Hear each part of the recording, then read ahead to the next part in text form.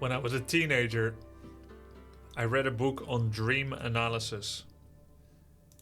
It was a book in my father's cupboard, and I thought that's interesting.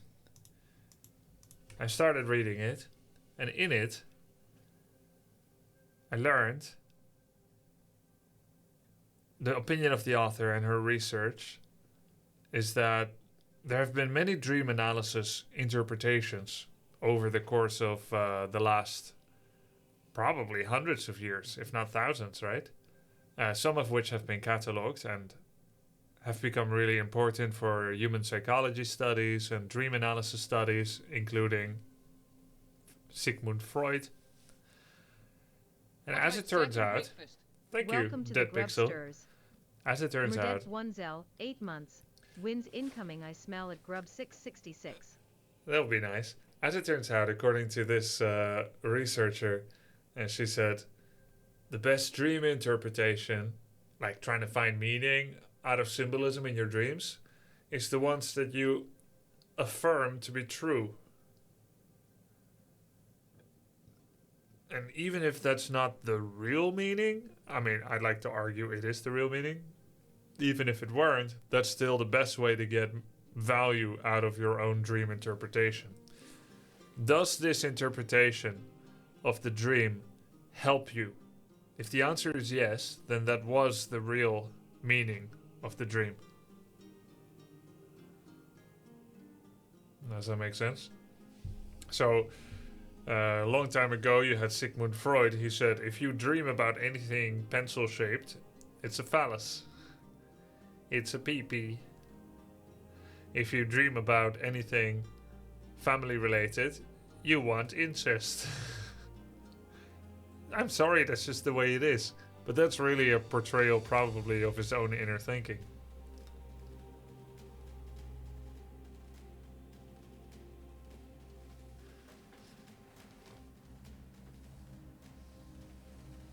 Yep, I sleep enough, Buddy Paul. I had a dream last night that I was in a magical yarn shop.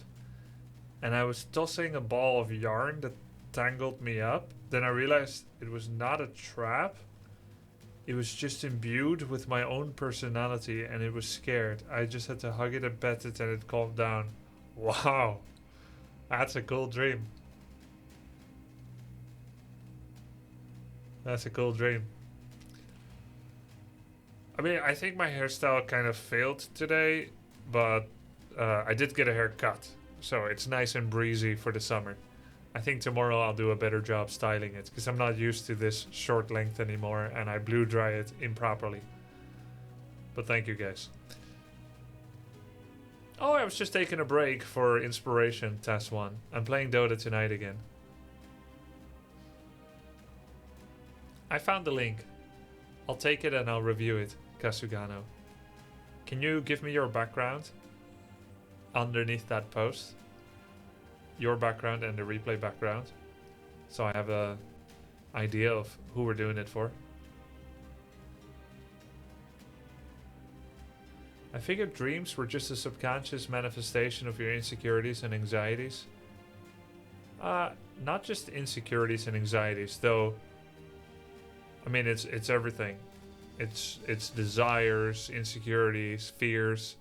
I think they help us prepare for calamitous events by imagining them so that we can imagine our response. I think it's food for thought.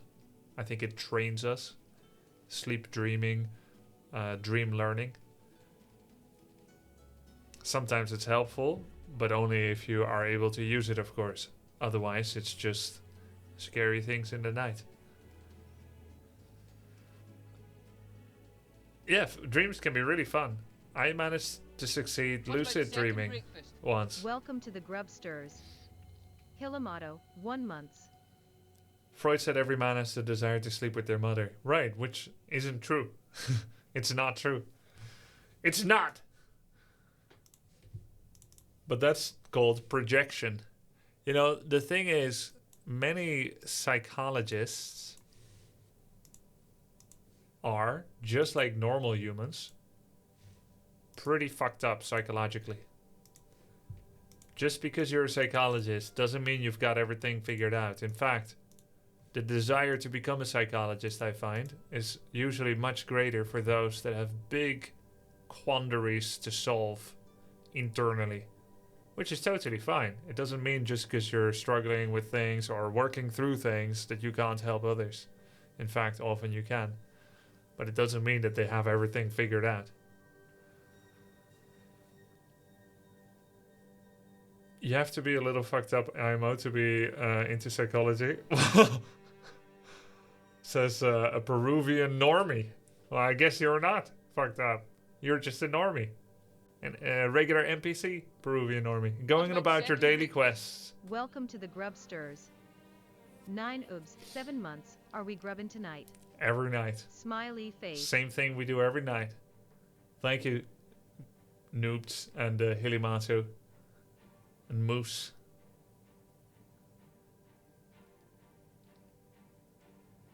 I often dream of having the ability to fly and being physically strong, but I'm never a hero, just doing normal day stuff. But those are nice, aren't they? Dreams of flying? I haven't had them probably in a year or so, or maybe longer, but I have had them very frequently throughout my life, dreams of flying, and they're really nice. And usually the way that I fly is not like a bird. How do you fly? Nowhere King. Like Superman, just fist forward and now you're flying? Do you just blaze through the skies? Yo, Thorson of Theo, Tribolin, Scimitar 89, thank you guys. What about second breakfast? I fly like in a Matrix, Keanu Reeves. How did he fly? Tribolin, 1 month. I think it's hard to wish what to dream. You can succeed, probably. I mean, everyone has a different mind, right? Some people have aphantasia. They can't visualize anything. Welcome to the Grubsters. But if you constantly tell yourself while you're awake, 15 times a day, I am awake. And you make sure to also say it and think it before going to sleep several times and after waking up. And you do that for days, if not weeks. Eventually, you'll be able to lucid dream. Because every time you're like reaffirming, I am awake, and then eventually in a dream you're like, I'm dreaming. Let's grow my arm to be 100 meters long. Whoa! Yeah, mushrooms help as well. But even without, like, yeah, you can just do lucid dreaming. Yeah, I managed to get lucid dreaming after practicing in this manner. I'll be on offline. Only arm? I mean, what else would you want to grow 100 meters long? Barack Obama. I've lucided before, yeah.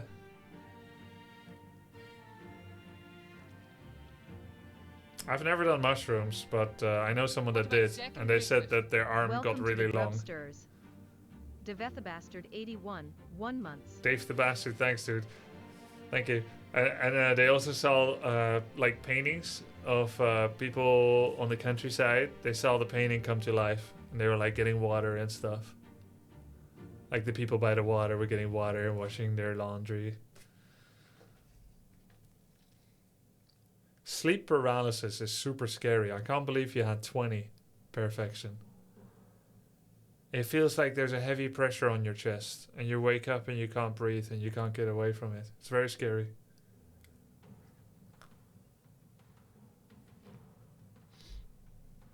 What are you drinking? Coffee.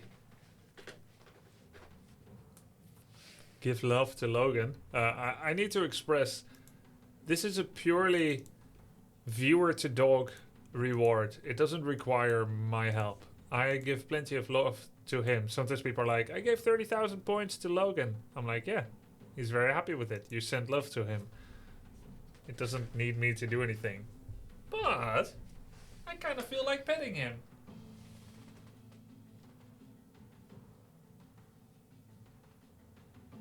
As you can see, he does hate it, but he tolerates it.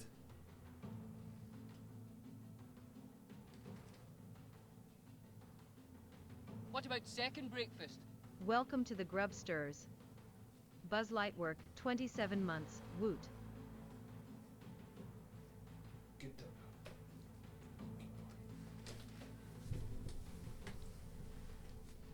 Can you squish his face Hey, more, man. please? Oh, look at that. 4 dogs side by side. Neo, Logan, Remo, and Cuberta. Looks great.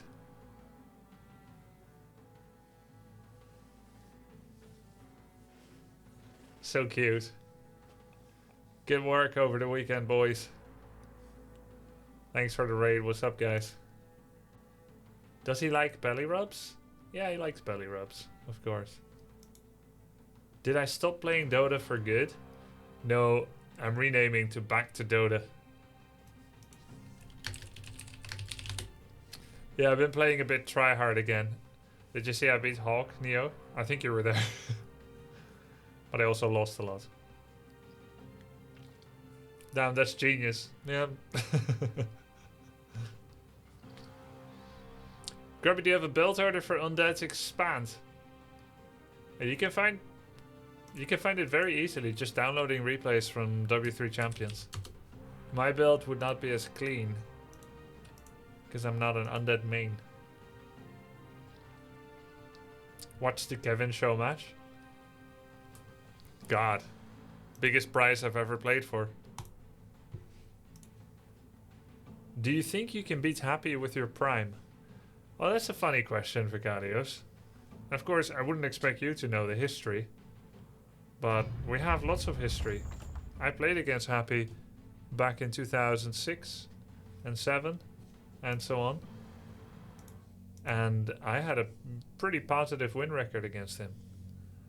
It was towards the end of 2008, 9 and 10 that he started becoming more and more competitive with me.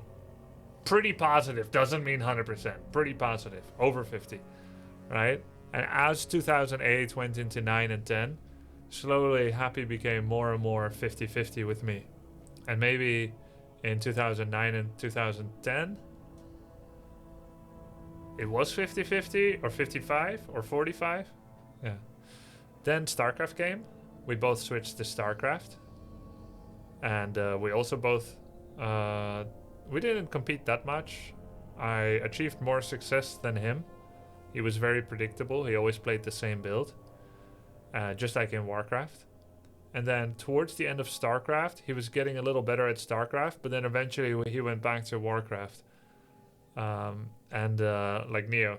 And when he came back to Warcraft 3, initially, I don't know if he took a break or he was playing, because back then, like, we're talking like 2015, 16, the big European players was people like Warchief Rich. Like Neo would know this better than me. It was like Warchief Rich, and I think it was only like lesser known players that were the pro back then, because a lot of the retired pros weren't playing yet. I think Happy wasn't playing yet, but I'm not sure. And it must have been somewhere in 2018 or 19 that Happy started hardcore grinding again. And what was cool to see is that he actually took the necessity of StarCraft 2 adaptability, and he took that into Warcraft 3 eventually, more and more. Initially, he was like one strat wonder again, and then now you can say that he's actually extremely adaptable, more than someone, let's say, than someone like Hitman. Now Happy is no longer a one-strat drone, but adapts mid-series and from day to day. And it's almost like the only way to beat him right now is to surprise him, because his execution is too good. And after you surprise him, then he'll work on a counter. I don't know how he does it. Does he watch replay? Does he just sit in a room and stare at a concrete wall and think about it? But somewhere in his thoughts, he breaks you.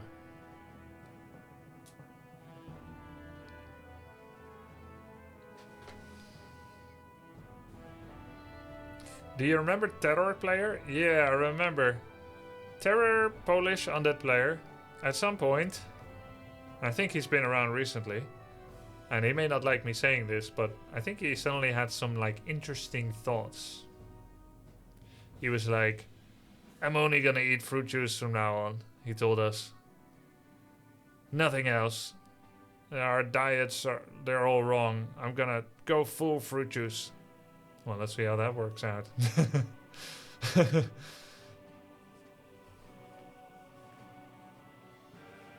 Why don't you participate in Warcraft 3 tournaments anymore?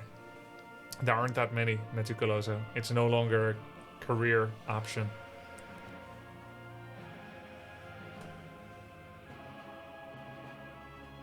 Just go ahead, Kane.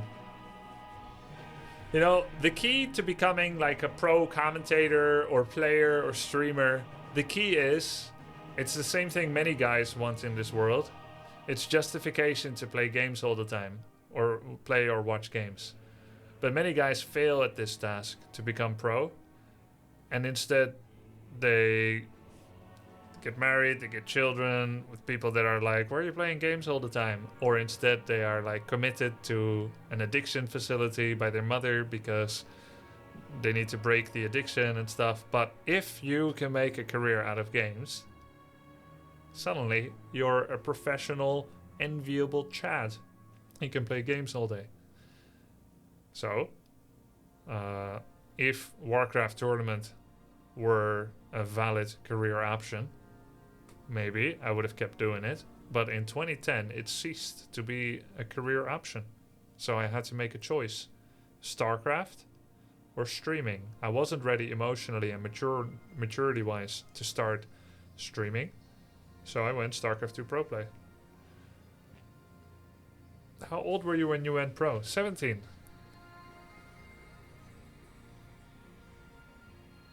I wish I have a brain like yours, Grubby. I'm a developer, but my dream was to be a streamer caster. You don't need much of a brain for that. My brain is cooked. Proper, man. Don't envy what you can't imagine. What about second breakfast? What about second Welcome breakfast? to the Thank you, Chris Grubsters. Metsky. Chris Metsky, 5 months. I can go full Dr. K on you. On me. To you. On my brain. When I was growing up, one of the worst things you can do to a kid... Well, okay, that's not true. You could set them to work in the coal mines. You could quarter them. But anyway, one of the worst things you can say, well-intentioned or absent-mindedly, I was told that I am so smart. Not good to say to your kids. It's better to reward your kids for achievements and effort than latent ability, latent perceived ability. Yeah, and as I met more and more people in this career, and this is just esports, not rocket science, I realized there's a lot of smart people out there.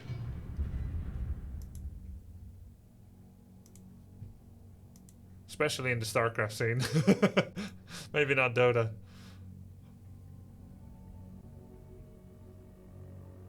Have you played Legacy after MMR became visible? Yes. If so, what was your peak What about MMR? second breakfast? Maybe 5? Welcome to the 5.5? Grubsters. Winston Smith, 90, 2 months. Grubby, I've been watching you for 2 years and I think your IQ is insanely high. You can think very well, you speak very well. You obviously do not see my daily failures. My inability to find spoons in drawers in plain sight. Or to work out IKEA cupboards. I can confidently say my IQ is at least 55. But I don't think it's higher than 110. Maybe we can pay $500 for one of those tests.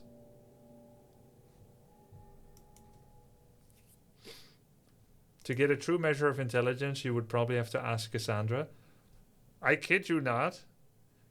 Cassandra can eat very spicy. So she's unable to judge whether food is spicy for Dutch people. One time, I held a birthday party in 2009, for German and Dutch viewers, followers, fans that wanted to join. They had to submit their resume, and we invited strangers. We held a birthday party at our house, and 20-30 people came from Netherlands and Germany. One guy from Germany came from like North Germany. He drove like 6-7 hours.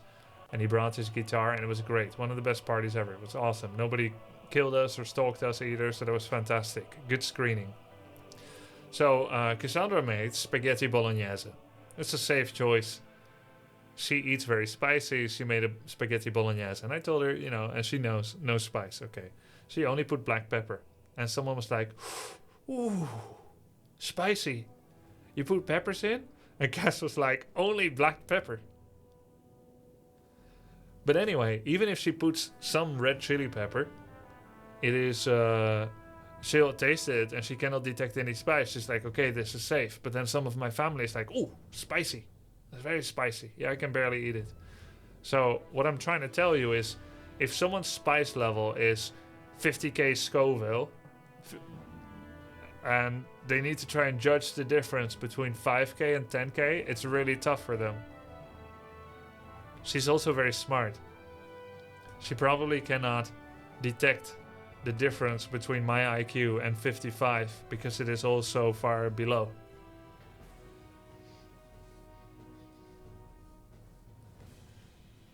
You get what I'm saying? The metaphor here? It's like when I get a coach, 10k Immortal coach, and they don't know the difference between Herald and Archon. Because it's all so pathetically bad. To them, rank 800 Immortal is Herald.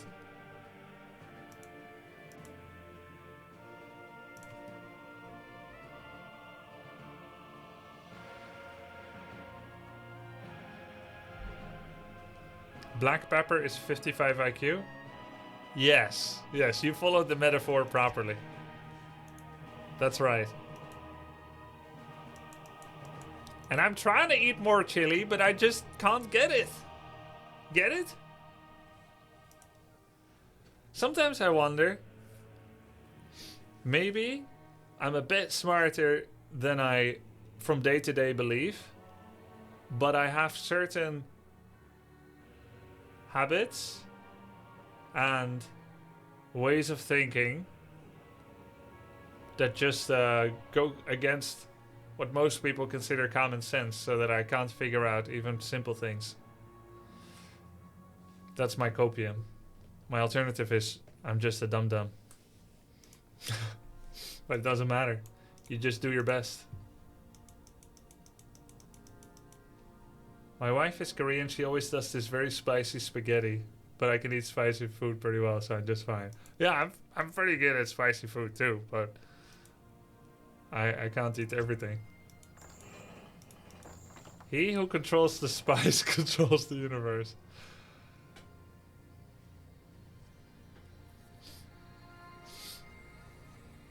I think I'm not autistic, but I do think that I have habits from my...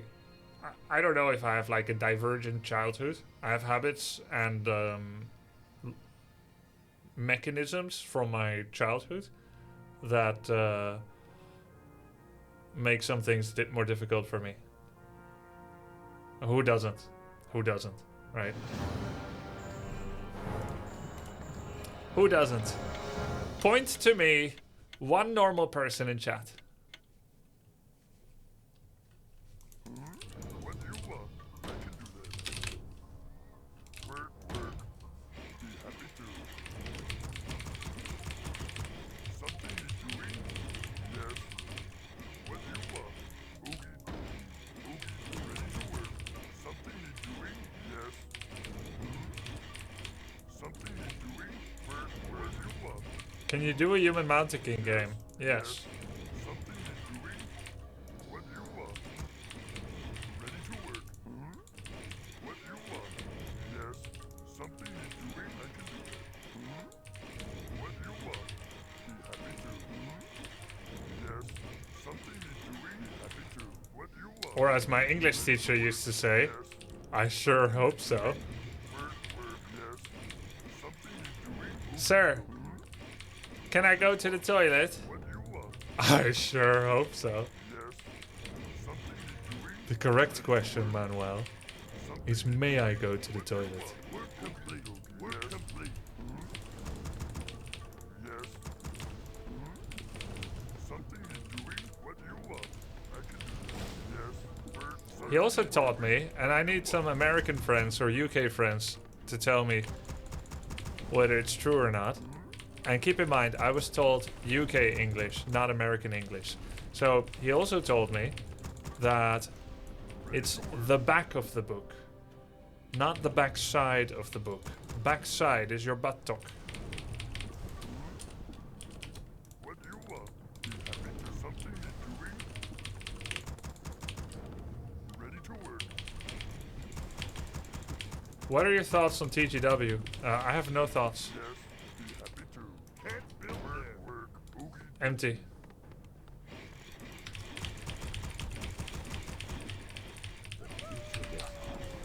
The back of the book in UK, but in America I think it doesn't matter. Work, work. Okie dokie. I can do that. Happy to. Work, work. Of course. I don't know, sometimes people ask me what are your thoughts on, without any prelude to why I should have any thoughts on. But what are your thoughts on Moon? Like, wow. I'm writing a review now of the person, or give me a little bit more than that. What are your thoughts?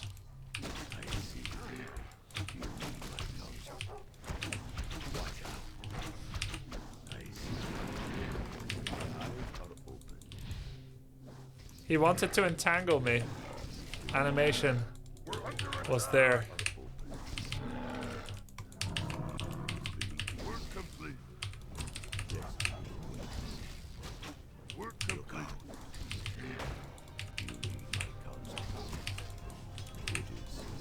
We're under attack. No, he could not entangle me. He's got treants. Why did I think the animation was there? I must be dreaming.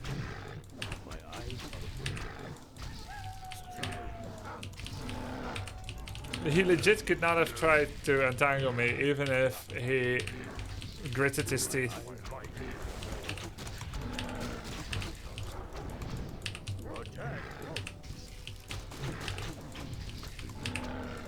This is very strange to me. I feel like he is playing bad, but his MMR is higher than mine. So whatever he's doing works for him. So what he's doing is good. And the reason he's doing it is now explained. That's why he's happy to feed me useless treants. It's because he cannot afford to leave. You see how it's usually better to assume that someone is doing something right We're under attack. than to assume that when they look bad that they are bad.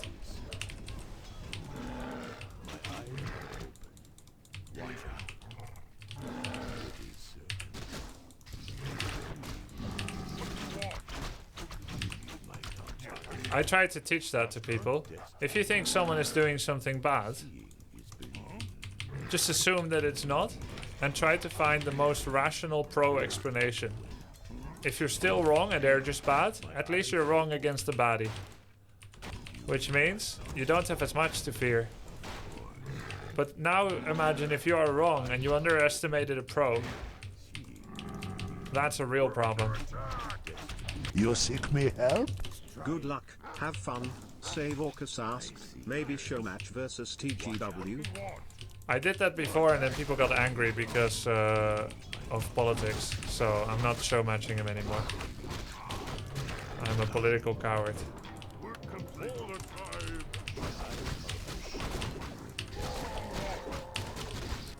I just want to play games. I don't want to have to discover someone's stances to know if show matching them is safe.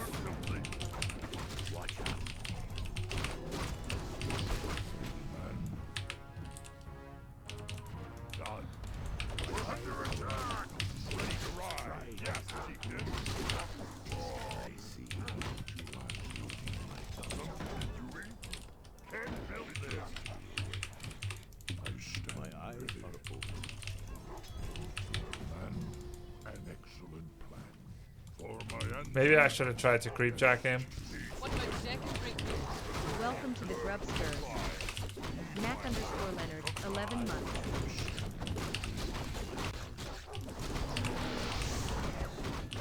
That is so annoying.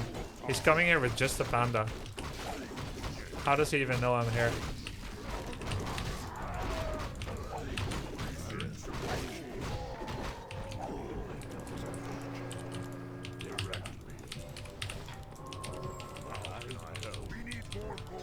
I'm supposed to be the aggressor. He's expanding. Work complete. I would really appreciate it if he doesn't do moves that inconvenience me. What about secondary cooking? Welcome to the Grubsters.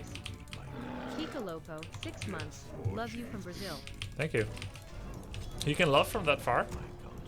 Direct. Ready to ride. Say the word. Yes.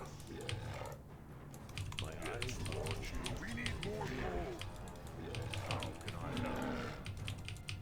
Yes. I can't believe it. He's taking my merc camp. Research complete. That is so insane. Greedy mother trucker. I'm so angry. Say the word. Frost, storm, earth, fire, blood, fire.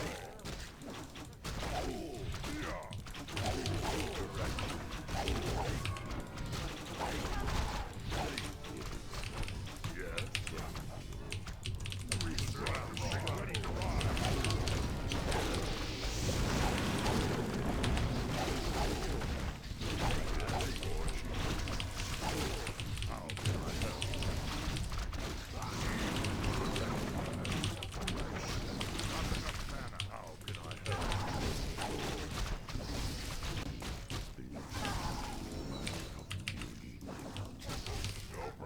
I feel like this goes against everything that makes sense in the world.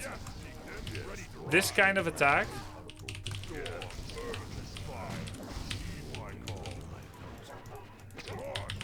This kind of attack. After you expand, you go all in on the enemy's merc camp. We need more gold. We need more gold. And hopefully he gets punished like he should. Because if this works, I don't know. I bet he's going tier 3 too. Tier 3, 2 lures, 2 wins, and a Kim Roost.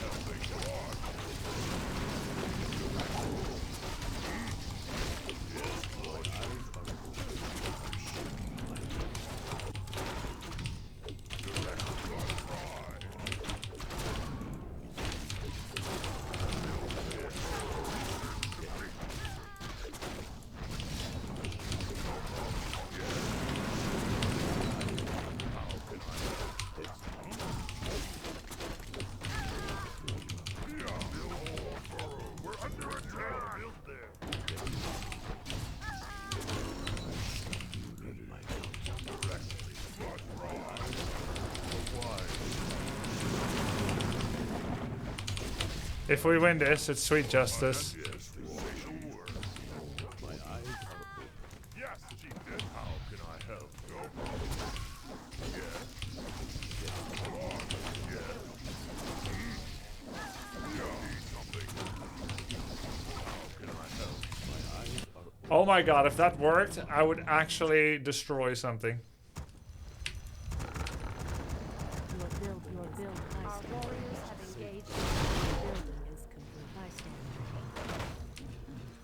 Will you ever do a stream with an e-girl?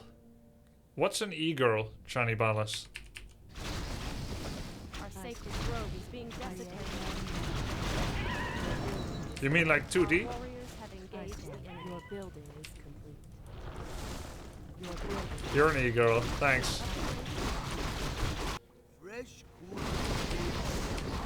Okay, let me try to explain. Is Cassandra an e-girl? If she's an e-girl, then I'm an e-boy. Oh, he meant an eagle. Eagle. A stream with an eagle. You mean like conservatory stuff? Like, yeah, absolutely. I love animals. So anyway, let me explain why I was light core molding. Okay.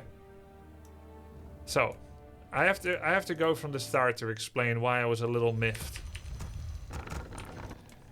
If I told you that you can go to tier 2 with 1 unit as Orc and Night Elf, how much would you expect to get done in tier 1? A lot or a little? 1 Archer, 1 Grunt. Tier 2, no other units. Would you expect to get a lot done or a little? Would you expect to creep a lot or a little?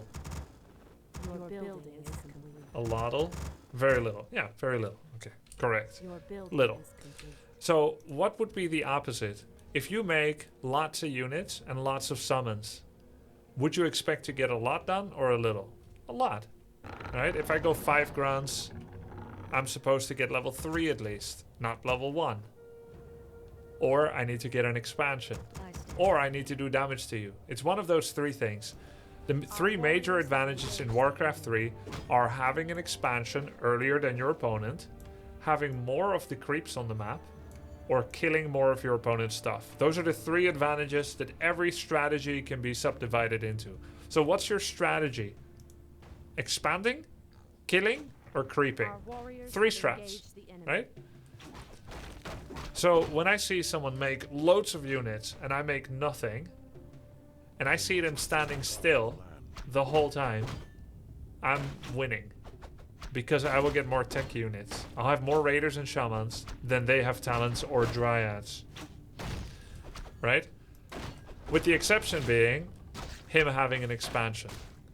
So he pays lots of archers and summons, and he gets Tree of Life expand earlier than me, and he loses tech speed and army quality because of that.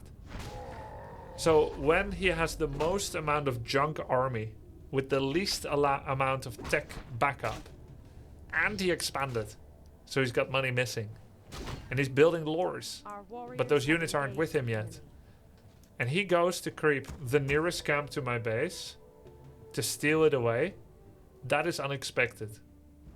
But it's not just unexpected, Your building it is risky. However, he got away with it. If he TP'd. For him to fight at the peak of his weakness after doing very greedy things would have made me very upset if I lost. It would of course be my own inadequacy that would see me lose. But my ego, which was probably roaring, would be screaming about the injustice of it and prevent me from taking it as a learning experience. You understand now why I was angry? I'm not saying it's justified. Our warriors have engaged. I really want that eagle stream now. But what about everything else I just said? Not gonna lie, streaming with an eagle would be cool. That's all you guys got from this? Grove is being desecrated.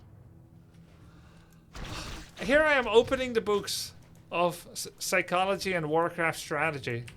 Our warriors I shouldn't have mentioned eagle slash e-girl.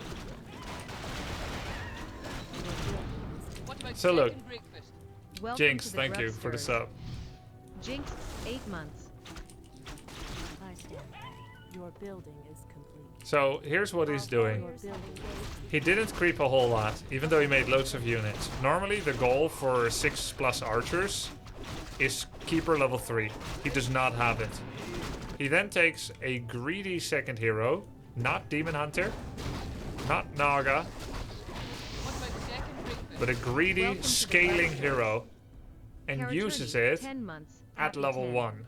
Instead of scaling into it and trying to get like an alchemist or a panda level 3 somewhere while playing defensively and trying to protect his investment, he immediately attacks into me with a level 1 hero. It's really my own insecurity that makes me upset about it at all. If I had not been insecure about beating this, if I was just a Geiger chat and being like, oh my god, you know, this move sucks. There's nothing about Warcraft that is hidden to me anymore. There's no mystery to me. I can see through the matrix. I know the mistake is... This is where you want to get as a pro. I know I can see through the matrix. I understand the ebbs and flows of power. I know he's making a mistake, and I'm gonna win in 4 minutes from now because he showed up here, right? That could be the situation. However, because I'm a bit rusty and not enough experience recently, I'm thinking like, what if this works? And that's your ego speaking. The bad part of ego. What if this works? That would be so embarrassing. That he can do a panda level 1 attack after expanding and massing archers. And then take my Mercap. Our warriors have And look, this would have been a good play by him if he had TP'd the fuck out. He knows I see him. I show up. Look. The whole world is still open for him. He's got level 3 Keeper Panda 2. After he TPs, if he TPs to the right, our warriors he have can go engaged straight to his Mercamp and get Panda level 3. And then he can scramble to the defense of his Tree of Life. He's waiting for a shop, he's waiting for his first Dryads, but instead he chooses to invest extra money in mercenaries and takes an all-in fight with tier 1 against tier 2 units that have superior control. He ends up killing nothing.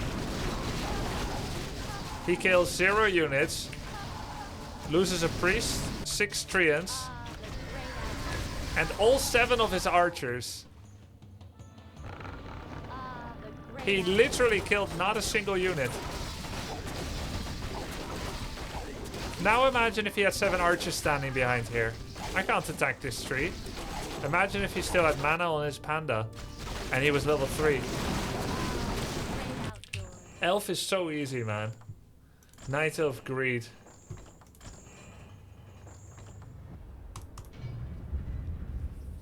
Wait, you did say HF at the start of the game?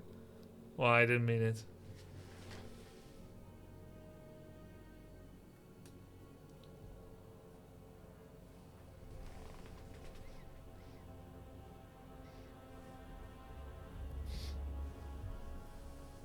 Don't be egoistic, Grubby. Yeah.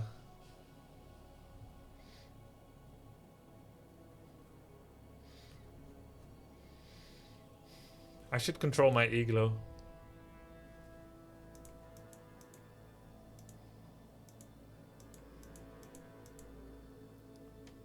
I think that's a bad one for YouTube. I mold it too much. Probably a bad one for Twitch too.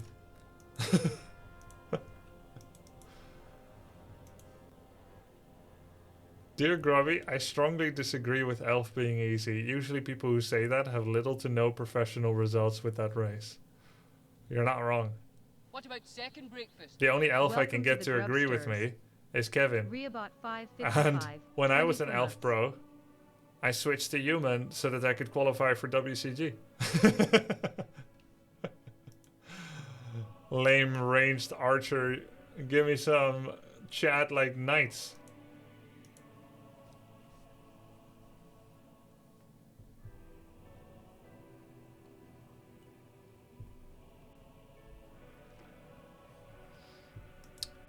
Not wrong,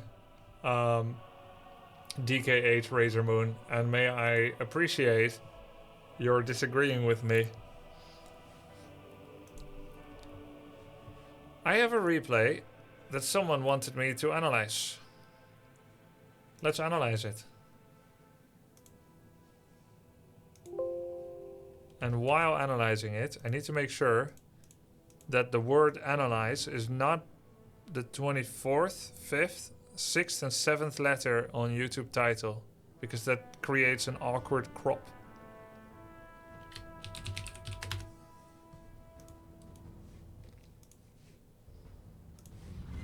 As I learned. On some devices. Some devices may have inappropriate crops.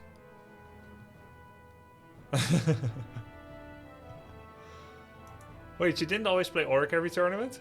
Correct. And I don't know if there's still written evidence for it. Let's see. There isn't. Let me see. Nederlandse kwalificatie WCG 2003. Warcraft.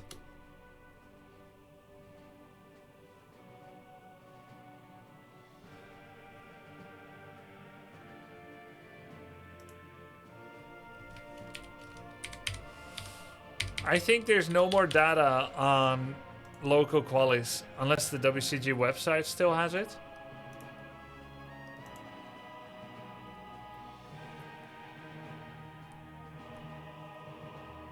Anyway, yes, I was not always an orc.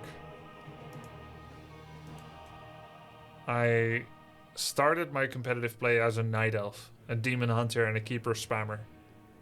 Basically demon and keeper. And then I switched to become a professional human player, which allowed me to qualify to World Cyber Games 2003, where I lost to the eventual winner, Insomnia. But I beat my clan leader, Tillerman, into retirement. And then when TFT came out, I switched to my true love, Orc.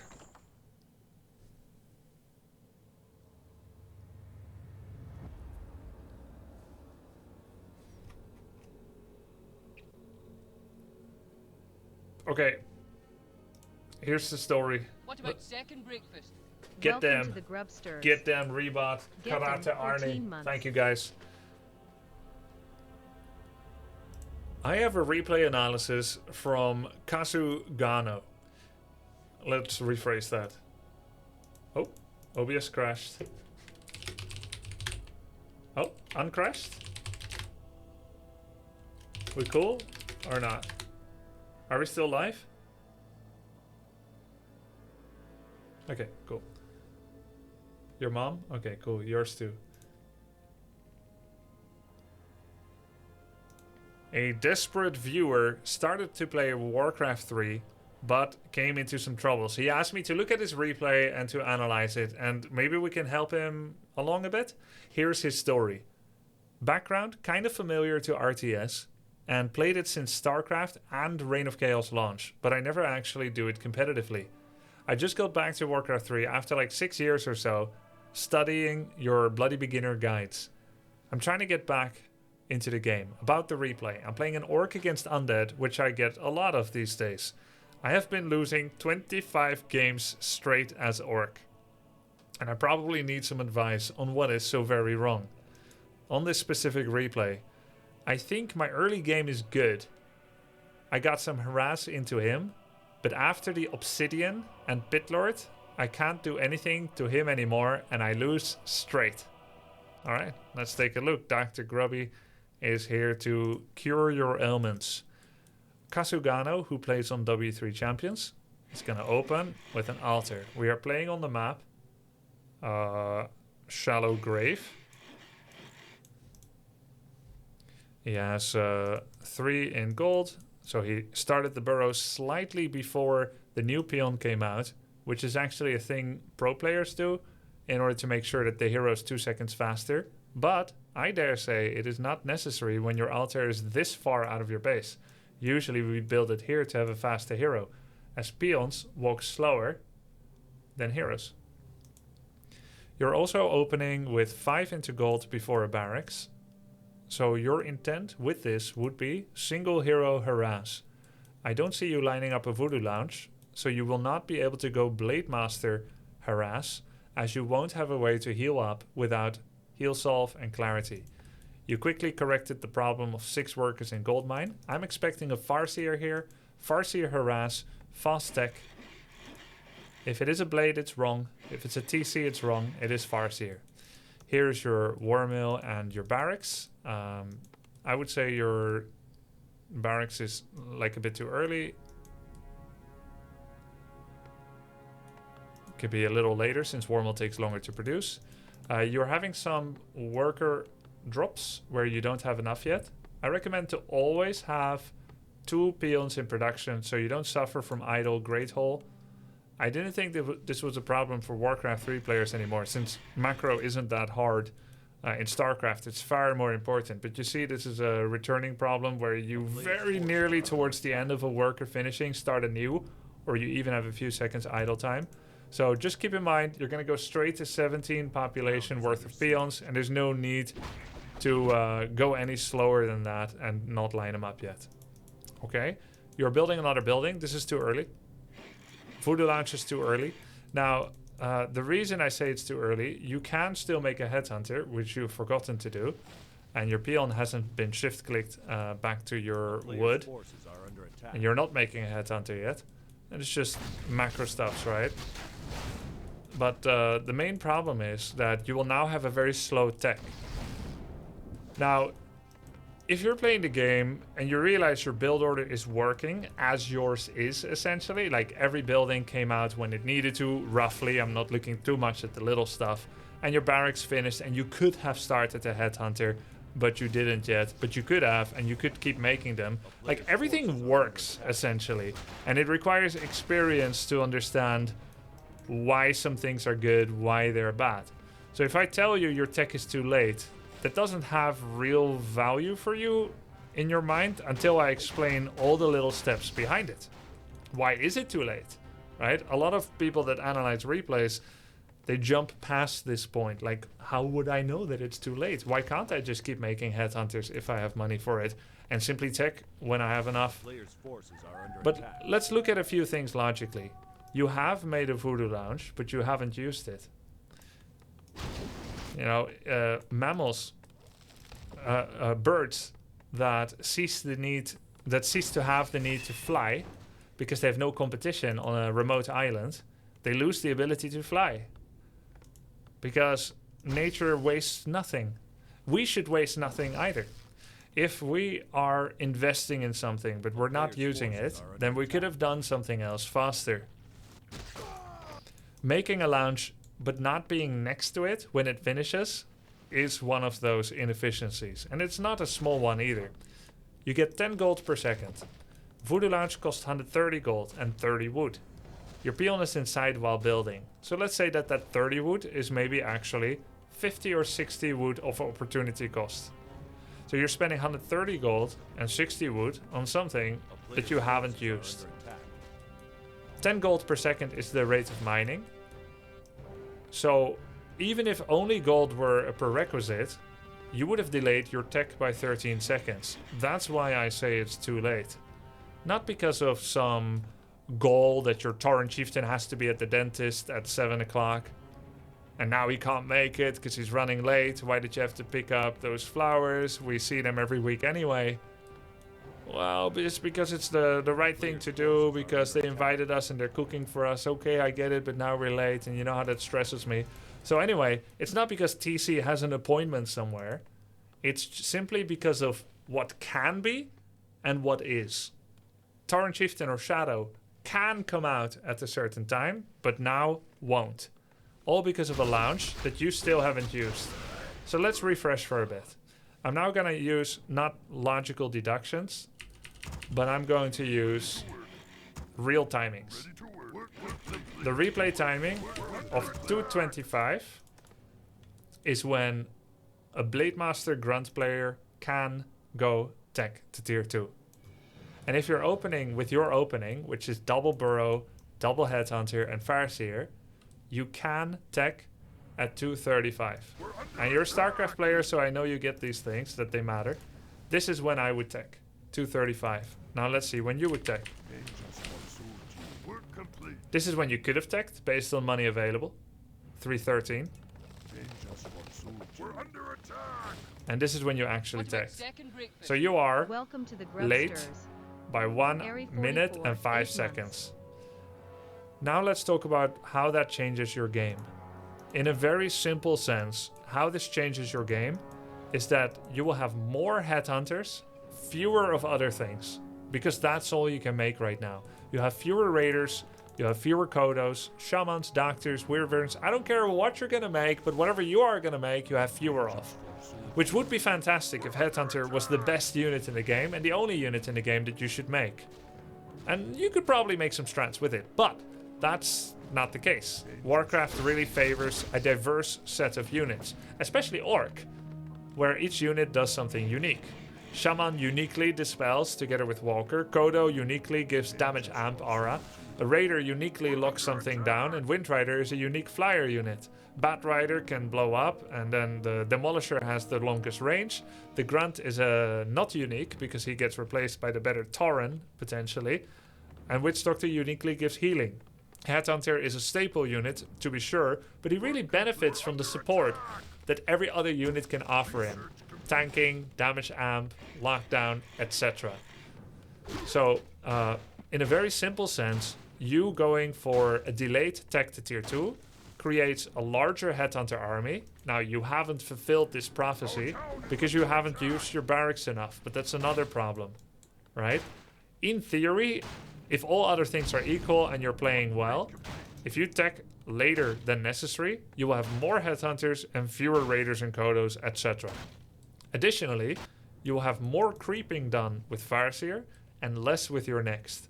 So, the difference between a quick attack and yours is that you will be level 4 Farseer 1 TC, and I will be level 2 Farseer 3 TC, which is better. It's better. TC and Shadow are better heroes than Farseer, but Farseer is a good starting hero because he performs reconnaissance with his feral spirits. He performs creeping without the need to heal because the feral spirits take the damage, which is why we don't need the Voodoo Lounge. Right? You never had health problems when you were creeping. So it's not just that you didn't go back to the Voodoo Lounge, it's also that you didn't want to go back. And you didn't need to go back. You didn't need it, you didn't want it, you didn't need the lounge. Now, the only reason, if I were to analyze this, and let's say this was a pro, and I analyzed this, and I would have to come up with a reason, essentially rationalizing why the shop is there, despite not using it, assuming this was perfect play, the only reason this shop would be here is if sometimes this pro player got rushed by an opponent, which required the need for the Voodoo Lounge. That would be my explanation. If this was Lin or me, and I'm looking at it, I'm like, hey, he made a shop, but he did not make a pit stop. Oh, it's there for an eventuality for the just in case. It's a necessary insurance policy to go to the next point. So that's the big thing. Your build is wrong. Everything was fine, but the Voodoo Lounge is not needed.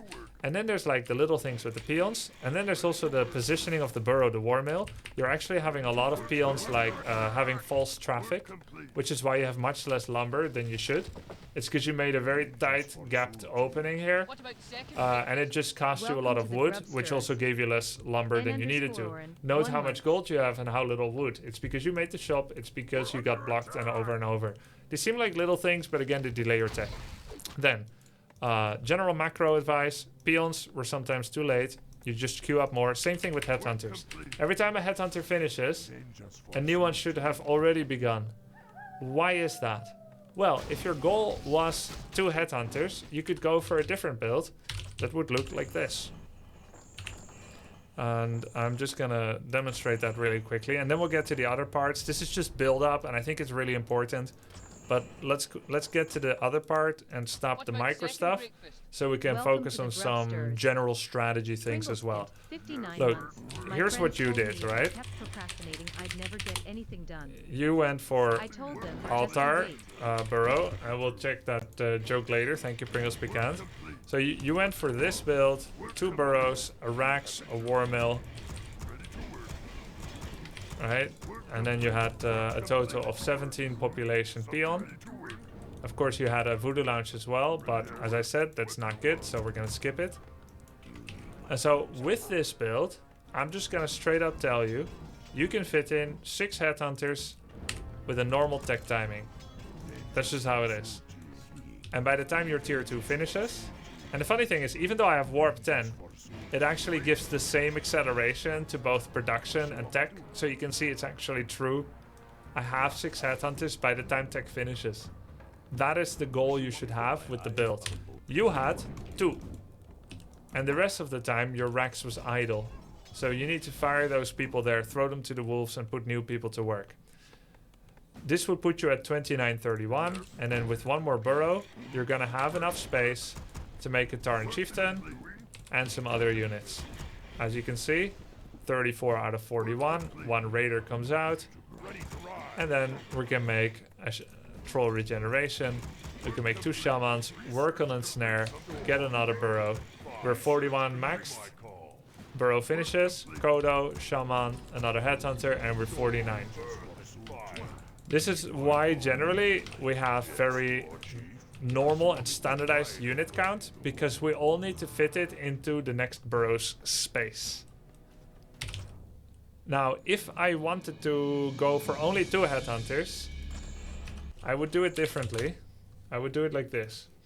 You went for Altar, Burrow, full gold, mill, racks, second burrow, 2 HH, tech. Of course you made Voodoo Lounge. And when you have, so you have 2 HH, and then you can fit in 4 more on your way to tier 2. And your, and here's what you could do instead. At 16 out of 21 population, you could make mill. At 17 out of 21, you could make racks. Then you can tech at something like 215. Remember, I said normal tech timing is 235 with that build. Your tech timing was 340. It is late. This one can have like a 215 tech, which is pretty nice. It's quicker, as you can see, by 20 seconds. But you have 0 headhunters initially. That means Farseer 1.0 is solo creeping. And then as you go to tier 2, you can fit in 3 HH. So they are later. Those 3 HH are roughly when you would have your 3rd, 4th, and 5th. That's going to be now your 1st, 2nd, and 3rd. But that's how you get a 3 HH build. And the benefit is, again, faster TC, faster Raider, etc. So you had all the downsides of a slow tech with none of the benefits. You should have a 6 Headhunter army already. And that's just because your macro wasn't there, which is fine. I'm not shaming you. I'm just saying it how it is. It wasn't clean. So now that we have kind of seen your build up and you can kind of understand why you aren't as strong as maybe you could or should be, let's go to the next point. You said you did pretty good harass, and I think it's impossible to do pretty good harass with this little of an army, but let's check it out. Of course, you're playing at your own level, so your opponent is not going to be playing perfectly either. So he's doing a Crypt Lord, he's creeping, you're doing a couple of camps, you get to tier 2, you do a lot of small camps. I think you can aim a little bigger. With 3-4 Headhunters, you can aim bigger.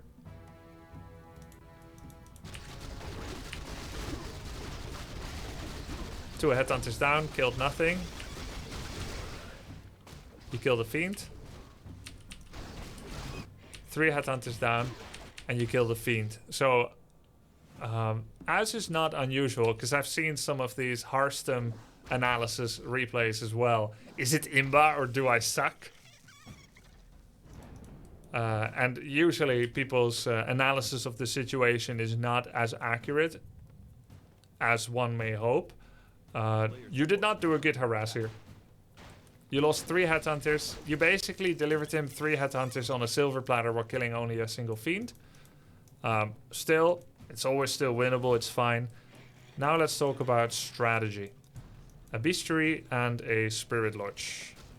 So you've seen Crypt Lord. And I am assuming that you're simply playing the same strat you always do, which is totally fine. In fact, I recommend it. Do want to look at your gold mine now and then. You accidentally have 4 in mine. I think you took out a gold peon to make Bestiary. That's something you never want to do. Keep them at 5 all the time. It's going to cost you 20% income. Anyway, I recommend you to always play the same strat, so long as you don't understand countering. It's much better to get experience with one strat all the time than to continually try to counter the opponent. Yeah, see? You don't want to do this, just straight up. But it's fine to constantly play the same thing, as long as it is the most versatile thing you could be doing. And if this is your build, I would expect non-stop Headhunter production. Again, you had a lot of idle time. You may not be in the habit yet of control grouping your buildings. I recommend it. And I recommend making it a habit. Like chewing on my nails, my fingernails was a habit for me in school. All the time. Whenever you're nervous, bam, hit that racks, make Headhunter. It's 10 o'clock, make Headhunters. You just clicked your TC, make Headhunters. You know, all the time. And then from your bestiary, I would expect 1 or 2 raiders and a Kodo, perhaps. And from here, might as well go Bloodlust, I guess. Might as well go Bloodlust. Shamans and Shaman upgrade. But notice how there's a lot of idle time when you finish buildings. And this feels a lot like how I play single player games. But you are playing a competitive game, and that means it's a race. It may be a complicated race, more complicated than, say, F1 racing or, you know, a computer racing game. But it is a race. Even though we're making complicated decisions all the time about scouting and unit types and micro and creep routes and so on, it's also still a race. So whatever you do, do it the fastest. If you have money for a lodge and you want to go lodge, make it the moment you have money, not 20 seconds later, when your lodge finishes. Immediately make a shaman, not, I think, 2 minutes later. You want to go doctor, that's fine, but make it the moment it finishes. It has so much benefits all the time. The difference between having that doctor earlier is so much mana. It's a whole bunch of sentry wards, or none at all. A small note on your creep route. Of course your creep route is not going to be as good as the top player, totally normal. But creep route basically consists of 2 things, good creep routes. Take as big of a camp as you can handle at the time, efficiently without losing too much health or units. Constantly be on the move. Every time you finish a camp, go to the next. If you're doing macro at home, like making units, first move somewhere new so that you've started that process, then macro. Then you finish a camp, first move somewhere new, then macro. Of course, ideally, everything is when it needs to come, but it's generally best to always be on the move. So while you're finishing a camp, rather than looking at you killing the units, start thinking about what should be your next camp. And even better would be to send a wolf ahead of yourself to see if that camp still exists. And if you find an opponent, to wonder, is this the fight I want to take? Or is this not a fight I want to take? You do have low ground disadvantage where you have mischance. You do get some pretty decent stomps. Okay, now, what do we know about our opponent? What is our vision at this time? Not much. You've never scouted him. You've only seen what he wants you to see, which is fiends. But he didn't have a lot. So he could be going worms, banshees, and so on. Keep in mind before you do this next thing, the only reason we ever attack an undead base is to win the game right then and there. The undead base is so punishing, and he made it even more punishing, a real death trap.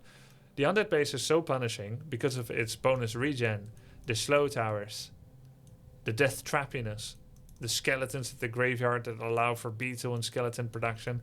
The only reason to ever show up next to an undead base is either to force them at home or to win the game right then and there. Don't go there unless you're looking to go all in or looking to contain him. So what I'm expecting now, you should have put a sentry ward here. What I'm expecting is you to contain him and to creep everything around his base. If that's your plan, that's really good. Because if you were going all in, you should have had another burrow and spent more of your gold. So you do put the sentry now. The stasis and the attack, this feels more like, oh, I think you overstepped. Now I need to pounce on the opportunity. But this is nothing but bait. There could be no good outcome here. Even if you have way more population than him or whatever, even if you're afraid he's about to get frostworms, this will never work out well. So let's do a very simple task of just counting units. -1. -2. 3. 4. 5. 6. 7. 8. 9, 10. Well, you got the most out of it. You've lost everything you sent that wasn't invulnerable by Town Portal Scroll. And you killed nothing. And that's actually even worse than I expected. And I went into this very pessimistically. So now the game is over. Everything else doesn't matter. And keep in mind that you went for Witch Doctor training, Master I presume, but never used it. So when it comes to not using the potential of what you have, that would be one example. The correct way to play with Witch Doctors would be Sentry Ward. This was good. Taking his natural expansion. You didn't finish it. That would have been good. Put sentries all around his base. Creep as fast as you can. Constantly survey if you can take on his army in the open, not in his base. Recuperate from creeps with Heal Ward, tech. And upgrade your headhunters in anticipation of a battle. Prepare a 5th burrow to go over 50 if a confrontation seems to become inevitable with the use of your Sentry Ward map vision. And then go over 50 when it happens. I'm gonna play a build. I'm gonna play a game now after this with your strategy, and I'll show how this strategy is meant to be played.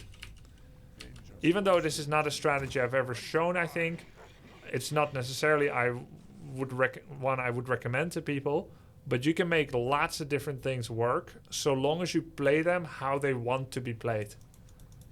How Witch Doctor wants to be played, I'm gonna treat it well. I'm gonna take care of them. I will show you, and then you can compare the timings. You can simply take my replay, which I will send to you on Discord. You will compare the timings of tech when the second hero came out. If you are hardworking and you take this seriously and you are motivated, you will take a notepad, not on the computer but on paper. I believe it commits to memory better.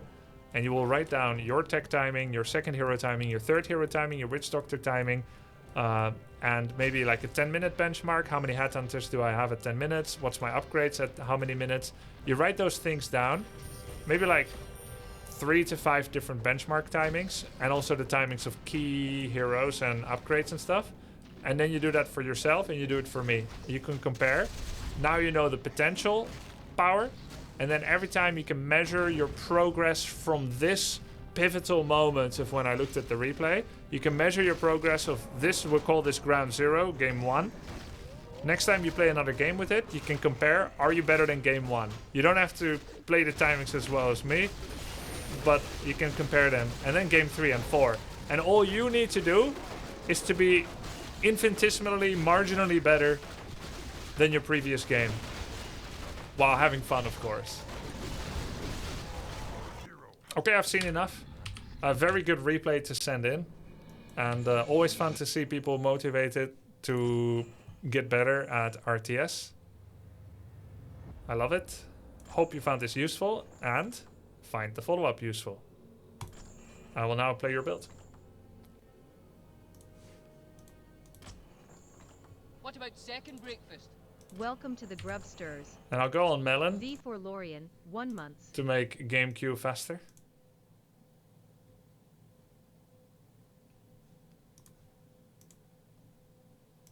Grubby, I like your commentary about the replay. Very nice. Great. Let's bring out Melon. Get the notepad out, Casigano. You're welcome. Grubby, maybe a good question. Why did Casigano feel he needed to attack the undead base at this time? I think he just got to 50 pop, couldn't make any more units, and realized it's as good as it gets. He recognized that his opponent is turtling. A turtling player looks like a scared player, like a turtle go back in their shells, like, oh, they're scared. Anyone that's scared probably means I'm the one that scared them. That means I'm scary. That means I'm strong. Like, you didn't engineer your strategy to be strong, but you think you're strong because an opponent is cowering away from you. Therefore, you should probably attack. I think that's the reasoning why he attacked. Plus, he happened to be near. The guy showed up and meandered out of his base a bit. He wandered around. He's like, oh, he's Little Red Riding Hood? He's like walking around where he shouldn't be? I guess I'm the wolf then. But he never went to check. Oh, I don't have any big teeth.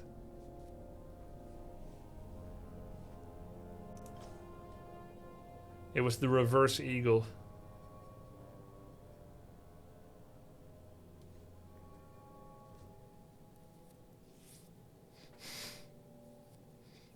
Can you explain mischance you mentioned with the high ground? I think it's 33 or 25% chance to miss.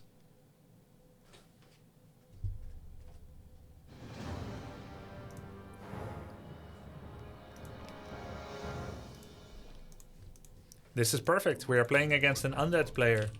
We just analyzed Kasugano's replay, where he went for a Farseer, TC, Headhunter, Raider, and Witch Doctor opener. And there were a few areas of improvement. And I'm looking to now do a demonstration game so that he can compare the benchmarks and train to become better at RTS, which I think is a wonderful thing to put your mind to. So, same opening, altar, burrow. I'm doing a little bit of extra peon micro in order to make 4 peons work as 5. If you're ever curious how this works, go to my Twitch chat and type !4 peon. The first new peon after 5 are in the gold mine is gonna be a war mill. I am basically modeling my build after his, but with greater efficiency. The next peon will not be followed by another peon in queue, but will instead make a barracks immediately when he comes out. As you can see, we cannot immediately start a new peon yet. That's fine, that's part of the build. Now we start another peon, and every time we have 75 gold, the only thing we need to do right now is to hit this button, whatever hotkey you have for it. Default is P. You can also switch to QWERTY setup, the grid, but I put it on T. I'm using classical keys with a few edits, and I put it on T, which is train peon. And every time I have 75 gold, I make a peon. But keep in mind, we're only headed to 17 out of 21 population off the back of peons. So now, no more new peons. And the moment we have enough gold and wood, we start a burrow. Pretty much same thing so far. So our viewer subject made a voodoo lounge now. And it's true that we have money for it. But as we illustrated, Farseer doesn't lose enough health to require a voodoo lounge. Voodoo lounge is the trapping of a Blade Master opener who needs to use his own body to tank things. Note how you can immediately queue up 2 Headhunters so you won't have idle barracks problem. Blade Master needs to tank things and then he needs heal solve to recuperate. But Farseer has no such problem because he just sets 6 the dogs on them, the feral spirits. So it doesn't really matter what camp you creep, so long as you can handle it. I like to put all my lumber peons on one control group so that I can send them into burrows. Battle stations is kind of bait. When you click that, there's a chance you lose gold income. That's why instead I take all my lumber peons and I click both the burrows, not crutching on battle stations. There's a small production gap for our next Headhunter. After the second Headhunter, you cannot make the third for like 2 seconds. This is part of the build. Again, it's normal. This is not a mistake in macro, you just don't have the money yet. And then just keep making extra Headhunters. Now this is roughly when our viewer first made contact with his opponent. And it's the same for us. I'm gonna do a Chain Lightning Steal there, while keeping Headhunters safe.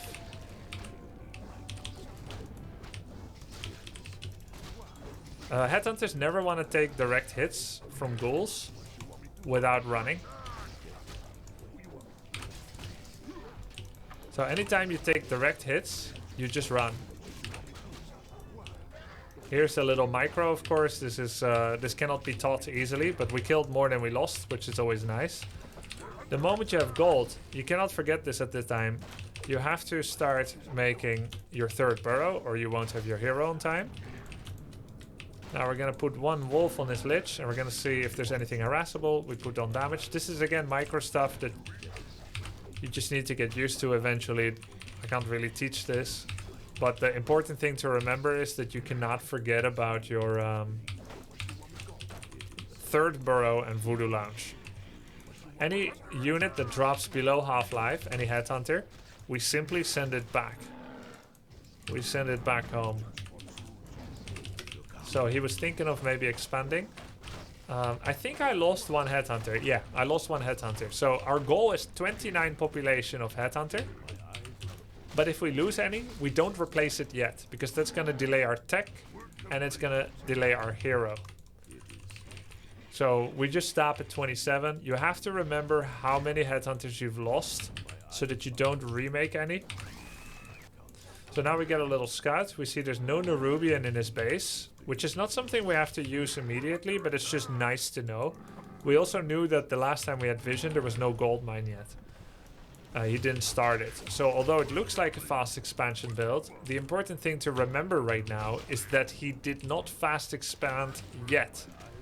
Now we get visual of his gold mine. And the interesting part about that is that this is quite late. So we're actually okay giving it to him if we couldn't cancel it.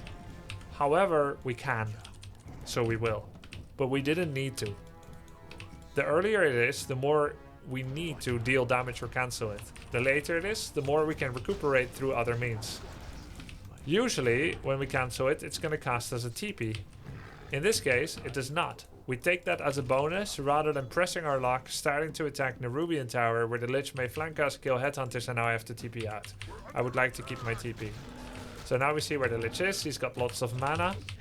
So we're going to give him the respect he deserves. We just stay away from him. TC comes out. Heal Solve, Clarity, and Speed Scroll. We've also gone to tier 3. Wand of Mana Steal is a very good item.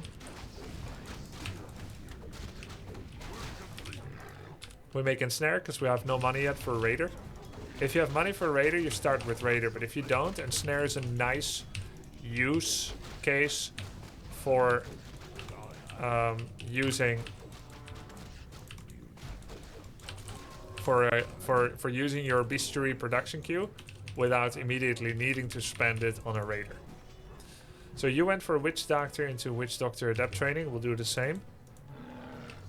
Our Feral Spirits are still good enough to go for another tank. We put our Lich here to detect Creepjacks. We go Endurance first because we're not looking to use spells and we're looking to save mana. We make another set of Wolves and we creep with TC and Headhunters. Farseer solo XP given to TC. First Doctor comes out, first Raider, another Headhunter, Doctor training is in session. This is all good. We are gonna go War Stomp or Shockwave. We don't choose yet. We don't need to choose yet. Shockwave is better against buildings. Stomp is better against ghouls because it drops their damage output. If I can get one more hit, Chain Lightning kills. If I can't, it doesn't. I know this by feeling, but clicking confirms it. Chain Lightning does 85 damage and he has 104. Again, I knew that by feeling, but clicking it shows it. So now we have Doctor in a place on the map. When is our thing finishing? We don't want to summon any Sentry Wards yet until he gets the upgrade because it saves mana. 3, 2, 1. There we go. Now we're going to put Sentry. I'm still not picking my ability. Gonna get attack upgrade. Put another Sentry here. Put a Sentry there. We see ghouls, we see DK, we see Lich. This is normal and expected, so there's no major response we have to that or anything. We get to tier 3, we start Berserker upgrade. Troll regen is an okay thing to get as well. We now see that he's starting a camp in a kind of compromised position, so that is something we can punish. We are not the strongest we can be yet. But we're strong enough to do this. We're now going to get Shadow, which you did as well. Regroup in anticipation of the fight.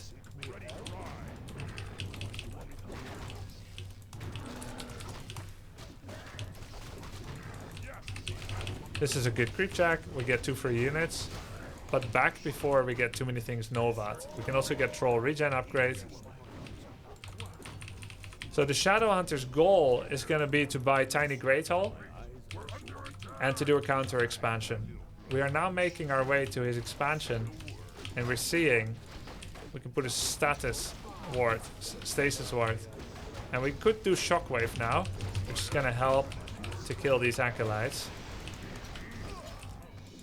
This is where I actually choose my ability for the first time.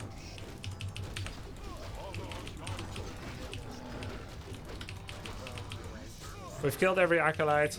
We don't need the counter expansion now. We could. We put another stasis ward. We take 5 peons. Note how I'm not going all in, even though I'm stronger than him. I'm just showing that this type of army with witch doctors generally plays the map.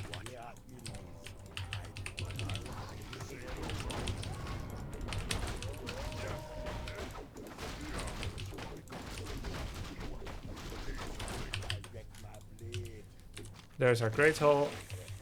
We send our peons. Now, I had vision of him, and I failed to prepare for his coming. This is my bad. But to be fair, we are just going to go ahead and finish the golem now. Speed scroll away. This is what you don't want to have happen.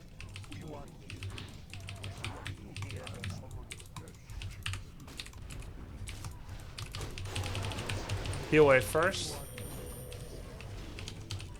Right into the stasis. I didn't expect him to come from below, and I wasn't looking at the minimap for a bit.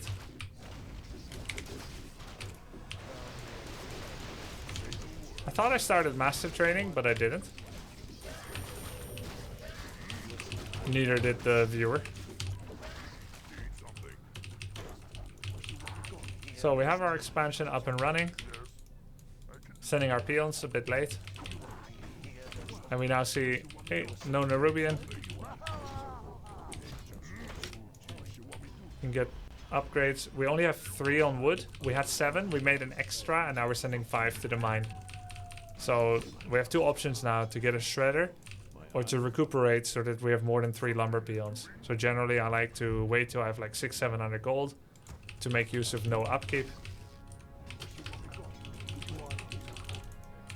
When you have 600-700, you go over making lumber peons and units at the same time. So we put them here. 2 peons here, 1 here into the gold. Take a gold peon, make a burrow, and put it on lumber after with shift click. And now we at the same time make Headhunter, Kodo, and another Witch Doctor, and you can see we used our money perfectly.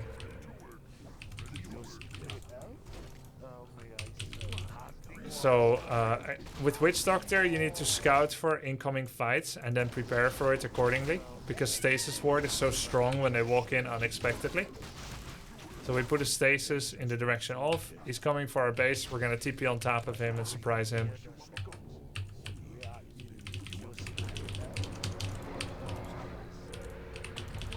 We have sentry, so that will do him no good.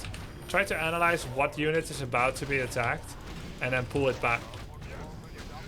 Like, you need to start looking at your own army. What is the most likely unit to be attacked? You pull it back before the first attack even lands.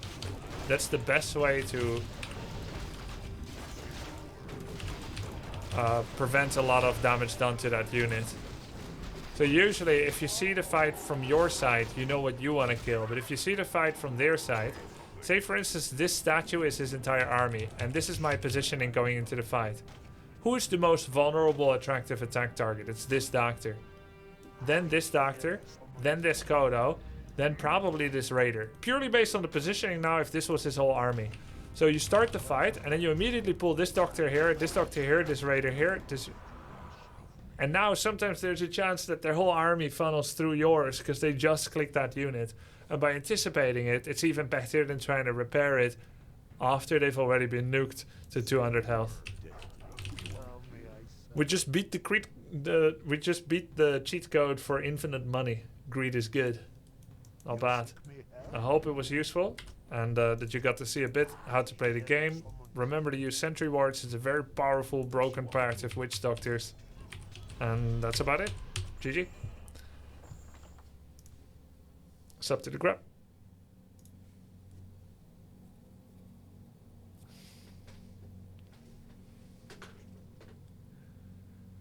Yeah, you're absolutely right. I was thinking about it when Grubby was killing the expo. What did Aggie Baby say? Aggie Baby said, possible if he had more raiders, he only had 2. I mean, I could have been more aggressive, but I wanted to play it as the strategy intends to be played. There's no point getting master training doctors and then not using it. Then, if you can win without master training doctors while making them, it proved you should have just added a second bestiary instead. Because the same thing could work with that. Or maybe don't get master training and invest everything in other things. Oh, he asked about getting pillage. Okay, okay. That makes sense.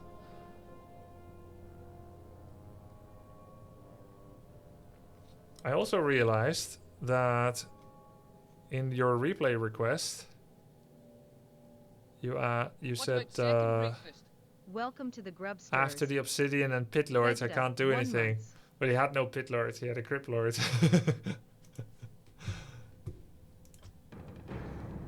There was no Pit Lord. I just realized, where was the Pit Lord?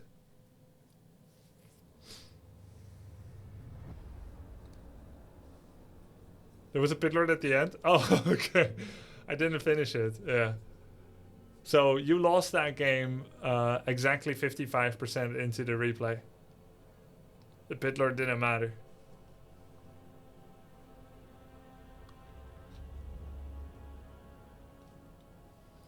Why you made Rasta after Chen and Elder Titan? It's not Chen I made, right? It's Disruptor. Disruptor into Elder Titan into Rasta. It's very good.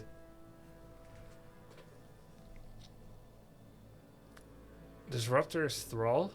Oh, but he's riding a raptor in Dota though, so... Oh, Thrall. And Farseer is... Chen. Okay, that's weird, because Chen is like faceless in Dota. Can you play as Night Elf? I think I promised a game with Human and Mountain King. So let's do that first.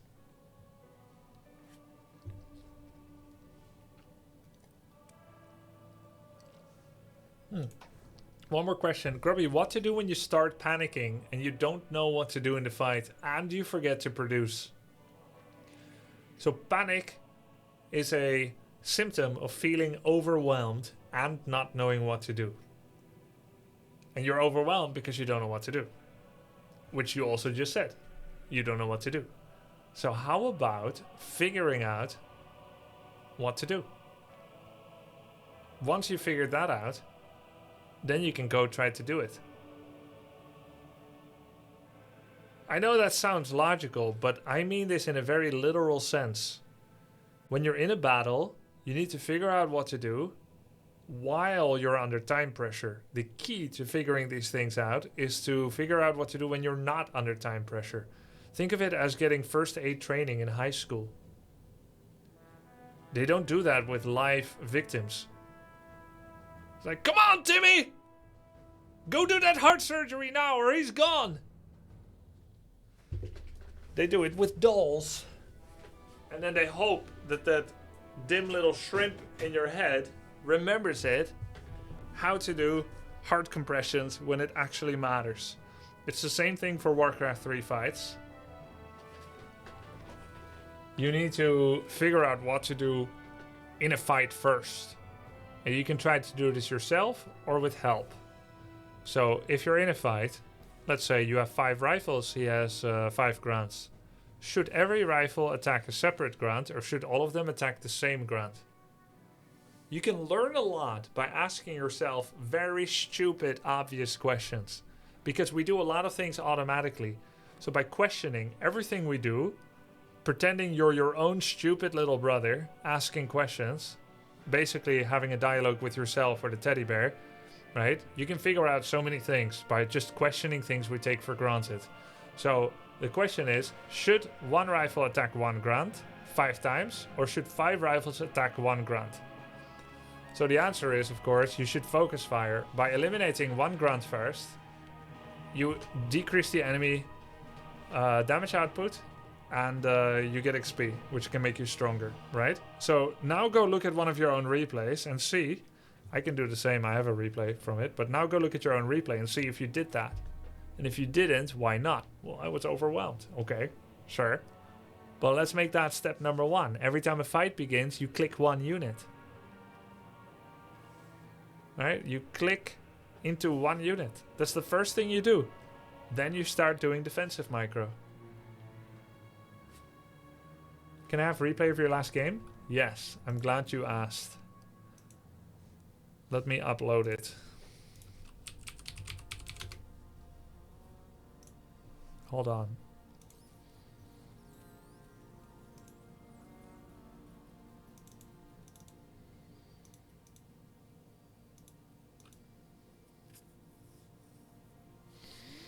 Mm.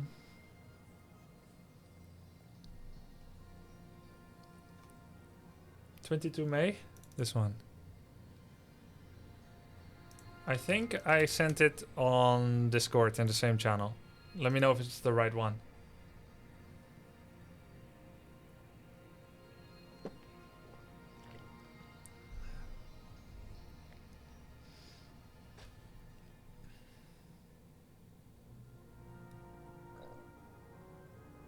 Okay, let's play a game with Mountain King.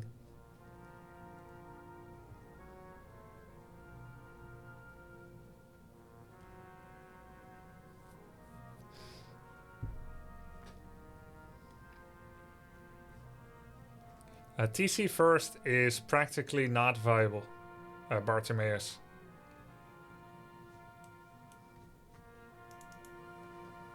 I've played some Counter-Strike, yes.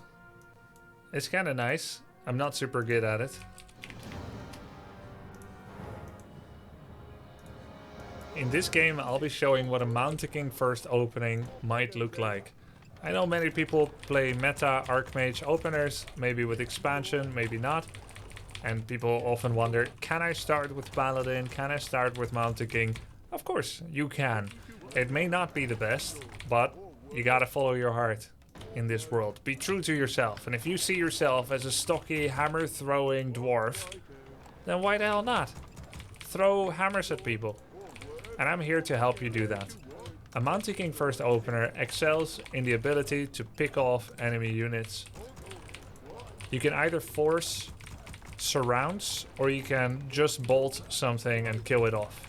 So here's how an opening might look like when you play Moradin Bronzebeard. At your service. So, standard Mountain King double footman opener.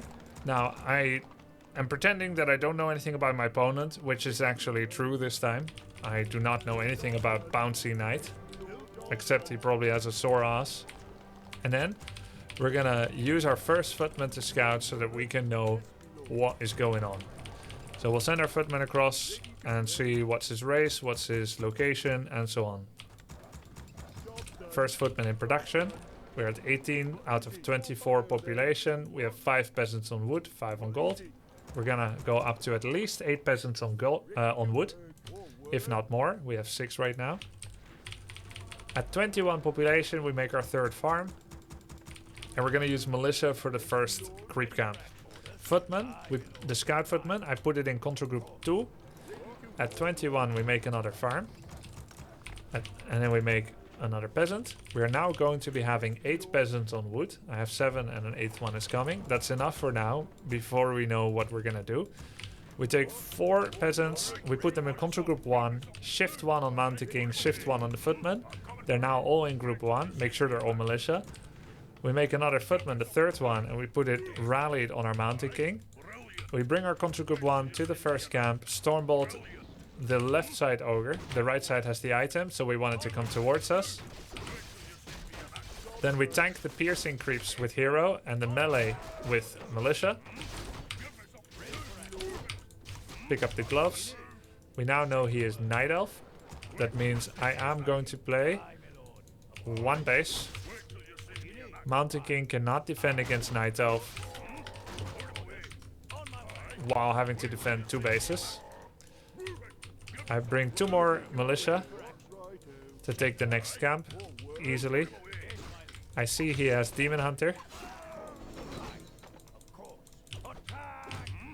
And I'm gonna tank with militia. I go to tier 2. So my goal now, I want to tank with militia. My goal now is to go for rifleman and casters basically, rifle priest. So I'm going to make a blacksmith. Blacksmith is very tanky, has a lot of health, so it is easy to actually put it in front and it does not become a liability. Against demon, generally we get bash because he has mana burn, so we want to have a useful passive after all the mana is burned away. We can make one more farm. Creep this. We are going to be starting a vault. Now the vault does have to be protected because this is not tanky like the blacksmith. The next thing we need to see is, does his Ancient of War go anywhere? If it does, we need to know about it. Ancient of War can be used to creep this gold mine or this orange spot. What I think is happening is he's taking the goblin shop with demon and 3 archers. I just keep steadily creeping. Arcane tower and one more farm. He's not creeping the goblin shop, but he is here. Okay, the items tell the story of where someone has been. Gauntlet is from these 2 camps and the claws is from up there. So we know exactly what he has grabbed. He has done the 3 camps nearest him. This, and this. And because demon is full life, we know that he has enough capacity to take the ogre mage. We're just checking carefully. Is he really doing it? He's not. I'm now getting bolt level 2. He's still here. I'm using footman as a bait. I am gonna creep this. This is gonna cost me, but this will give a permanent watch reward, which is very valuable. As the footman is destined to die, I'm going to just take one more look at this Ancient of War. Has it uprooted? Yes. Where is it going? Then we'll know what he's going to be creeping. We are now starting some riflemen. We're trying not to lose any footmen, but we did lose a footman.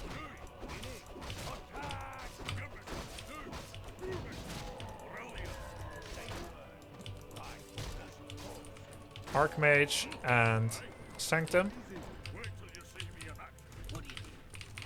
We power built the Sanctum so we get priest quicker. He actually came over here with staff and dust. He might actually staff into our base with the wisp. He did not creep the camp on the right. He was just scouting for me.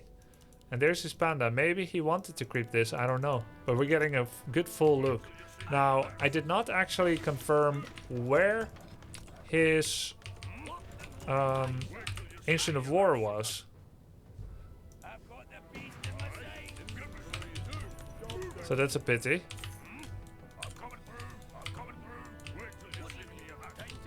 I'm still not going for bash or clap because I want to have the option of getting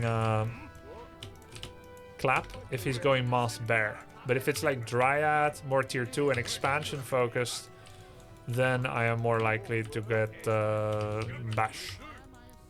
But I want to have the option of clap, and I literally don't need my other ability yet, so.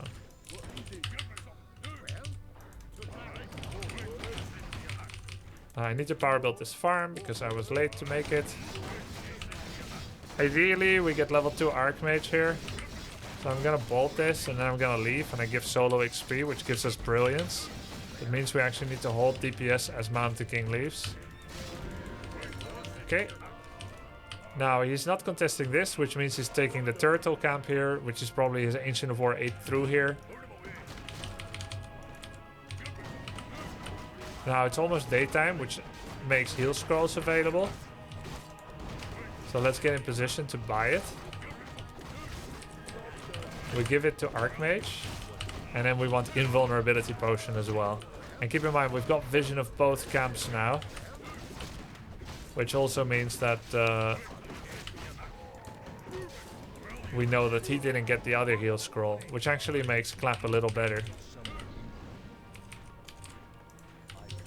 We'll get one sorceress.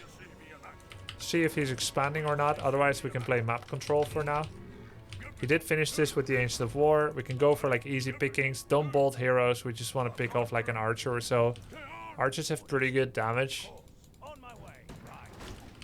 So taking them out before they're supported by other units is quite valuable.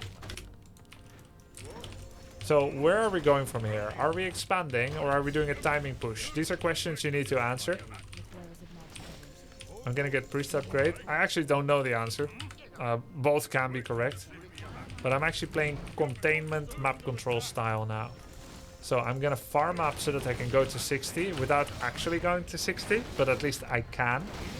I'm gonna send one footy into his base to check how many dryads, how many bears. We're gonna give claws to Archmage, who's shooting from the back. Gloves as well, even though it drops our bash chance if we go bash, but I suspect we're going clap. Now we get to see his base. He is going bears. It's not a lot of dryads. We're gonna take a red spot. We'll check if he's taking the red spot. I think he's here. I think he's in the top left. We'll go there next. Cloak of Flames, which is pretty cool. It's lit, as the young ones would say. Slow autocast is off until a fight starts. He did not yet creep the red spot top, so now actually the best play for me is to start a fight and then TP and then take top right. The nighttime actually shows he's most likely at home now. So I'm gonna take the final turtle camp in the middle. And I'm gonna check if he is at home. He is. I'm gonna send a militia to see if he's going for the red spot while taking this. So I could also send Footy to see if he's going for a red spot, but the Footy is near this gold mine and I want to know if he's expanding. So now I'm gonna go over population with Sorks. Another Scroll of the Beast. He in fact did not creep this yet. He may creep it now. More farms so I can pop over with loads of units. At this time I like to separate my rifles from the group, otherwise they tend to just A-move. At the moment you make contact with an opponent, activate autocast slow.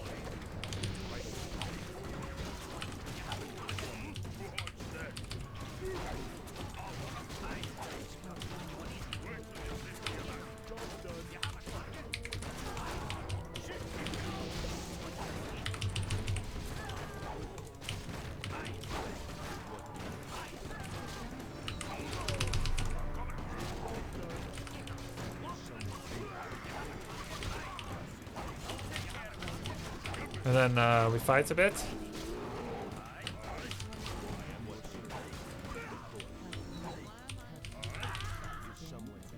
Oh, he wants the priest. He wants the priest. And he is expanding, it just finished, so that's kind of an anti-timing for him to fight. He never went for this red spot. Now our job is to take this down. We definitely needed another heal scroll. If he had been stronger, it would have been really risky. I wasn't like totally ready to fight.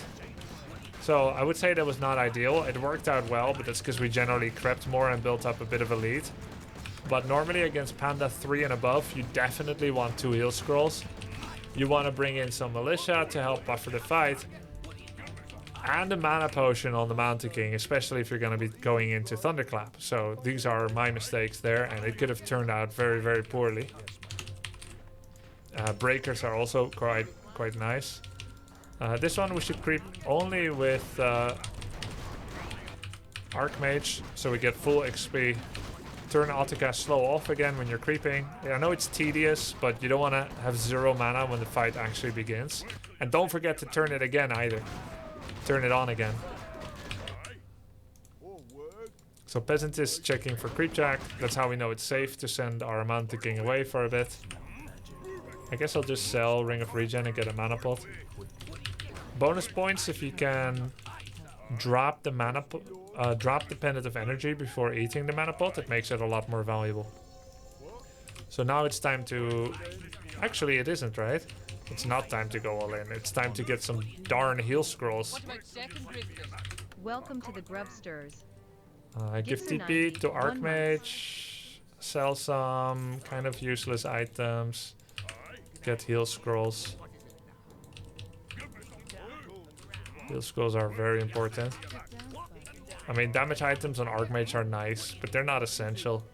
Check if he ever crept this red spot yet. Yes, he did. 3 bears. What about second breakfast? And then we push into their base. Don't forget to turn on Sorcerer's Autocast again. 22 months. Check if you have any more unit production you can do now. And then let the attack begin. Now there's a cool trick you can do. Peasants don't draw aggro if they don't attack an opponent. So what you can do is you can put them like this. And they become a very irritating blocker that not all its bears can get to you.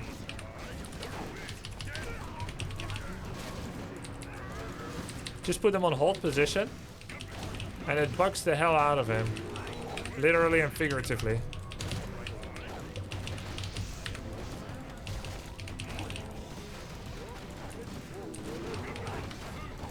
You can do the same thing almost anywhere.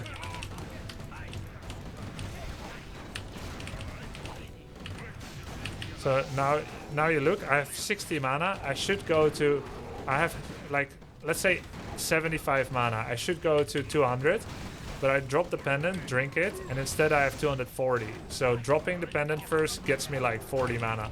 It's quite worth it.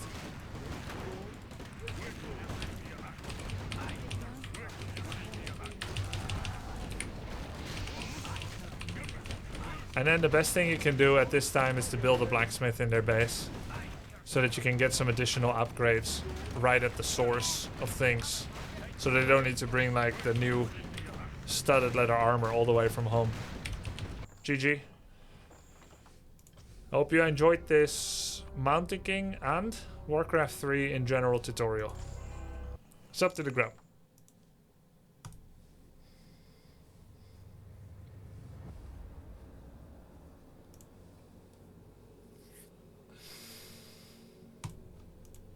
Is Blood Mage first viable, Grubber? No, it isn't. But if it were, I could teach you how to play it. Was that a YouTube video just now? Yes. Twitch essentially is one big behind the scenes, isn't it? So you shouldn't go fast expo against Elf? Well, you should, but Mountain King can only do it if there's a mercenary camp available. Welcome to the Grubsters. Otherwise you don't have enough healing on the Mountain King. 6 months. Love to see you back in WC3. Generally, Elf and human does fast expand. But that's with Archmage opening. Zordi, there, Ratsa, Gixer, Vegeta, Curtain Falls. Thanks, Welcome guys. to the Grubsters. Curtain Falls, 28 months. Slup to the rub. Would you mind repeating that? Mountain King can only expand against Night Elf with the presence of a mercenary camp on the map. Generally, Mountain King is not viable at all against Elf. So you can't do anything. You can neither expand nor one base. But if you were to play Mountain King against Elf, maybe this is what it would look like. And when you play Archmage against Elf, fast expand is probably the thing you're going to be doing. But I'm not actually 100% sure in the current meta. MK is more common against Elf right now because of Immolation? Really? But then Turtle Rock is not part of the map pool, so it's not a consideration you generally have to make. Today a dude killed me with Blood Mage first and Moss Tanks. How to counter this as a human? Oh, there are so many ways to counter it. Like almost anything works. Do you have the replay?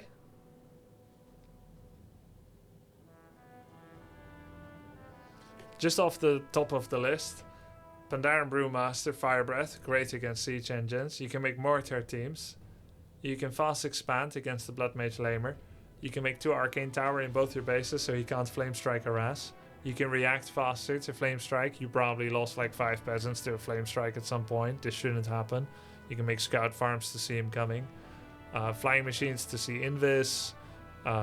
You can get Arcane Sanctum, Magic Sentry Eye to see Blood Mage when he's Invis with your towers. Mortars obviously beat Siege Engines. There's nothing you can do about that. Now, if he has Siege Engine Griffin, then the Griffins can kill Mortars, but he can only go Siege Engine Griffin if he has an expansion. Why did you let a Blood Mage Siege Tank guy get an expansion? You didn't pay attention, no vision on his expo. So it's really like more about macro and just making the units that literally kill Siege Engines. But that's the logical part. How it usually goes is you just doing your thing at low levels, right? You do your thing, you don't scout. Blood Mage Flame Strike harasses peasants. Oh, that's kind of annoying. Oh, that kind of hurt. Oh, that really hurt. I should have seen that. Okay, it's okay. I can remake peasants a bit for gold. But now you have no peasants for Expo, plus you're not thinking about Expo.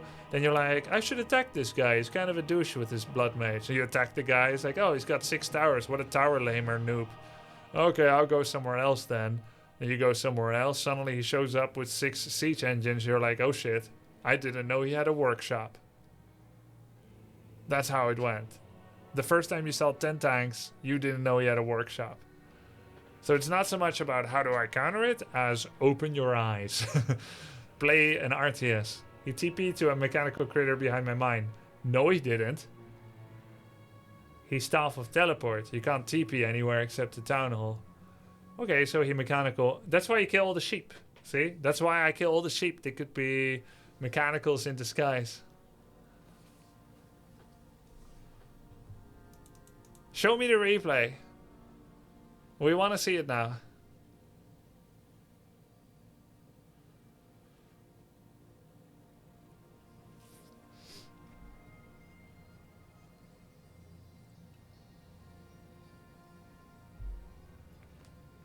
I feel like I just watched the replay. Yeah, me too. When will you back to Dota, my friend? Maybe in like an hour.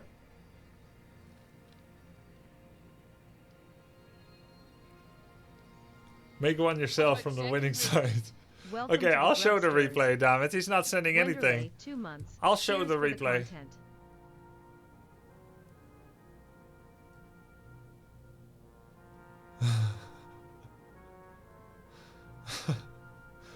Thank you, Gwendolyn. Give me a sec. No, it's okay. I got one right here. We have replay at home. One of my viewers just told me he lost to a Blood Mage with siege engines.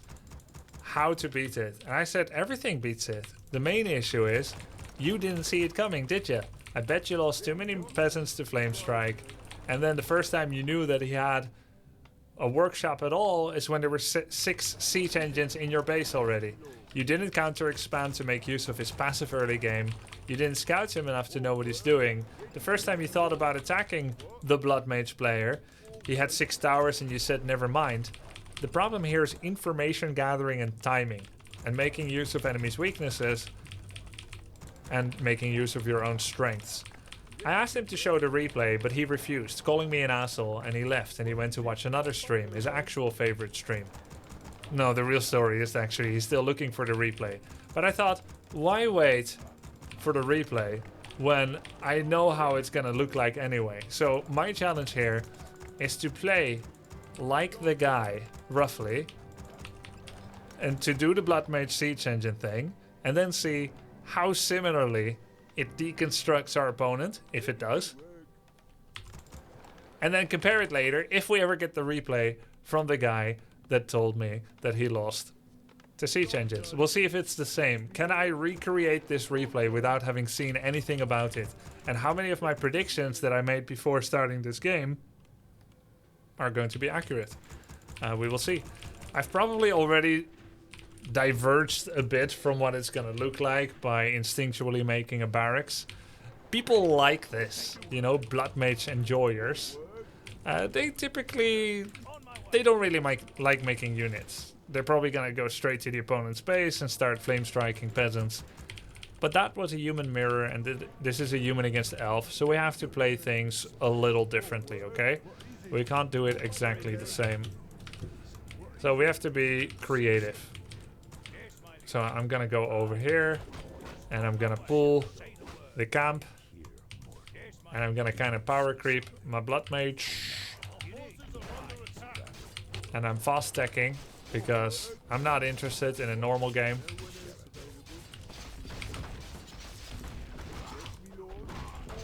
We kill the Mud Golem and then the Trapper. And we use aggro toggling. And there's a Dark Ranger. Maybe we can get us around. He's life draining. Oh, he's life draining. Oh boy. Oh heaven. Oh my god. Okay. Oh, I think this enemy is more playing like you, Chatter. He's actually doing the one hero harass one spell thing. He's the blood mage guy more than I am. But okay, let's pretend that didn't happen. He just came here to suck the life out of my units. So let's go on and get our lumber mill and get ready for like the late game and everything. We have very little lumber, so siege engines are going to be a bit of a problem.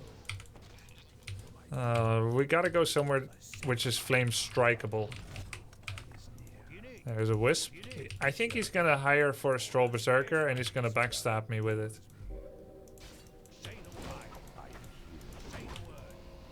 That's what I think is gonna happen.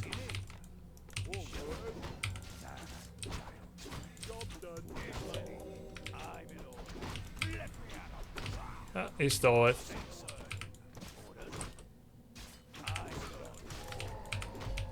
Okay, that sucks, but I can suck you back. Okay, not that much. That hurts. He used teeth. Okay, let's go home.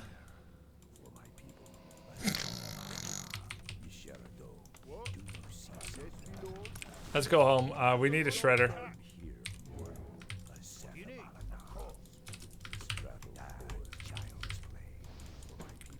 Pull the camp into Dark Ranger, apparently. I was going to get a shredder. Maybe I still can. Whoa, there's his berserker. I told you he's gonna get a berserker. Didn't I tell you he's gonna get the berserker? Okay, this is awkward. I don't have a shop. Was this roughly how he was playing? Revolution? Was this roughly how the game went? This is how it went, wasn't it? This is it. It didn't make. This is how the game went, didn't it? Not at all. How is it possible? This is such a normal game.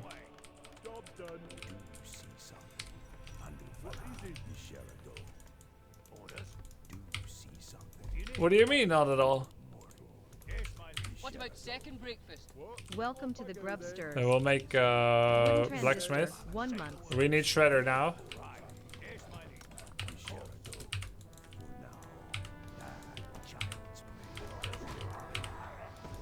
Run. Janie's got a gun. Run away from the pain. This is how it went. Okay. We need some farms. Boots and stuff.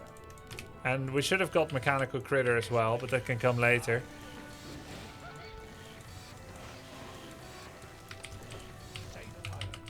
We'll check if he has expo and we start harassing some wisps. Though I have to iterate the fact that he has a... Oh my god, he is the blood mage guy! What is this? He is the blood mage guy. Literally, this is what I should have done. Loads of towers, no units, just tower and tier 3. He's way more blood mage than I am. But anyway, I can open it up with flame strike, right?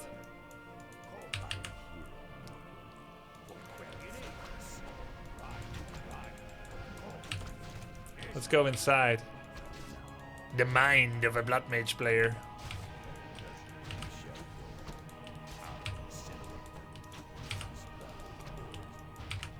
Defrag Zor. Let's get out.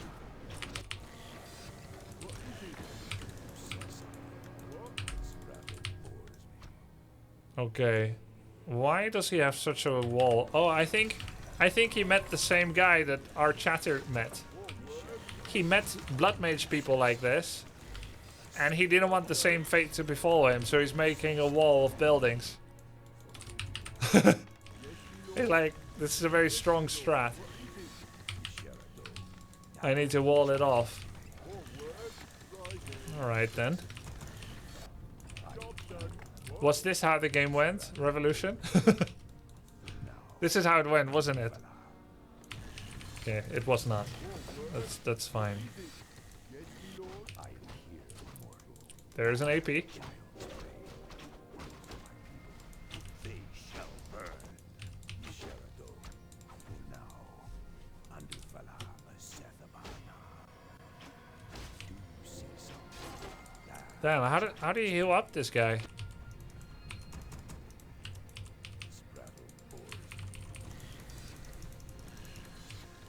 Okay, we're gonna have 4. It's not a lot, but what can you do?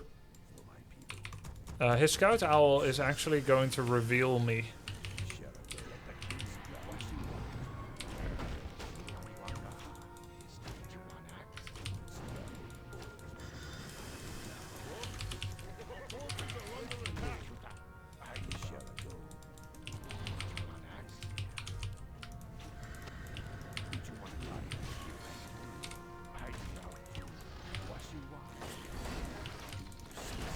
Yeah, let's go. This is how the game went, wasn't it? The Shredder Mud Golem fight.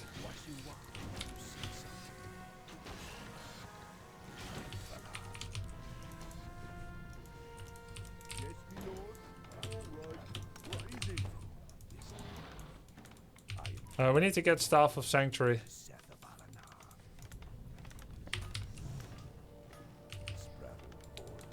This might be a Tree of Life.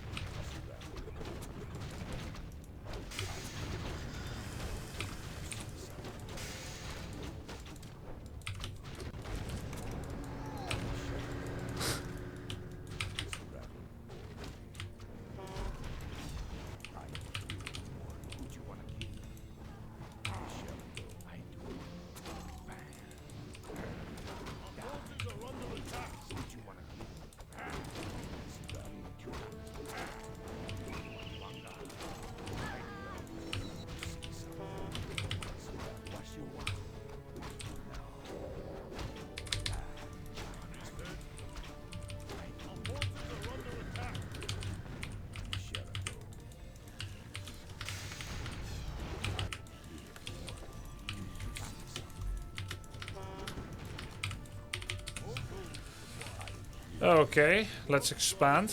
We don't have towers. Oh wait, I never cleared my expansion yet. Never mind.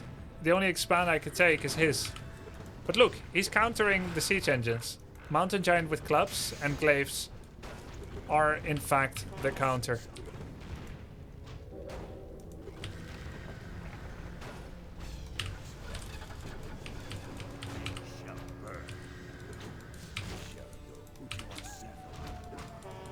Anyway, we dealt with his expo.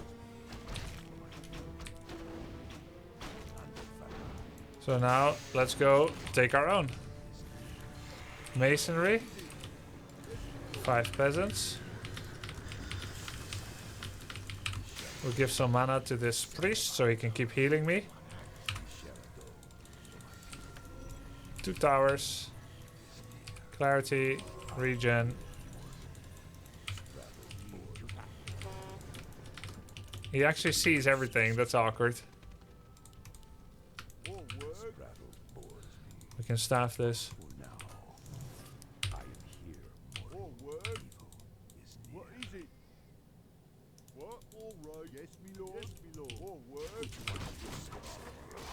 Wow, how did you see? No! I denied it. I can't say I'm surprised that he found it.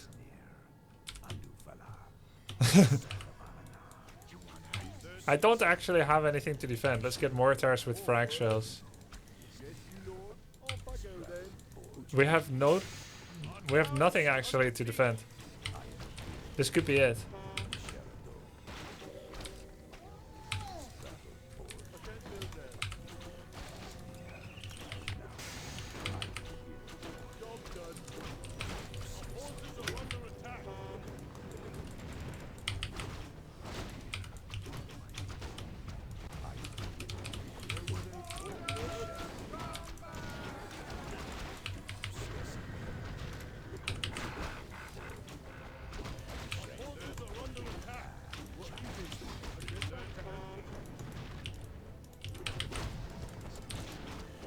I missed my flame strike. It's okay.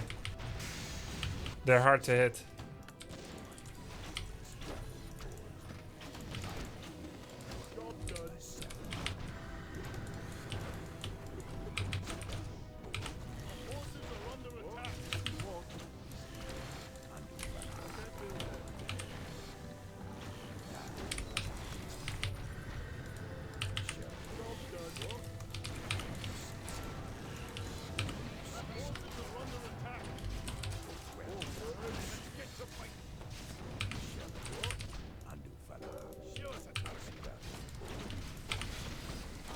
This is how the game went, didn't it?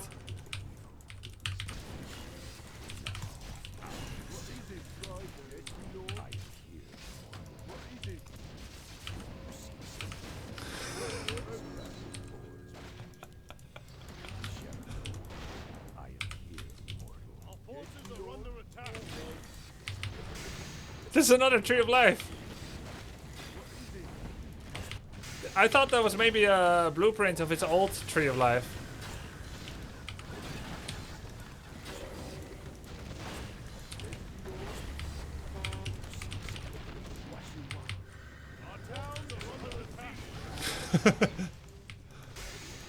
Where do you want us? Alright, cool. Now, where were we?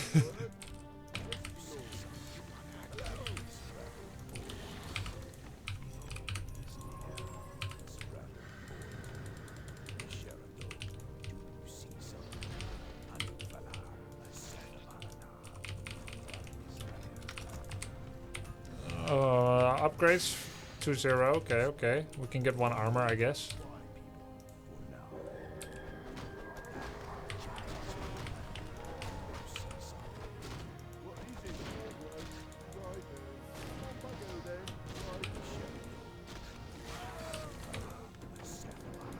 Okay.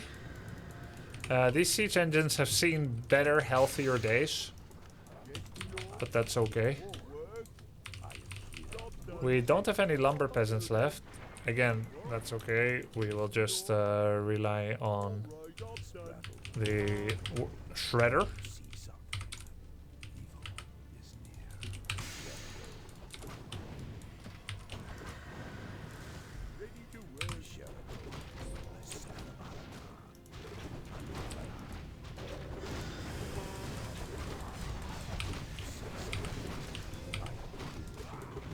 Now I see why Blood Mage is the unit of choice. Very good against glaive throwers.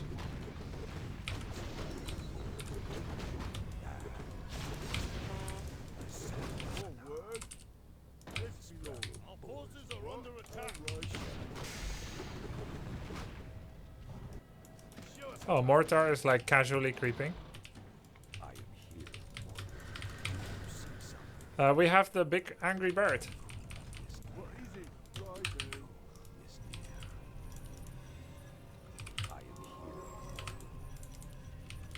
That's nice.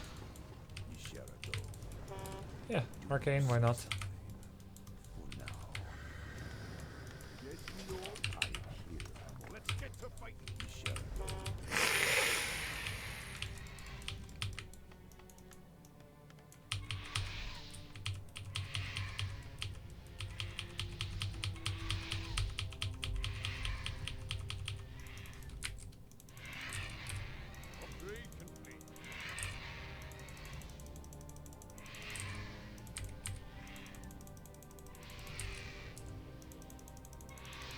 I love its voice lines. So complex, so tortured.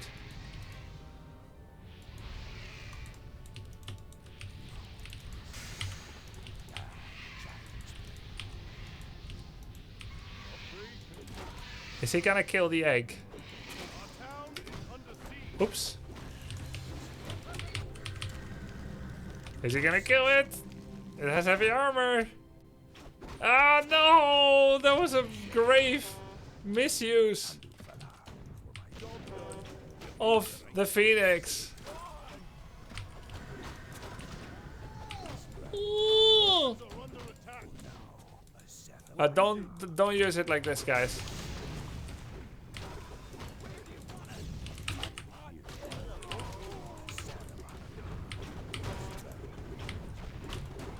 You better get your replay ready so we can compare it, Revolution.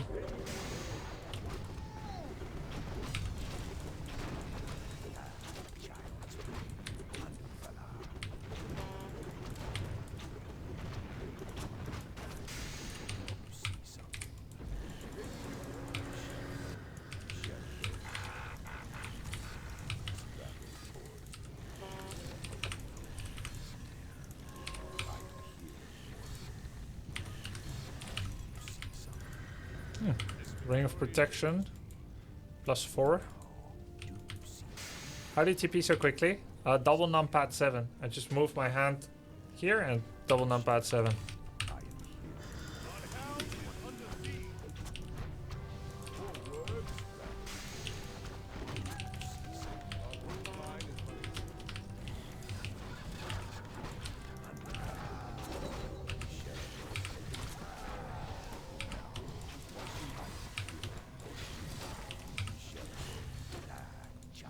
I need burp.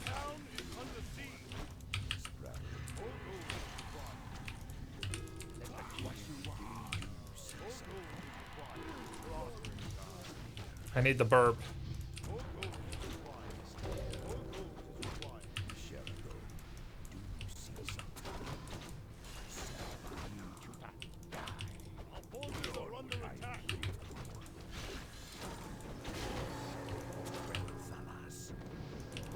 Huh?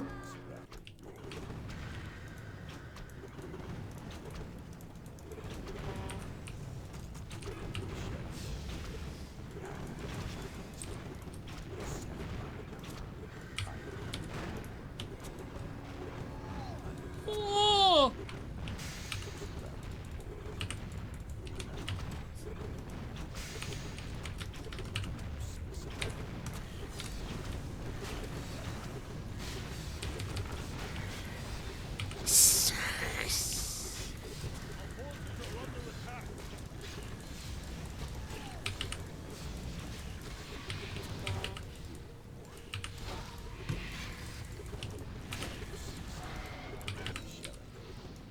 Orange bird.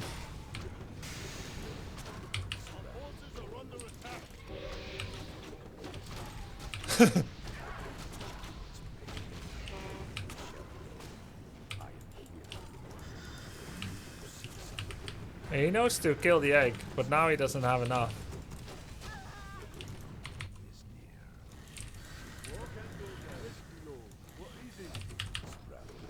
Whoa. Okay, he's got another base.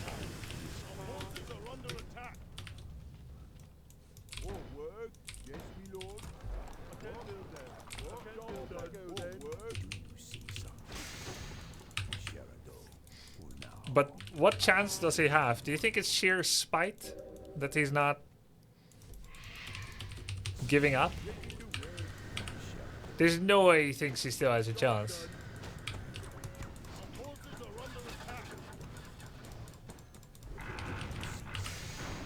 He's going for the moral victory, yeah. He left right before the final building. This was him taking a stance against such skullduggery as Bloodmage siege engines. He refutes the existence of. He's taking a stand against such injustice. And to prove it, he left 1 second before the satisfaction of an actual bona fide victory screen. He stayed for as long as he could.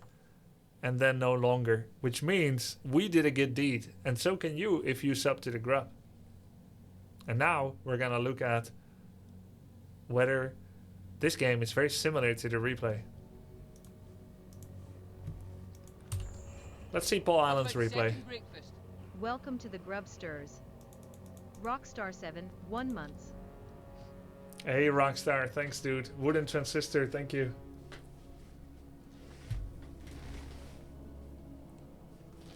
Where's the replay? It's in Discord. Okay, great. Where is it? Disclaimer? Is this you? Revolution, Arterin. This you? No more Dota. I'm playing soon. Okay. Disclaimer, I am a total noob. I've played like 10 games on ladder. Oh. Very good. I'm stuck. Oh, there we go. What about second breakfast? Welcome to the Grubsters. Molly Gully Jolly, 1 month. Oh, I put it in the wrong folder. I'm currently playing on Melon. Let me relog to my main.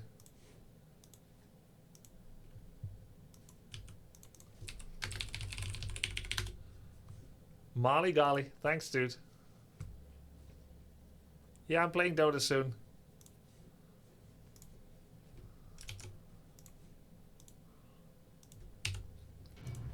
I'll probably play Warcraft again tomorrow, so no worries about anything. Replay.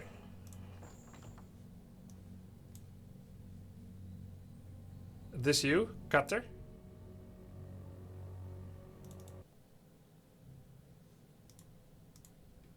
Your Cutter or Bitart Chef? Your Cutter, okay. So, I made a prediction that we lost too many peasants to Flame Strike, that the opponent went one base, no footman, Blood Mage harass, tech to tier 3, and that you didn't know about the siege engines. Now let's see if that's true. So he did make a barracks.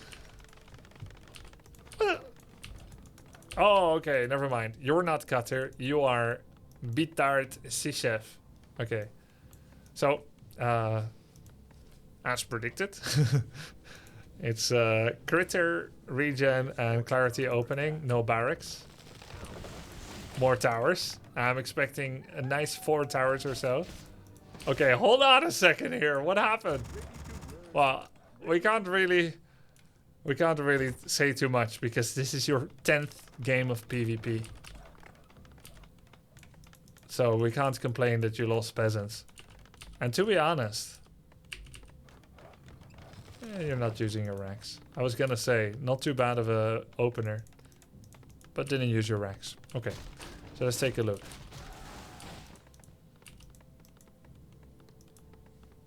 For your 10th game, this is really not bad. You are gonna aggro this camp. Okay. A player's forces are under attack. Very Giga Chat to continue creeping. Fun story. Back in 2003, I was a Night Elf player in tournaments. And my older brother, Arthur, who was my second older brother, neither the oldest nor the youngest older brother, he watched me a lot. And we had a great relationship around enjoying games together. I would watch him play Counter-Strike. He would watch me play RTS because he's better at FPS, I'm better at RTS. And we would just hang out and we really liked it. And he is someone who is a very good coach, much better than me. I can teach people what I know or have learned or have been taught. But he has the unique skill of not saying much, but what he says is on point. He also has a kind of coaching role in his job right now. But yeah, one of the best coaches I've ever had. So he just watches, he absorbs a lot of information, and then he'll say something that's like really profound and relevant. What about second breakfast? So I was a Night Elf player. Major Dog, 24 months. I played the World Cyber Games Dutch qualifiers, and then I played against a guy called, I think his name was Acid Psycho. I think that was his name. He was a Night Elf player, also Dutch, of course, because we were playing the qualies. And I lost 0-2 in Night Elf versus Night Elf. And I was about ready to call it quits. I was 17 years old. I was about ready to call it quits. I didn't think I can beat him in a rematch. And then my brother was like, you play a lot of random. Why don't you try one more time in the loser bracket with another race? Why don't you try with human? I think your human is pretty good. Maybe you can take him on with that. And so I regained new courage to continue playing in the qualifier. And I played against Acid Psycho again. And I won 2-0 with human, even though I had never competed with human before. And then I played the rest of the qualies, and I went 2-0, 2-0, 2-0, and I earned my first trip to go to South Korea to the WCG 2003. thanks to my brother, or I could have given up right then and there and never compete again. Who knows? Maybe it'd be temporary, maybe it'd be forever. So that was really cool. So when I was starting to learn human in order to prepare for WCG, he continued to coach me and to watch and so on. And one of the things he taught me back then, and I think it's still true, human fast expands a lot because you can power build. And there's going to be like big threats and there's going to be like little threats.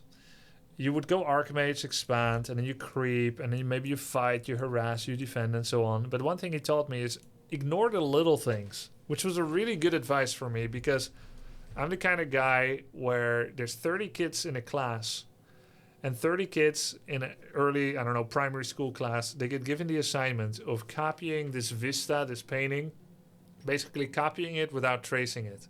So basically just practicing your art skills.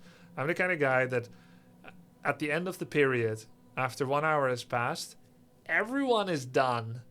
Some look good, some look ugly, but everyone is done because they planned it out.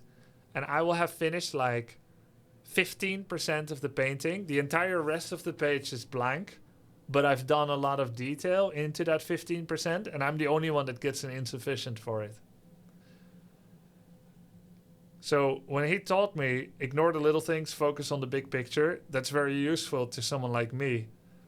It may not be useful to someone else. Little things could be like, you're losing a peasant here to one footman, and by focusing on it, you creep wrong or you forget to tech or something. So ignore the little things was really useful in the big game hunters macro style that human was. So I respect you trying to apply that wisdom here. Ignore the little things. There's one little blood mage in your base. You're focusing on the plan, which is to expand. Unfortunately, this isn't little. 2 consecutive flame strikes is not little. And you've just lost like 6-7 peasants. So yeah, it really isn't about the siege engines. Now the cool thing about replays and about RTS in general is that it's not important to learn 10 things per replay. It's only important to learn one thing. And if you're going to recite the alphabet alphabetically and you start with B, there's no need to go on really to C or Z or whatever. Just start with A. And that's the case here as well. So what I'm trying to say is there is no need for you right now to focus on how you can destroy siege engines. All you have to do is to be fast enough to dodge the first flame strike and the second. That's it. And the way that you build a wall is not by starting with the top brick. It would just fall on your foot. You start with the bottom brick. And the bottom brick is solid base layout, solid build order, and responses to the first possible harassments. So if I were you, I would not analyze any further than 3.5 minutes into any replay. If you have the will and the discipline to analyze your own replays, 3.5 minutes and then just stop. Doesn't matter what happens afterwards. You can watch replays or casts from other players to see the general sense of things, but you're never going to be good enough to get the timing right on everything. So just focus on 3.5 minutes. And if I were to give you feedback on the first 3.5 minutes, one more tip that I learned for myself. Never focus on more than 3 things per game. Find 3 things to improve. That's a lot already. Never leave with a list of 17. The only reason you ever have 17 things to work on is if you submit a replay to someone like me and you want to write it down and we want to make use of this moment where we can connect on this thing. That's why I have 17 things. And I expect if a student is motivated and disciplined and willing, that they're going to be looking back at this VOD and they're going to be taking point by point when they're ready to digest it. That's why I say multiple things. But if I were this person, I would look at 3 things. So, number 1, barracks was too late. The correct build is altar with 4 peasants in gold, altar, next peasant is racks, next peasant is farm, next peasant is second farm, next peasant goes into the gold mine, everything else goes to wood. So that's the build, and then you have 2 footies and a mountain king. That's point number 1. Point number 2, When buildings finish, use them. If you don't use them when they finish, make them later. You might as well go ranks after going to tier 2. Okay? Make buildings only when you need them. And when they finish, use them. That's rule number 2. So number 1, have a better starting build order. Number 2, use buildings when they finish. And number 3, base layout. Why is this farm here? Of course, you probably don't have an answer, and that's fine. Your peasant happened to be there. But let's question everything. Why is the farm here? Why is the farm here? Why is the farm here? Do we have any goals with our base layout? And if you want to figure out goals with base layout, I have a few tutorials on it, and maybe they're going to be helpful for you. I'm going to link you now to a human base layout tutorial, and maybe it can teach you a little bit about the starting build order and layout and why we build bases. Because there are many different bases you could make. Just make sure that they fit the goal that you have. So if you were to make a base layout that is more helpful, it would be racks here, farm here or here, altar, farm. And what happens is that you get more outward vision from an approaching blood mage, which increases the reaction time possibility to dodge. Secondly, you can have a base layout that goes all the way like this. You build it all here. Even if there's a gap, he needs to squeeze through one opening here, maximally far away from the worker line. So what happens is, when he's later trying to leave your base, he doesn't have Swiss cheese to leave through. He needs to go all the way here, giving you more chance to approach back from where you came from to block him in and at least make him spend his town portal. Finally, I recommend scouting. Scouting is hard because you don't know what you see, what it means, but I do recommend scouting for one rule, for one simple thing only, and you can use a footman for it, especially if your ranks is earlier. The one thing at noob, like uber noob level, which this is, that I would check for is, are they coming towards me immediately? Yes or no? And that, if they are, at the noob level, I would try to be unambitious initially. Unambitiously wait in your base, take like a small camp, and that's about it. Right? I can take this while defending a blood mage. You can't. So you can even build like your third farm in the middle of the map. Send a footman to them, and then exactly when the hero would be in the middle, just take a look. If the blood mage is coming, just wait for them and start stormbolting them. That's all I'll teach you.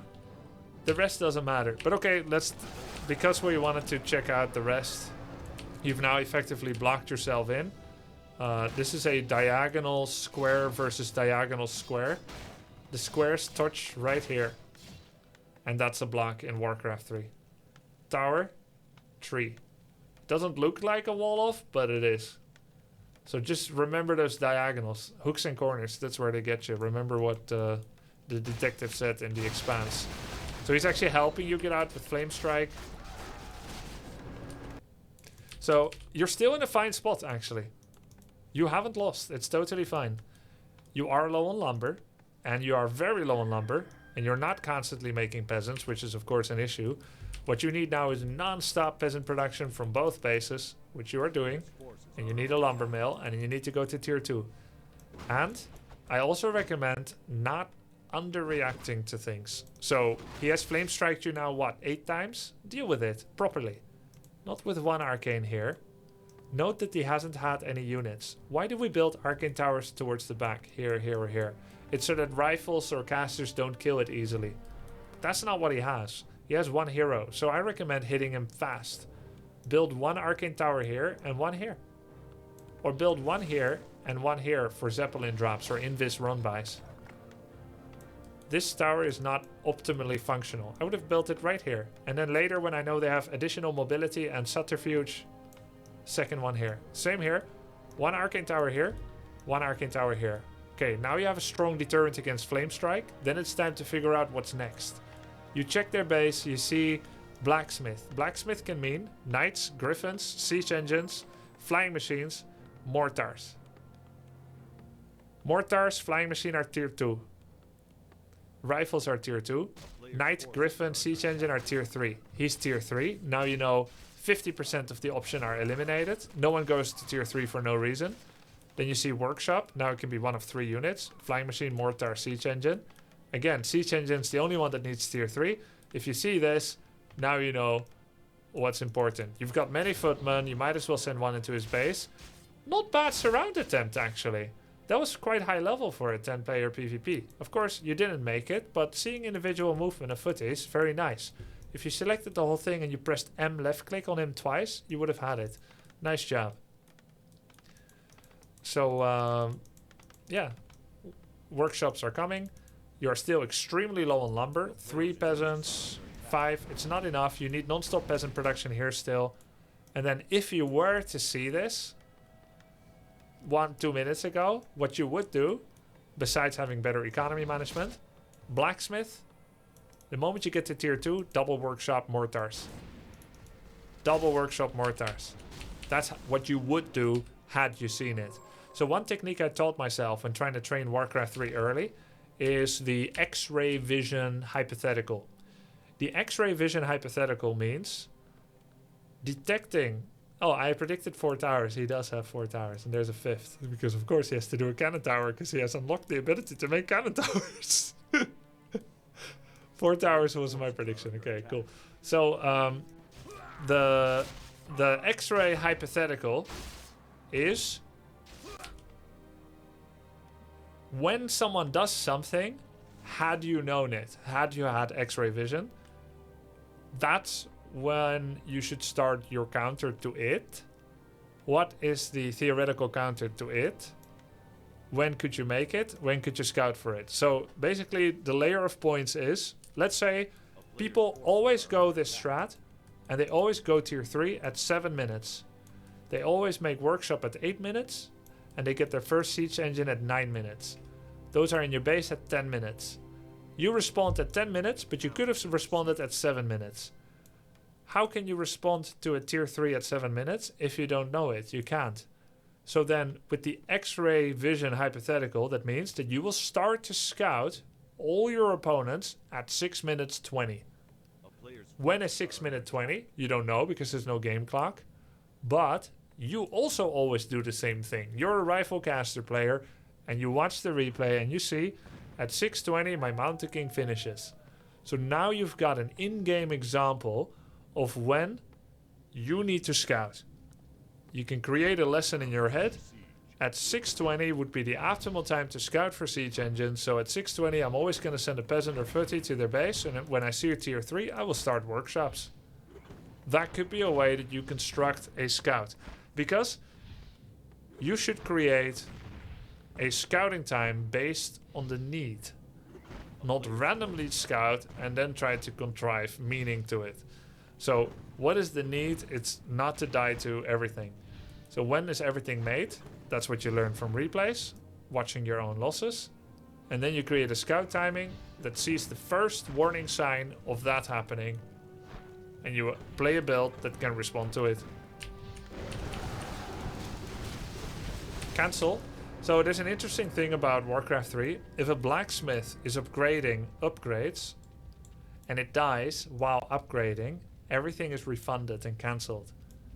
However, a blacksmith researches something external. Welcome to the Grubsters. It researches an upgrade Bane, that's 1 ephemeral, ghostly, external, universal, and global. A building upgrades itself. It is local, it is transformative, it is singular, it is What not about second universal, breakfast? it's not Welcome to the ephemeral. Grubsters. And that means this Vinny really 7, 2 is months. this version of the building. And the reason I'm explaining this is because when you don't cancel this, you do lose the investment. So a lot of people think that the blacksmith that's upgrading gunpowder, you quickly need to cancel an upgrade when it's about to die. You don't need to. It's a universal upgrade, it gets cancelled. But this is a local transformation of a building. Scout tower into guard tower, local transformation. You must cancel them to recoup the losses. Which you didn't. And it's over. But mostly, up to 3.5 minutes, I would recommend teaching yourself. Hope you enjoyed the analysis.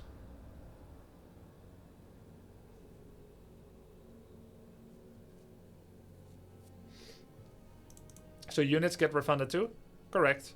You don't need to cancel rifleman when your blacksmith is dying. What about second breakfast? Welcome to the Grubsters. Anna Vergimo, 45 months.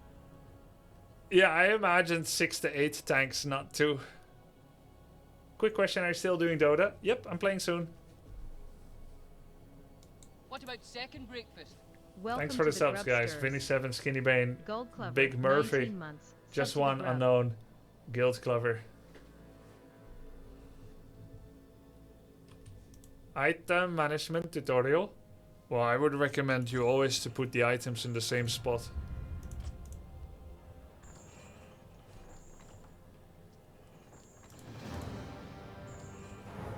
So that you're used to where they are. E8 Orc from Canada. So he's Canadian. What about second breakfast? Welcome to Do you the guys want full Grubsters. screen? Okay. Draft This one, match, just this 1 once then. month.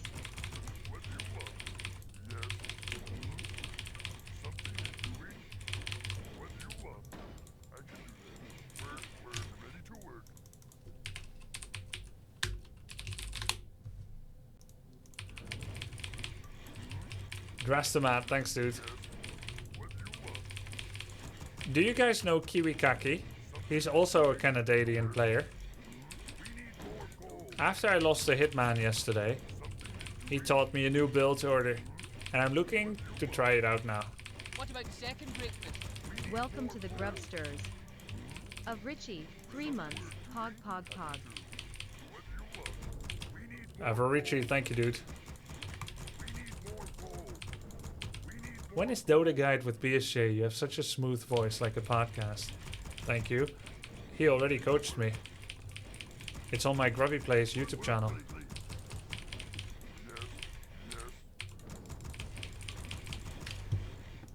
I'm playing a build that Kiwikaki, a Canadian orc player and a friend of mine, taught me yesterday. I'm trying to remember it, but loosely it goes a little something like this. 5 peons on wood, max. We go for double grunt, tech. In fact, I may need to tab to see the whole thing. We only go for 1 burrow initially. We get 2 grunts out of the racks. And I'm gonna take a quick sneak peek. 2 grunt, 5 lumber worker, fast second burrow and lumber mill. Oh, fast second burrow. And lumber mill. There we go. It's kind of fast. He's undead. I thought he was orc. Oh, his name is orc, but he's undead. Okay. This was meant to be against an orc player. But here we go. Alright, it's fine. It's fine. He fooled me. It's like those people that have like a name like Crystal Maiden, but they're actually playing Rasta. Oh yeah. Ensnare that acolyte.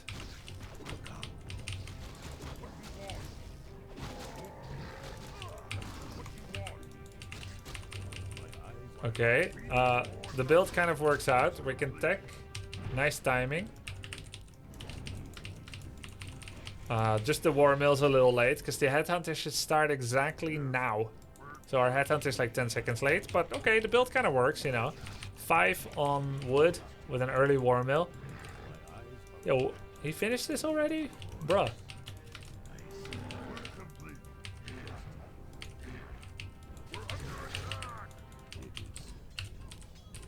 I think this could work against undead as well, to be honest. I think Safe Orcas will really like this build. He loves build like this. Welcome to the Grubsters. Zero Gly, 5 months.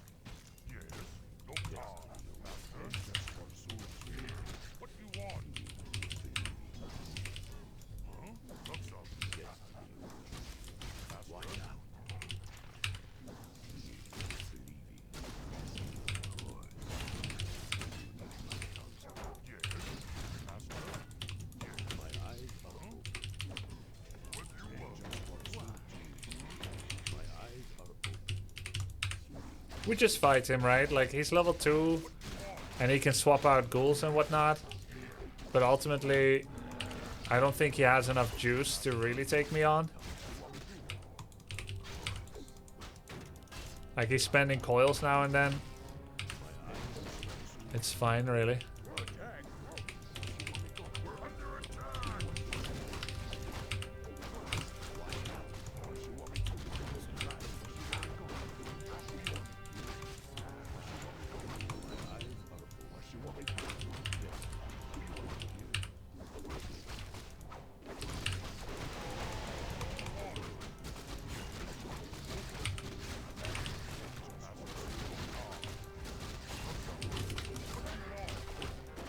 I don't think he has the juice.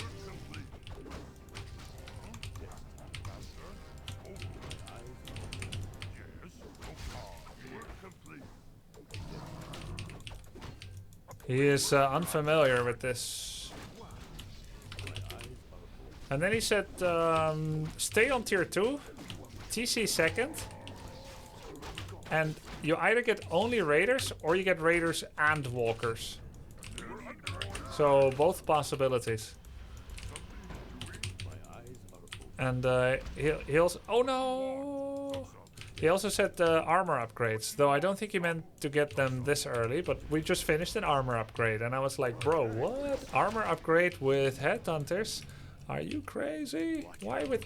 And he's like, yeah, you know, Blade Master, it's all physical damage, so armor upgrades are extra good. I don't know if he said to get another peon, but I'm gonna do it because I'm not 5 years old. I can make my own decisions.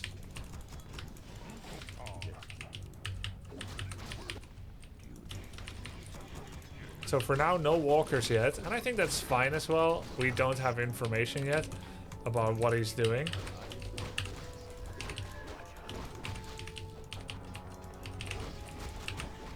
That peon will be your downfall. We're gonna send this wolf.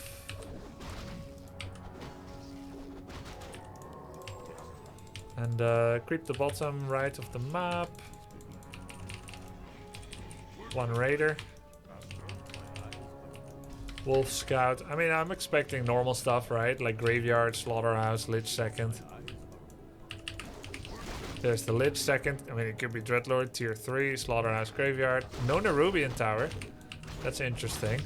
We can actually give speed scroll to Farseer. And also Staff of Teleport.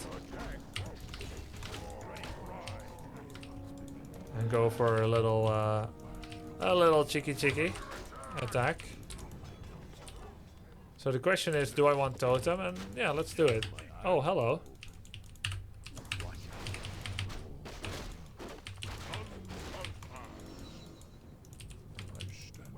That's gonna hurt a lot. Oh, he's going straight for the TC. Nasty.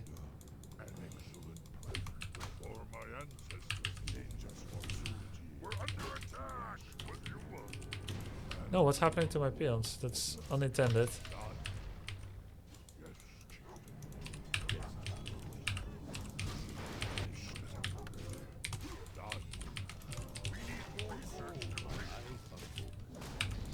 Yeah, it's pretty greedy of him, actually, to not have Nerubians.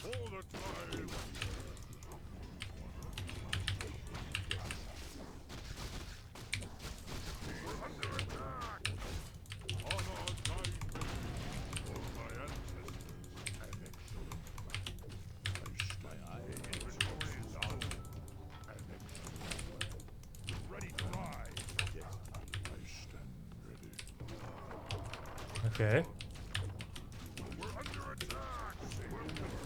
Raider not meant to be there. Okay, so that was pretty bad overall. Like, I'm not happy with that. I lost the Raider because the Raider wasn't even meant to be there. I lost a bunch of headhunters, but okay, fine, whatever. You know, and I don't know why peons keep going there. And I have armor upgrade against someone that has mostly magic damage. So that's cool, always cool. Because it was meant to be against the orc. But alright. And then I stood still for a long time in my base while healing. So overall, not ideal. Want to do some solo TC creeping here.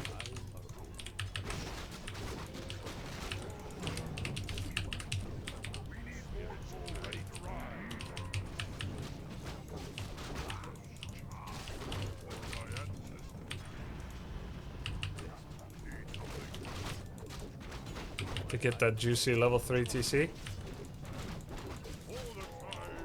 Wand of the Cyclone is quite nice. Kodo Beast, Troll Regen. And I do kind of need Heal Scroll. But a fight before...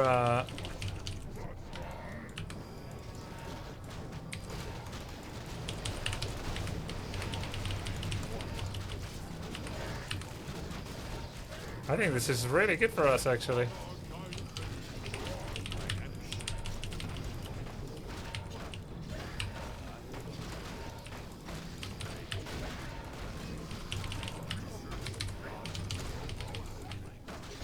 Yeah, that's great. Let's get another armor upgrade. We killed one more goal, actually. Exit kill. So yeah, that's nice. We lost nothing. We killed everything.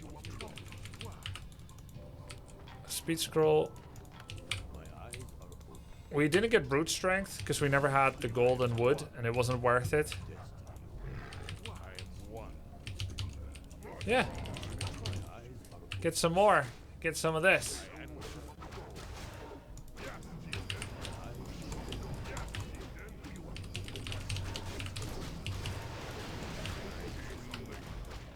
Can't run away. Can't have the Razorback.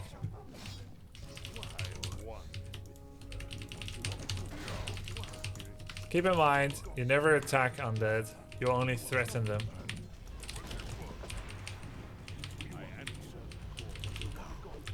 Even though it was meant to be against Orc, it's still fun to try this. And useful. Against undead, against someone, while trying to practice the strat, because I already have improvements for next time. Let's scout if he's here on the right side. Now all we need is heal scroll and pillage. 2 heal scrolls. We can either keep creeping and creep jacking, or we can do a direct attack into his base. I think he's here.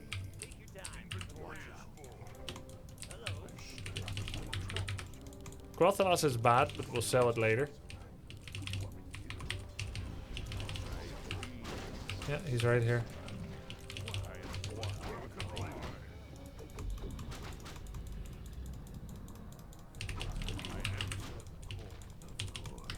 Okay, we need fortified defenses. He might be coming for us. Okay, attack his base it is.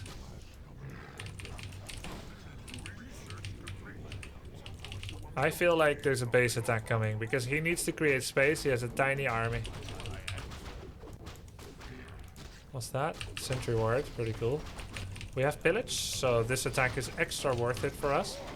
The ghoul shows he's about to flank us, so TC is now gonna go in position.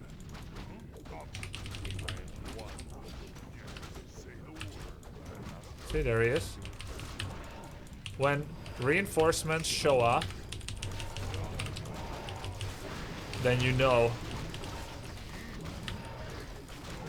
Like when the reinforcements from their bane suddenly start walking towards you, you know they're about to arrive with their real army.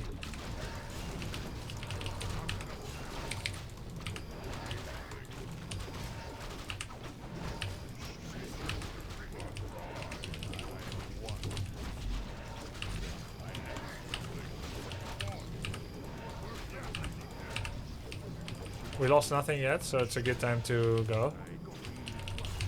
Or to at least bait him out of his base. Oh.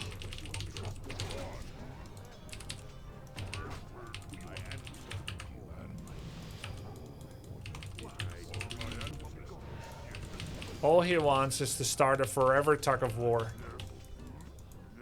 That's all he ever wanted. He just wanted someone to play tug of war with. We can make some more peons because we're about to expand and we're spending a lot on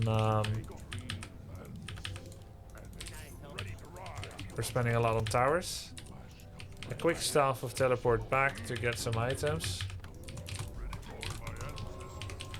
The available camps to him are actually very small.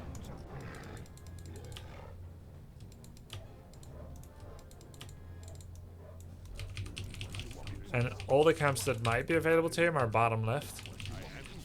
So I'm not even gonna worry too much about them. Though I will say that I think it's very valuable if I potentially got that sentry ward that was lying over there. Kind of occupying the space in front of my expansion to keep it safe-ish. Though it's partially an illusion because it's not safe anymore. I feel like I'm strong enough that I can go catch him.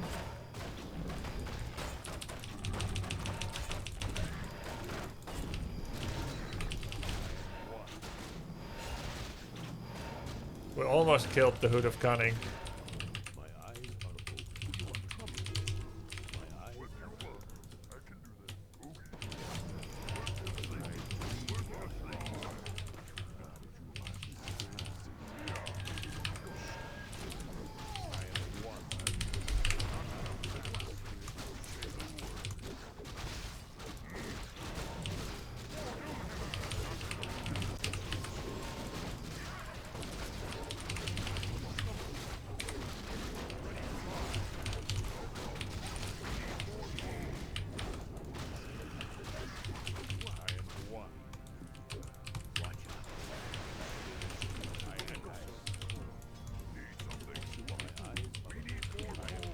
So, is the 2 armor upgrade doing a lot? Or is he just not focusing my berserkers, my headhunters at all? Whichever it is, it's working out just fine. I think you can kind of feel it. Let's put sentry to either side, because we pretty much have won. So we just need to control the map. Sentries don't last long.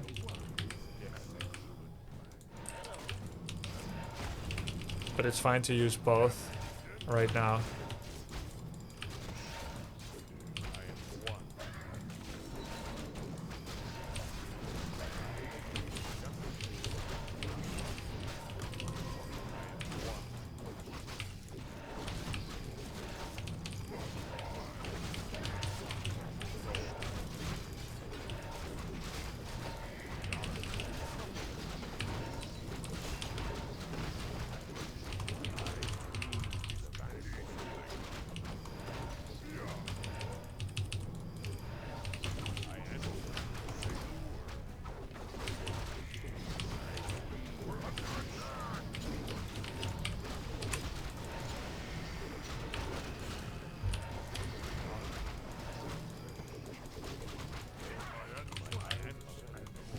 GG.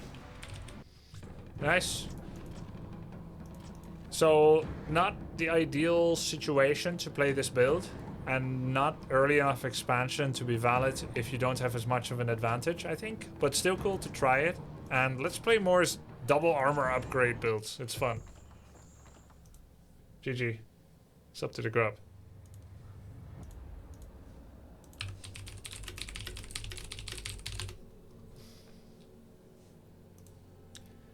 Did you learn anything from Kiwi Strats? Yeah, he's a very smart guy.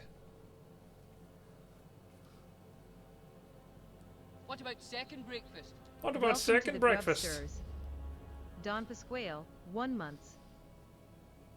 Down Pasquale, thanks for the prime, dude.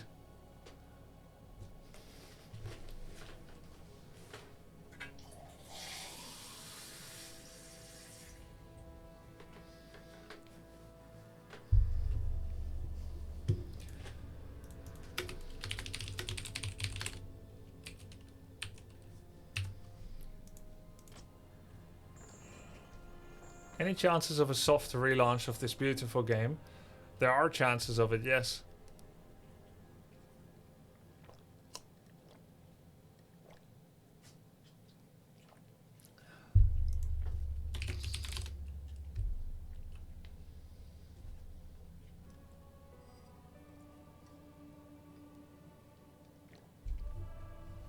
Is this game free now or does it still cost money? It still costs money.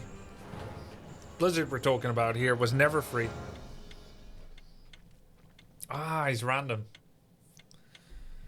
Then we do the Kiwi build again. This time better.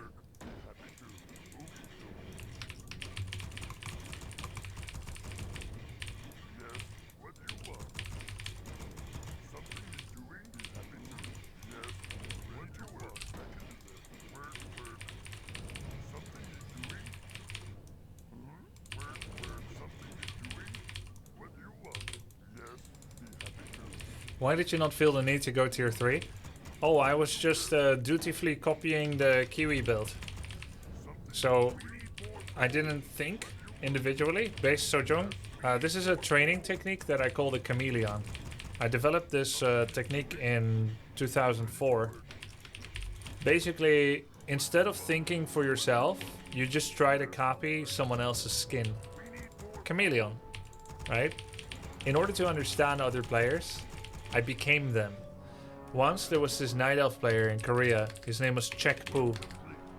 So my chameleon strategy involved me actually making an account on Europe called Check Poo, because he was a player that did not play in Europe. And I actually just started playing exactly like him. And in doing so, I started to believe I was him. I started speaking Korean and eating kimchi. The chameleon strategy is useful because you get to see the world through their eyes. And this gives you a new perspective. The hardest part about it actually is to go back to being yourself afterwards. And I'm not sure that I ever fully have.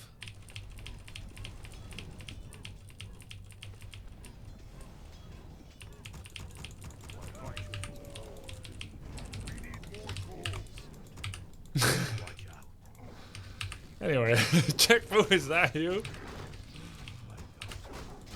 Merging is complete. No, but basically, when someone gives me a build like Kiwi did, I just copy everything he said, and I don't critically think yet. If he asked me to jump off a bridge, I actually would.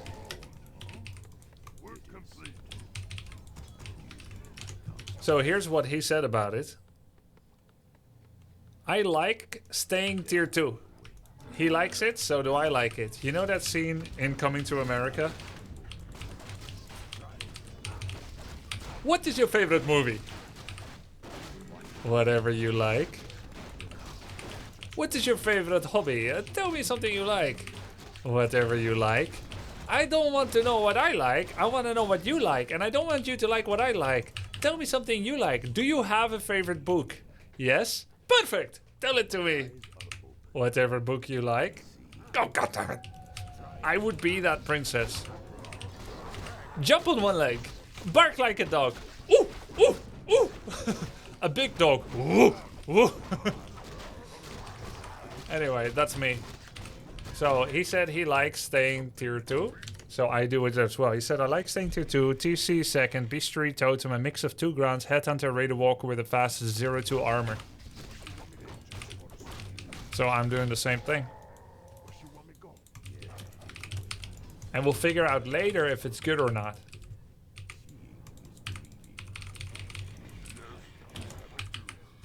That's for later.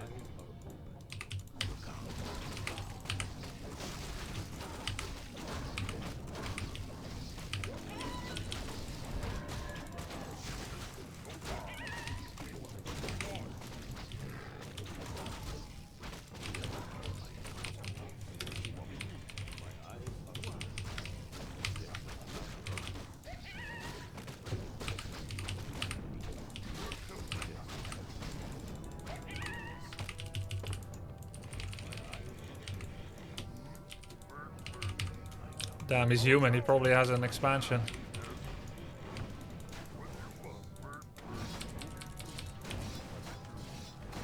And I only have 5 peons for repair.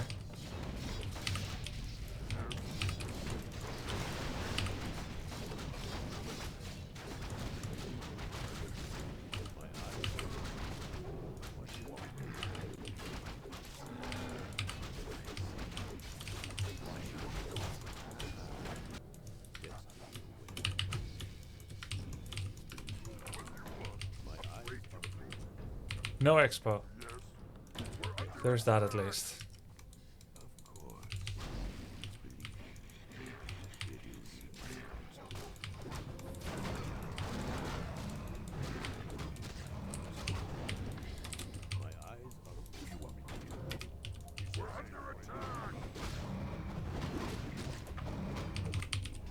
Well, the good news is we can now fit our Tarn Chieftain. The bad news is we lost 2 Headhunters. And with him having a Beastmaster, I do not believe this is quite the end of it.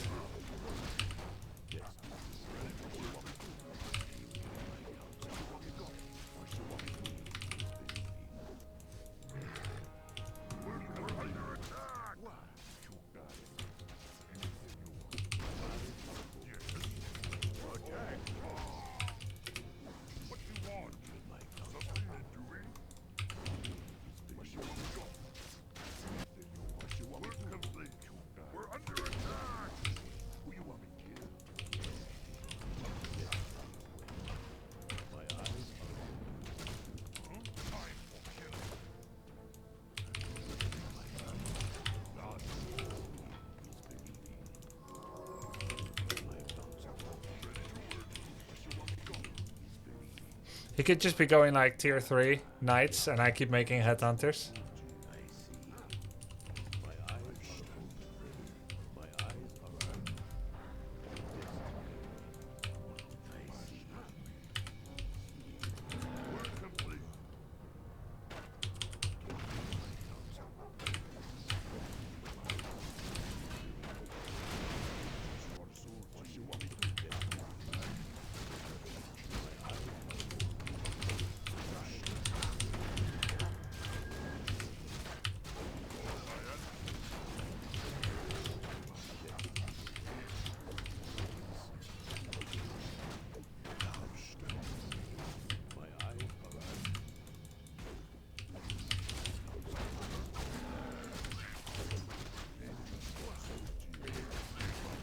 Okay, it is casters.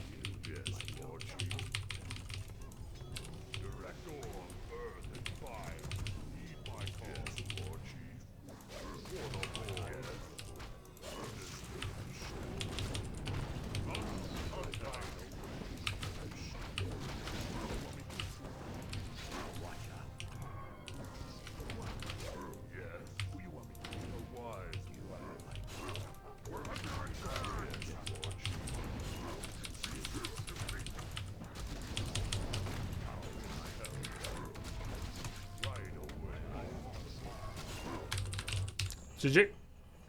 What about second breakfast? What about second Welcome breakfast? to the Grubsters. Cuts to Destro, 69 months. We had a strong start, especially in the roleplay, but not the strongest start in scouting. Why do I get older and older, but you look the same? Is that a camera filter? No. No and thank you. I am part Asian.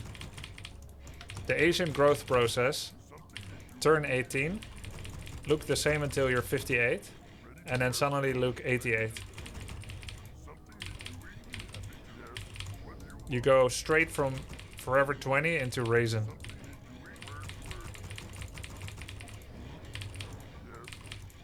Of course, I am, I don't have the same hairline I did 30 years ago, but I have peace with it.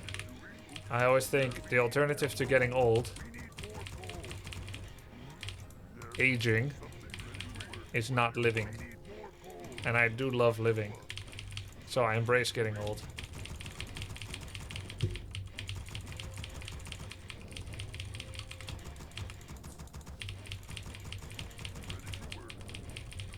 He's Night Elf. Phoenix. Let's go Shadow Hunter. been enjoying the Shadowhunter recently. And in fact, let's play Shadowhunter. Kiwi style. With Warmill. I don't know about armor upgrades, but I am gonna go double grunt into Headhunter. I'm addicted to a new build order now. You can get addicted to a certain build order. So happy I could die. Healing and armor. It's pretty good.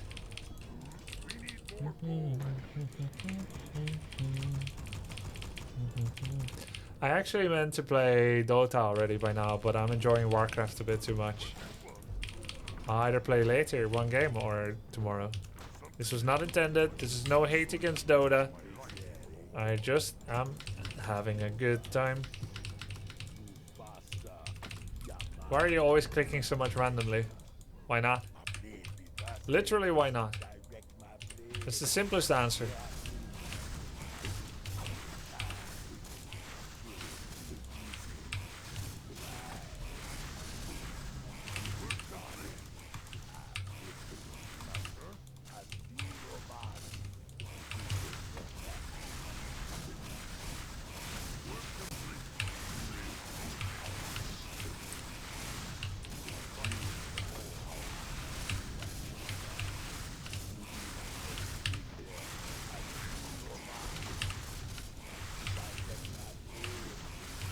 He stole it.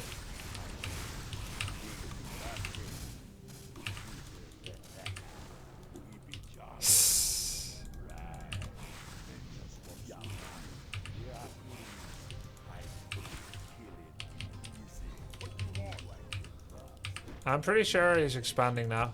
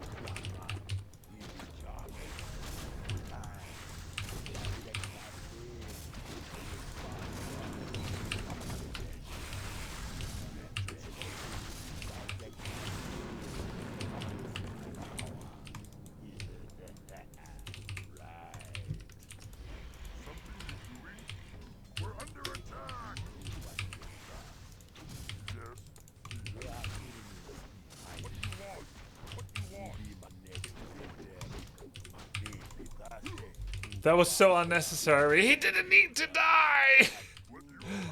I have no time in my army for losers.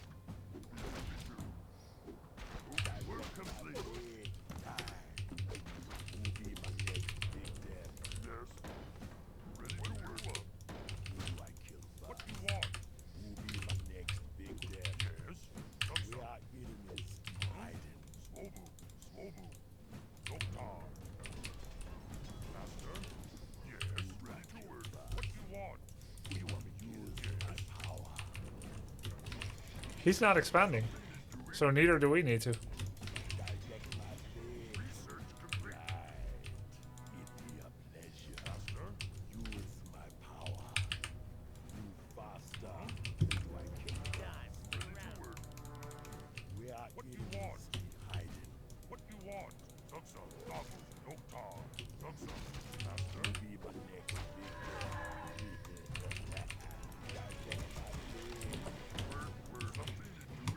But we can.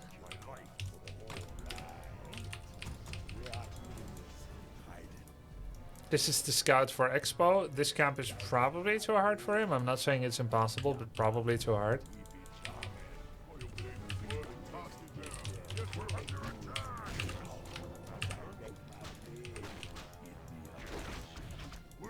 Yeah, he's dead set on like stopping the Expo, but luckily we're not just expanding, we're also creeping already.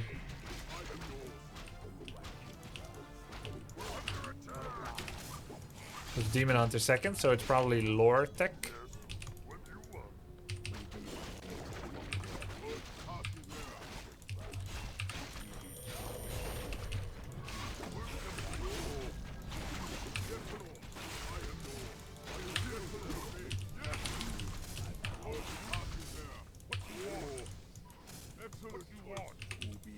We can scout with the image.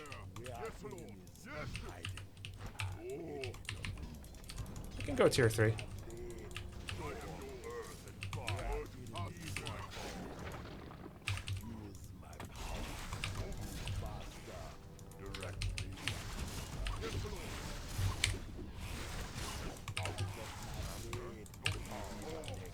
Again, he could have lived.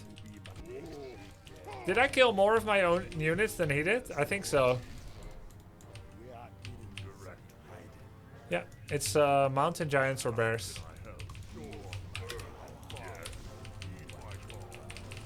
So I don't need headhunters anymore actually, because snakes can take care of the giants.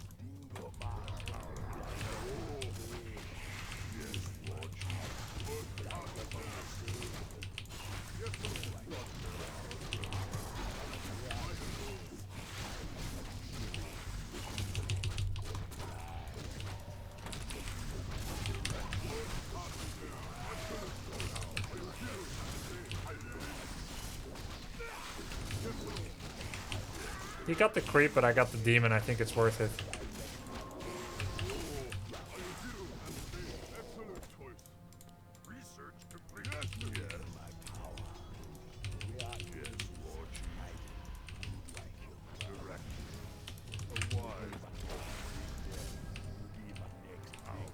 So now his job is to just make me waste a lot of time. That's what he's looking to do now.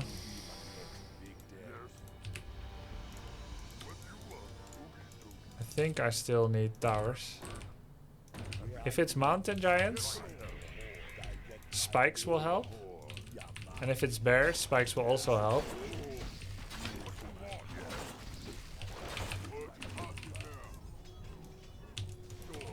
We'll make one witch doctor.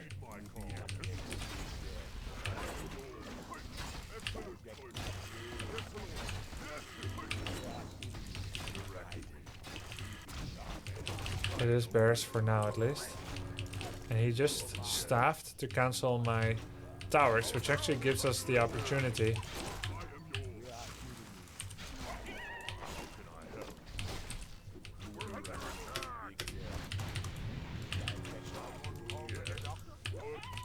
I think we just go all in now. He's like doing staff shenanigans. His keeper's not even going to be at home.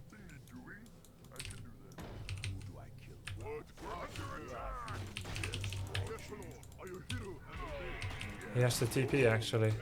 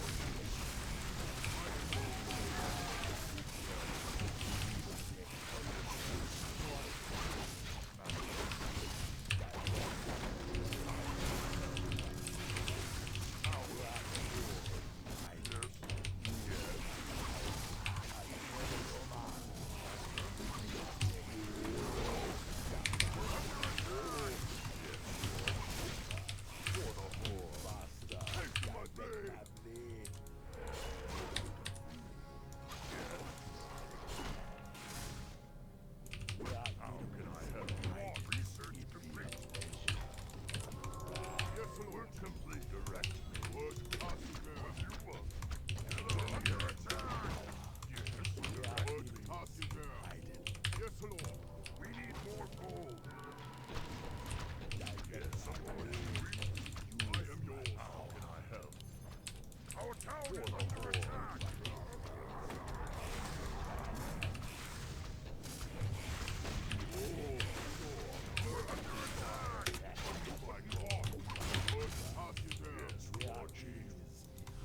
Work complete. What do you want?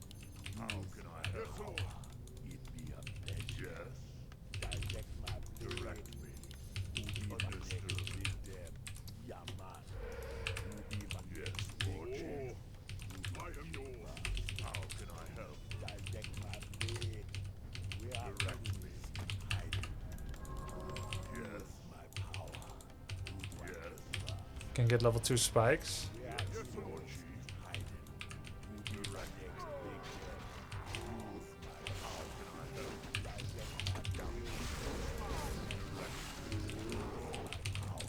A wise plan.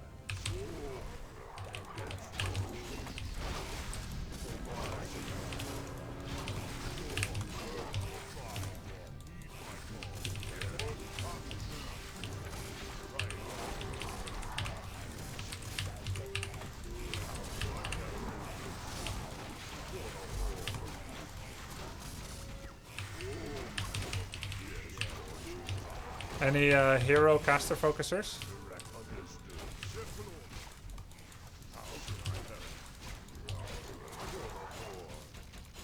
A wise plan.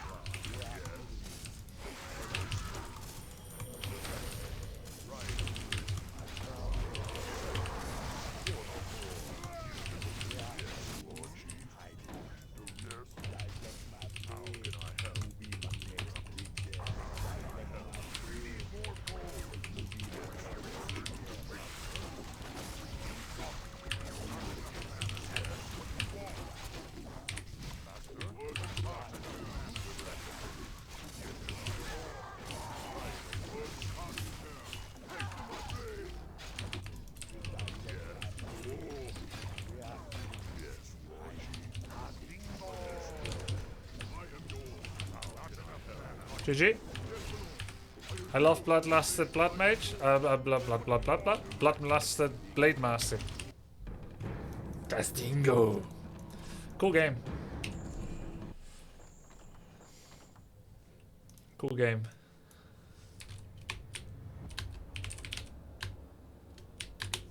More of a specific question. I want to learn Night Elf, and I'm curious what are some very critical things to concentrate on that low mid-level, maybe even high MMR Night Elf players don't often quite get right. My thought process is that if I, from the beginning of the journey, focus on fundamental things, I'll get to a second nature feeling faster, so ultimately I can be a better player. I wouldn't approach it from, can you figure things out that even high MMR players don't get right? That's an ego question. I know something they don't. I wouldn't approach it from that. I tried to learn a game as a sponge. Later on, you can start to like develop your own meta, but it's better to learn a lot of the fundamentals that have already been discovered by others. That's the quickest way to do it. It may not feel like second nature yet, but at least you are rehearsing real songs rather than random melodies that don't sound quite right. Like if I were to start singing, I would first try to copy I Will Always Love You by Whitney Houston, realize it's too hard for me, then try something easier.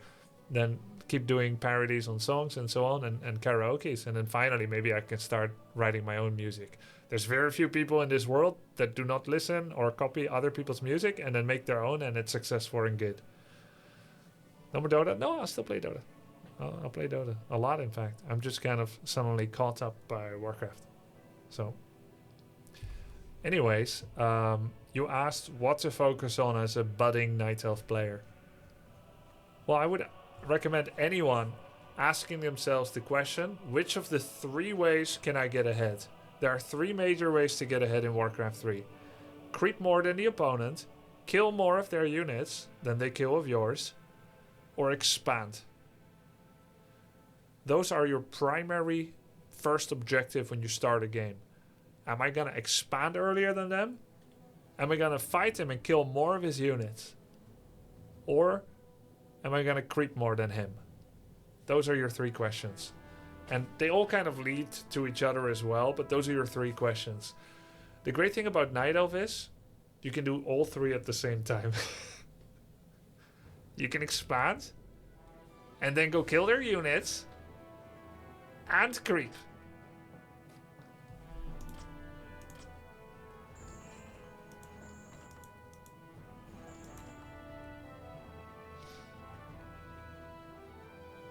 There we go. VMPS, what's up?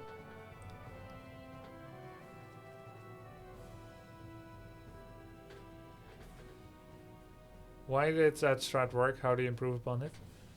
The orc strat I just did. I don't know.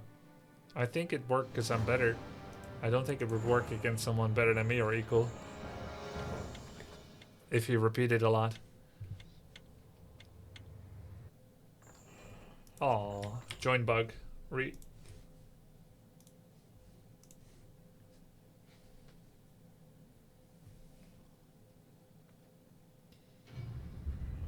do you ask questions with suggested answers, Rolyat? Why not just ask an open question? Much more interesting.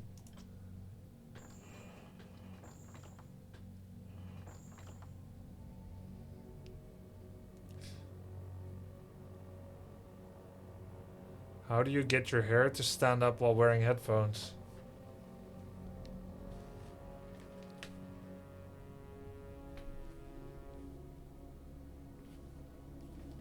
Just put the webcam in front.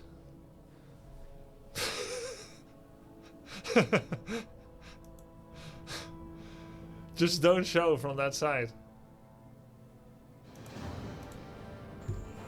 Gamer hair alert.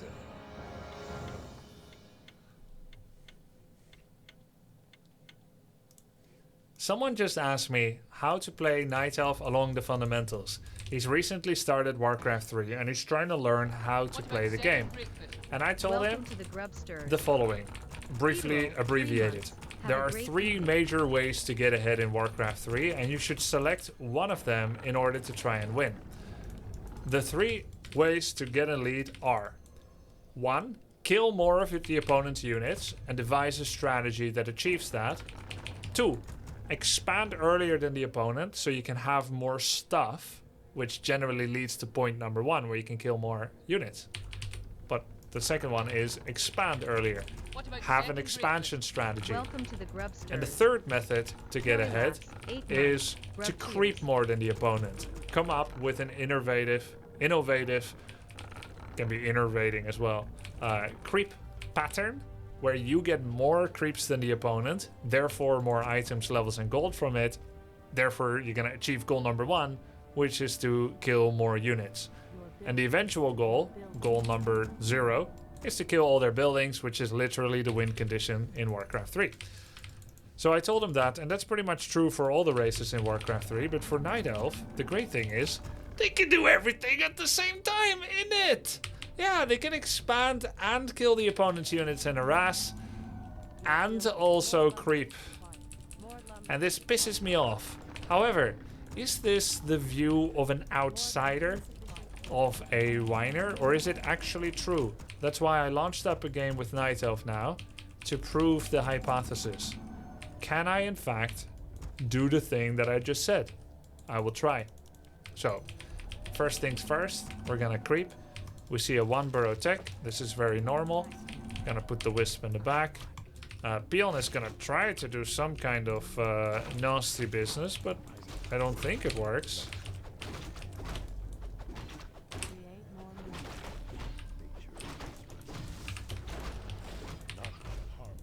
Do a little bit of Ancient of Wonders cancel.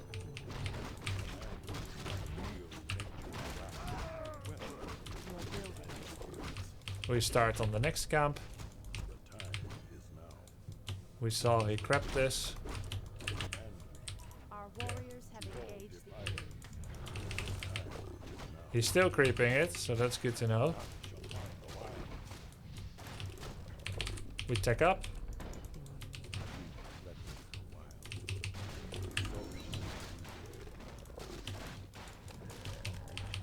And more archers. He killed the wisp.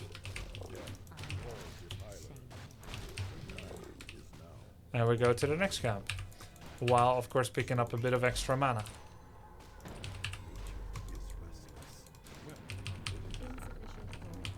Now I'm teching and I'm creeping. Where's the unit killing part coming in? It's not here yet. One shot, one kill. Hopefully coming soon. Our sacred grove is being desecrated. He went for a bit of harass. Engage the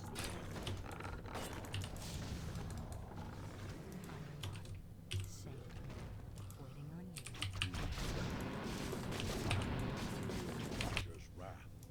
you. He wants to check if I have an expansion, of course. I'm gonna send one wisp next to his base. Keep making archers. And I'm gonna get Staff of Teleport. He got the Staff of Teleport and the dust. So he's basically watching me right now. I stand ready.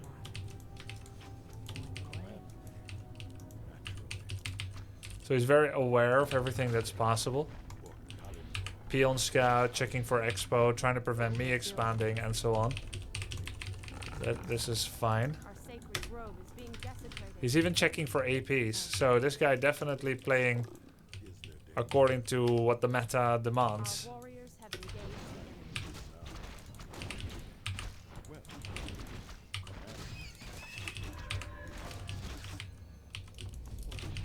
So we are expanding, I would like to bring to your attention.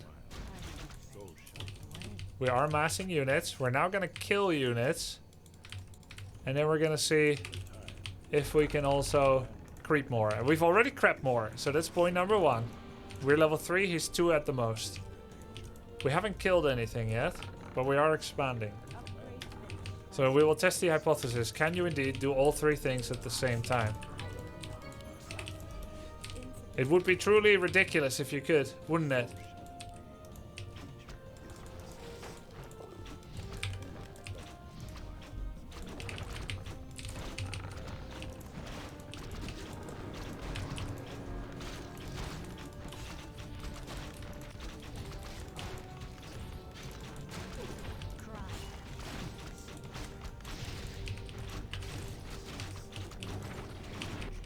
Ain't no way.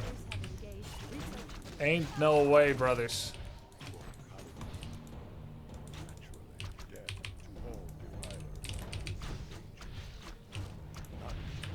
If this works, that would be crazy.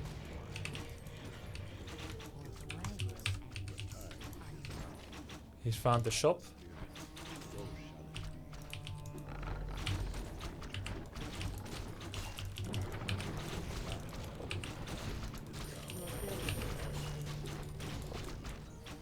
Heal pot? Nope. Our warriors have engaged the enemy. My disappointment is immeasurable. I stand ready. And if yours is too, you should sub to the grubs so we can self-pity and wallow together. Next step, of course, is tier 3, because having just 3 advantages over your opponent is not enough. You also need to go tier 3.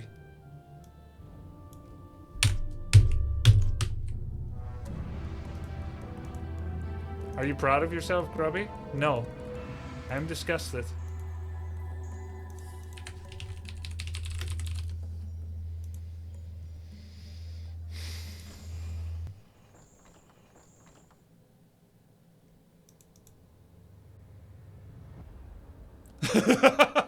Kevin downloads replay from W3 Champions.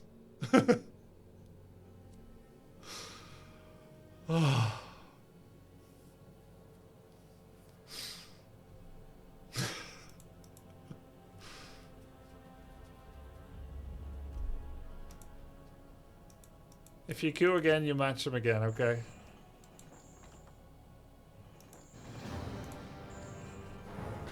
What about second break? What about second Welcome breakfast? to the Grubsters. Rolly added 1 month.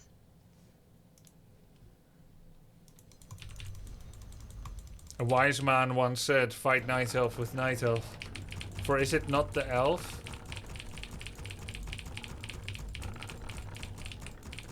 I thought he may be wise, but he really does not have a way with words. Seems to me like he just stopped talking. It just shows you shouldn't listen to everything that old farts say.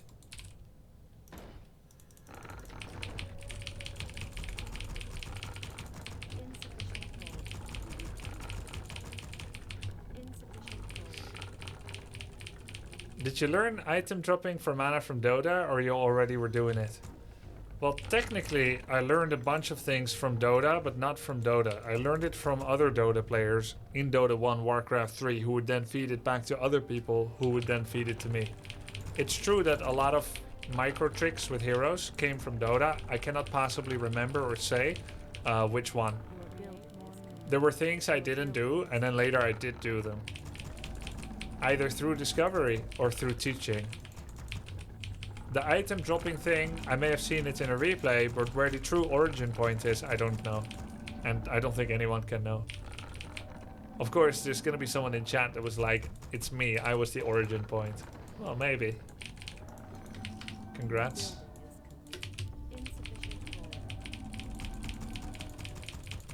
How often do you buy a new computer or update it?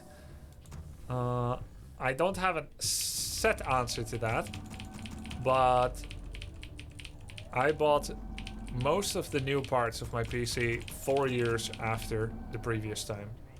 So.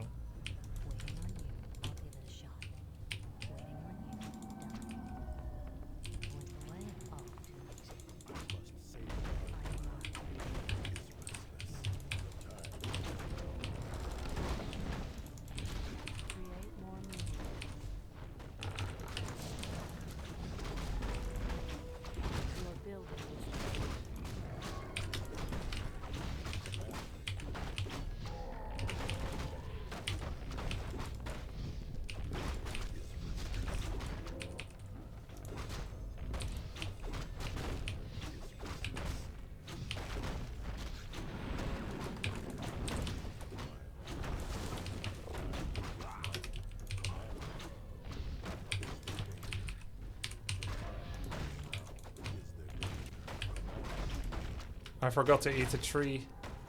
Oh god.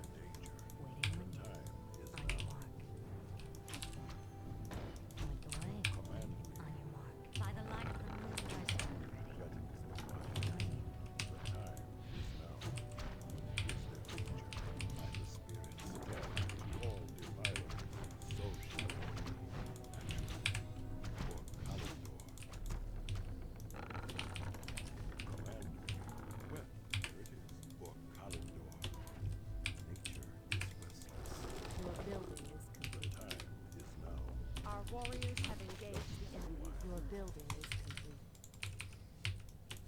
Your building is complete.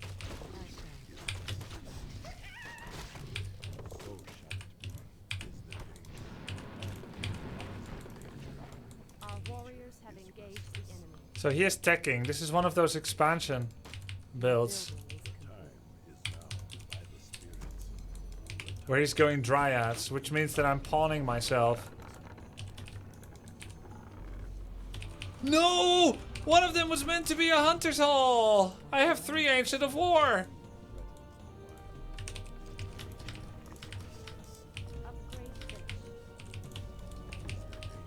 Hey, at least I'm not gonna get caught by the dryads that I fear are coming soon.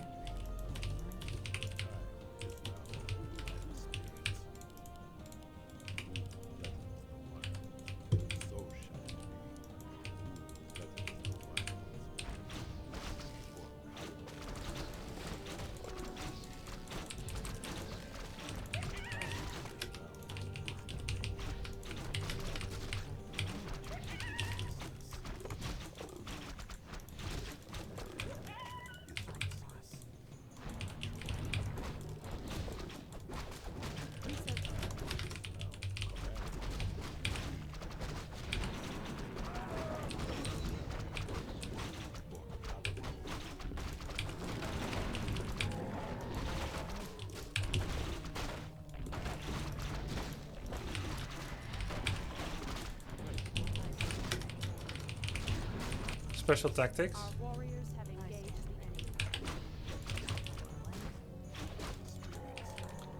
I think he is doing that one Ancient of War Huntress Dryad thing with Expo.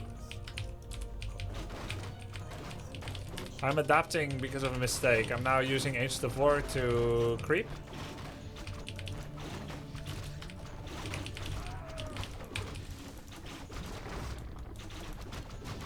Thank you. 3 units. While going mass archers. And then I'm gonna Ancient of War in his base.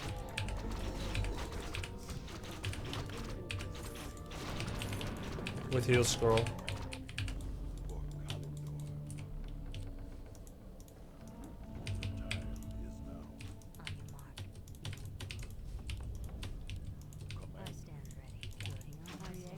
Our warriors have engaged the enemy. There it is. I knew it. I know this archetype. Research.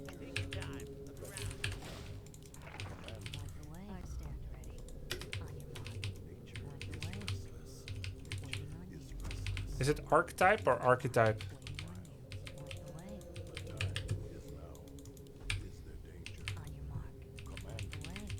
Our warriors have engaged the enemy.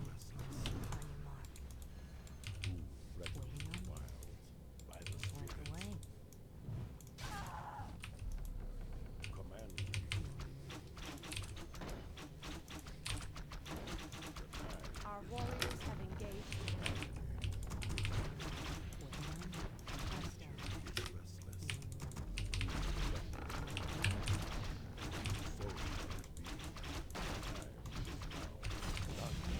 It's a hit and run by him, of course.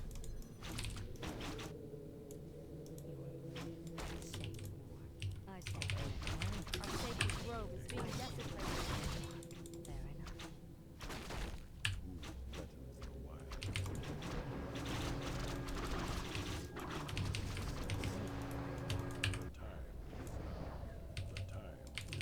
And because he has an expansion, he can afford this a million times over. He wants to let my ancients finish, that's why he didn't attack it.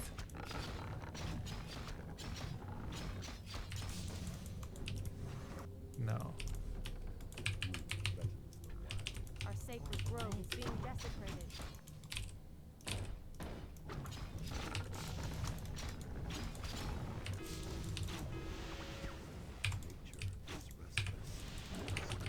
Create more means.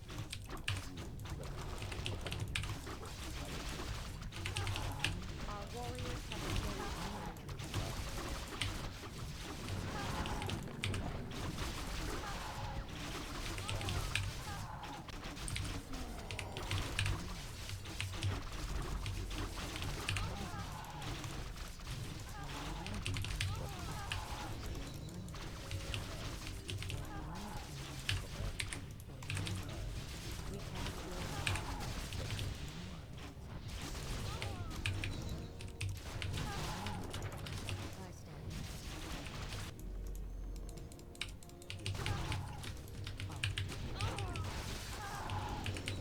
My poor archers.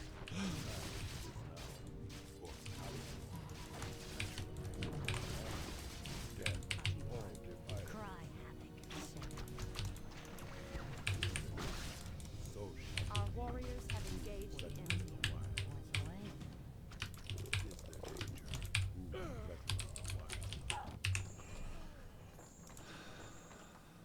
3 Ancient of War. What's the Ancient of Wonders cancel for? It's because I didn't want it. No, it's when you're at 20 out of 20 pop, but your Moonwell is 10 seconds away, you start the Wonders, cancel it, so that you can squeeze out another Wisp. Because you want another Wisp and then tech on 21 population. And it makes your tech faster, essentially. Night Elf's so OP, you can beat Night Elf.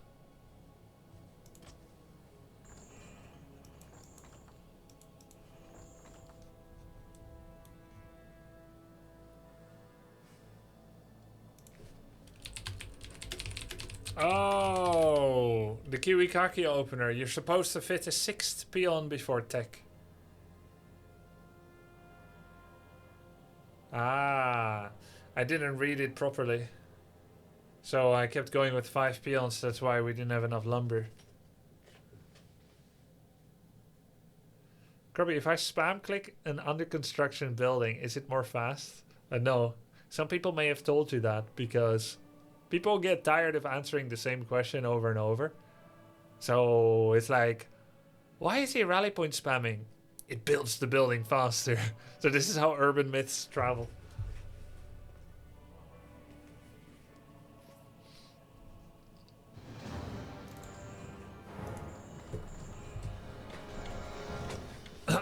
Hawk.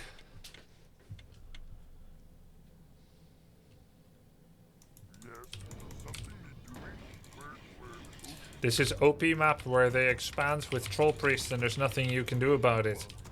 Or can you? You can't. Or can you?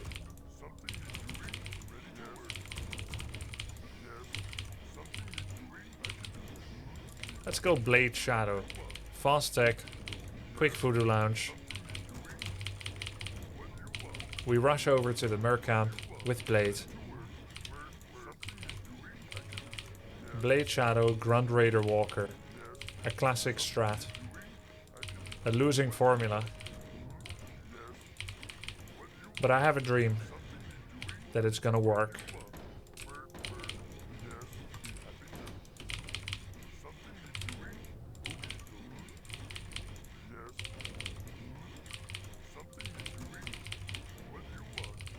Goliath online. 77777. Resembles the story of a man who marries a mature, rich, and famous woman, but one day, he meets his ex-girlfriend again, cheats on his wife, and spends his best week of the last year. Not best week. It's a very good week though.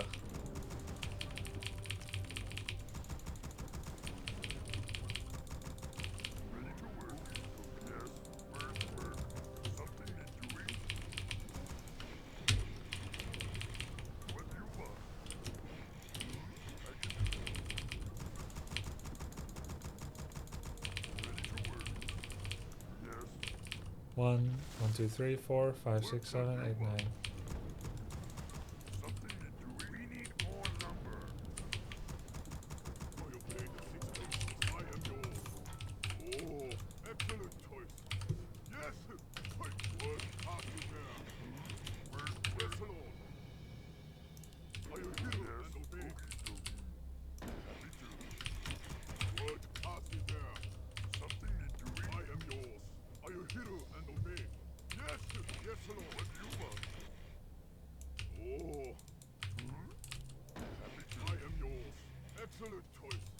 Wait, he went straight for his natural?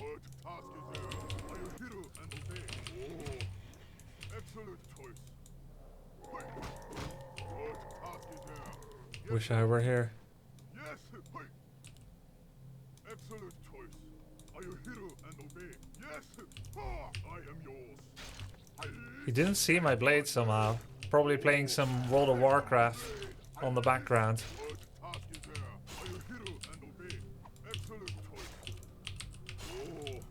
Getting a quick cheeky raid in.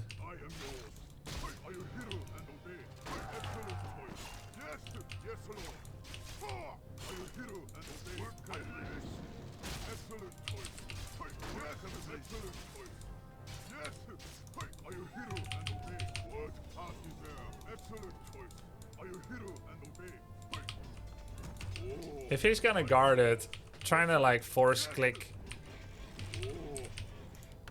No, I don't want to buy circuit. Trying to force click like peasants down is really tedious. Because you're just gonna take a lot of damage.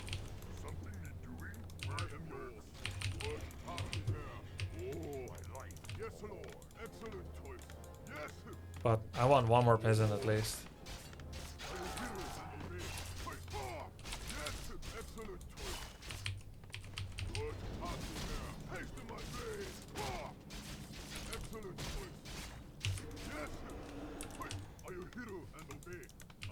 He has another bolt. Are you hero and obey? Hey, I'm dead. are you hero and obey? Yeah. Our hero has what you want. Windwall cooldown. OP OP.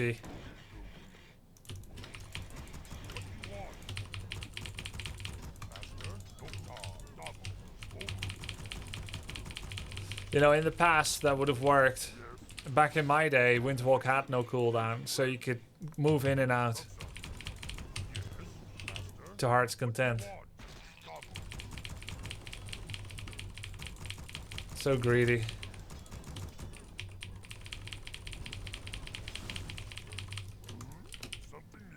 Level 1 hero's cheap anyway. Yeah, it's mostly the training time that's the problem. Wait. Okay, hold on just a second here. I forgot that they're cheaper. This used to cost... Back in my day, this was 170 gold. When did they change the revive cost?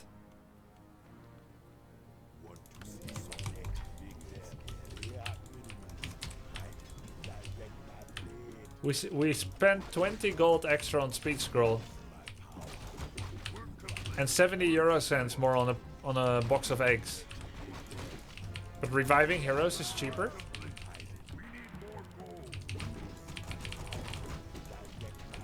Isn't the price of groceries just rising out of control, guys?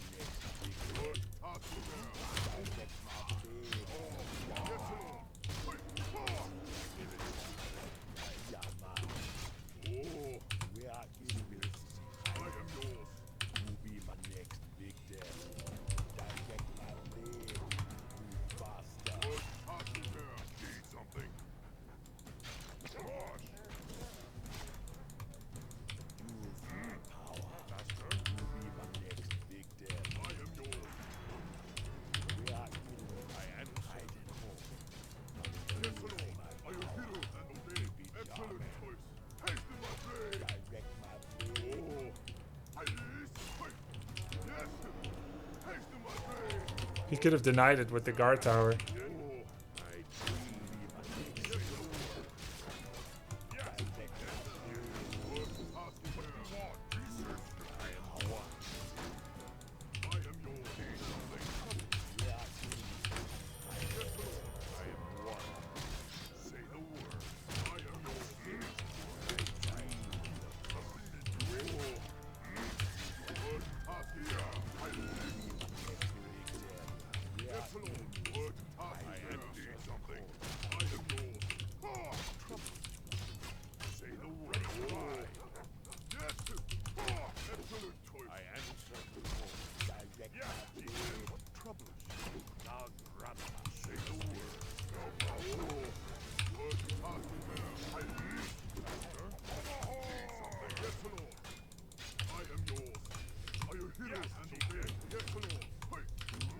All of this is just Fight Club stuff. Remember the scene where they say, start a fight and lose it?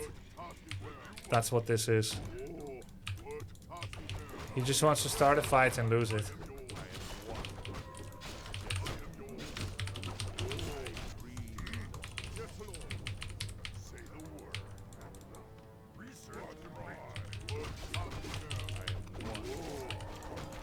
Nice items. Mass rings. I love it.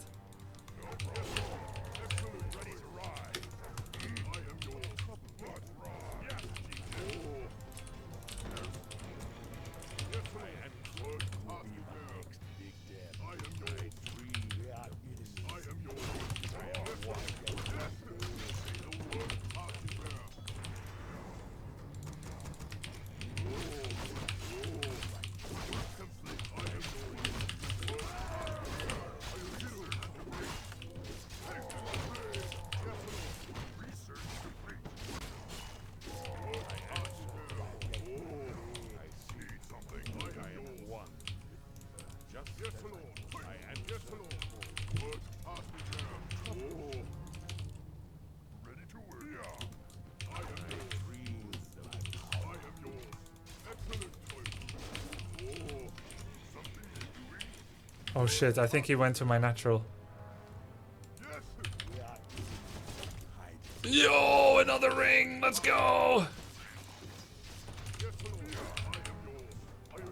It's 5 towers. I think he took this route.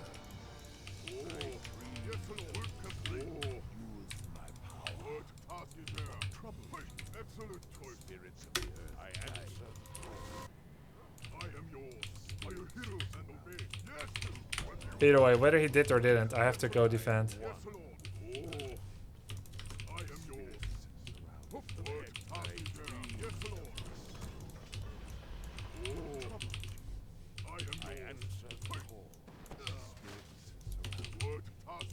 I guess he's doing this then.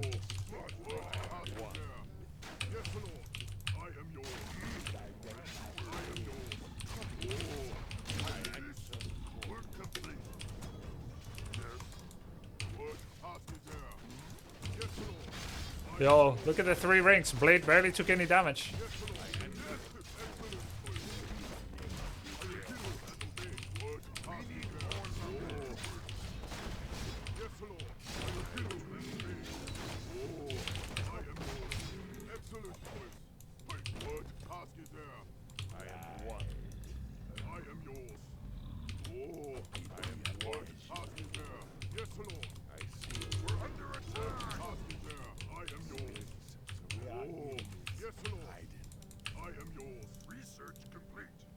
He's got 3 rings too.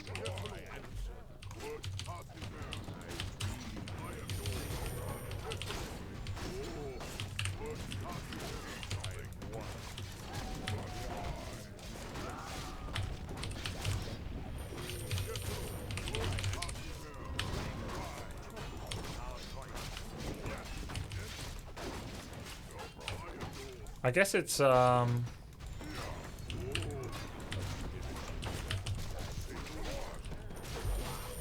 I guess he's actually going for mass air,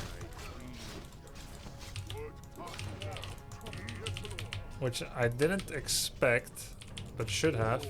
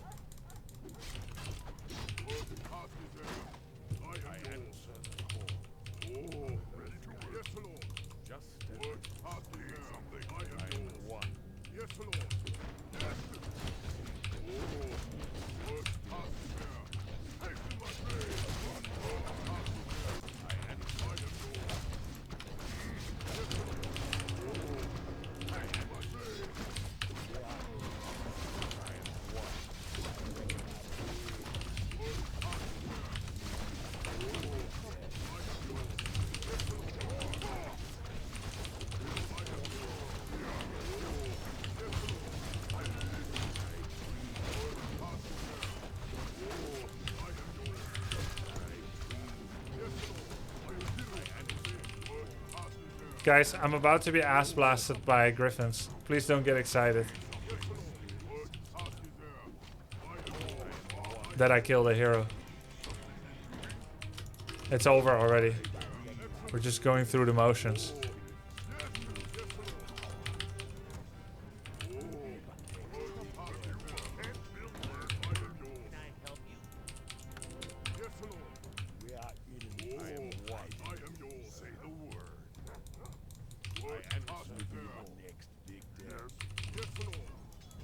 The only way I can win this if he doesn't attack for another 3 minutes and I get to save up 3,000 gold.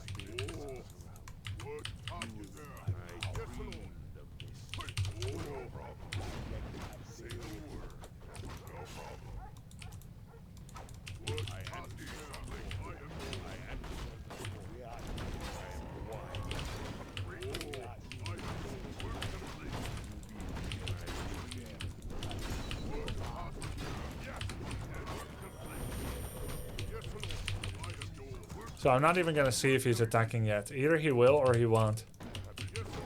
If he will, we die. If he won't, we have a chance.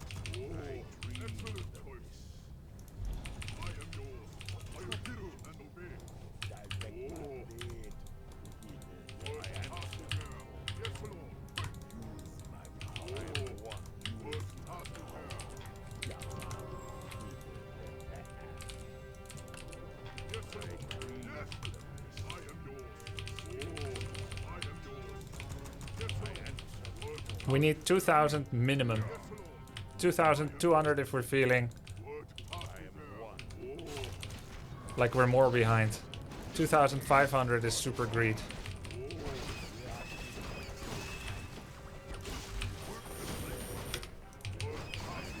$1,600 if we're trying to protect the lead, but we have no lead.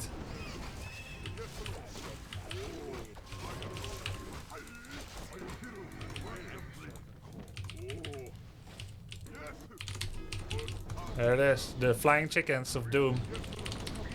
What about second breakfast? Welcome to the Grubsters. Brilliance, 1 month.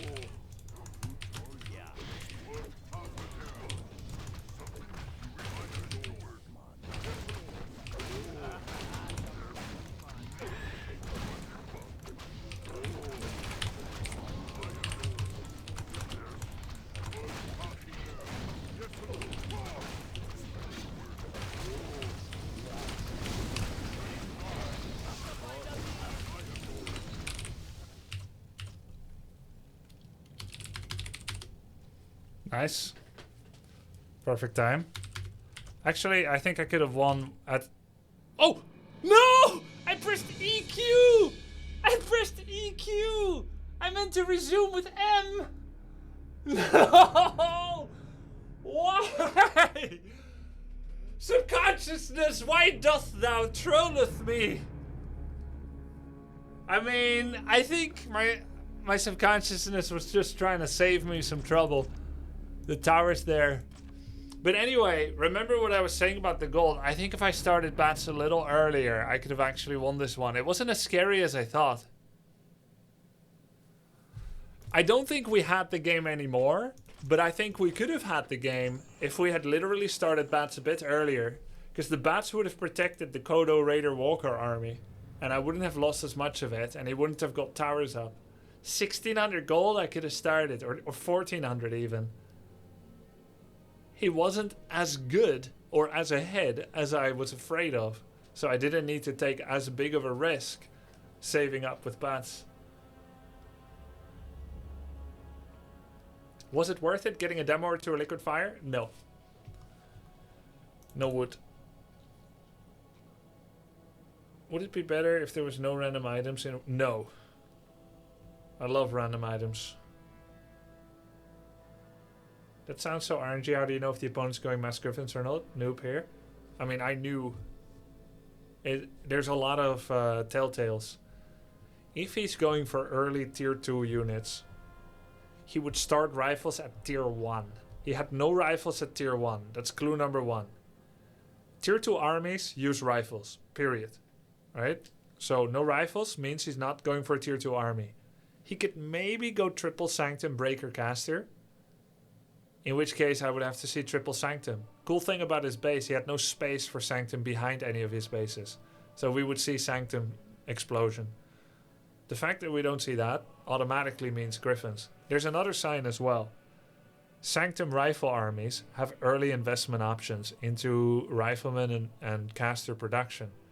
Griffin strategies don't have the opportunity to spend money on units. Therefore, they get mercenary camp units instead. If you're seeing large swathes of mud golems, maulers, berserkers, and priests repeatedly, which we did, it's always air.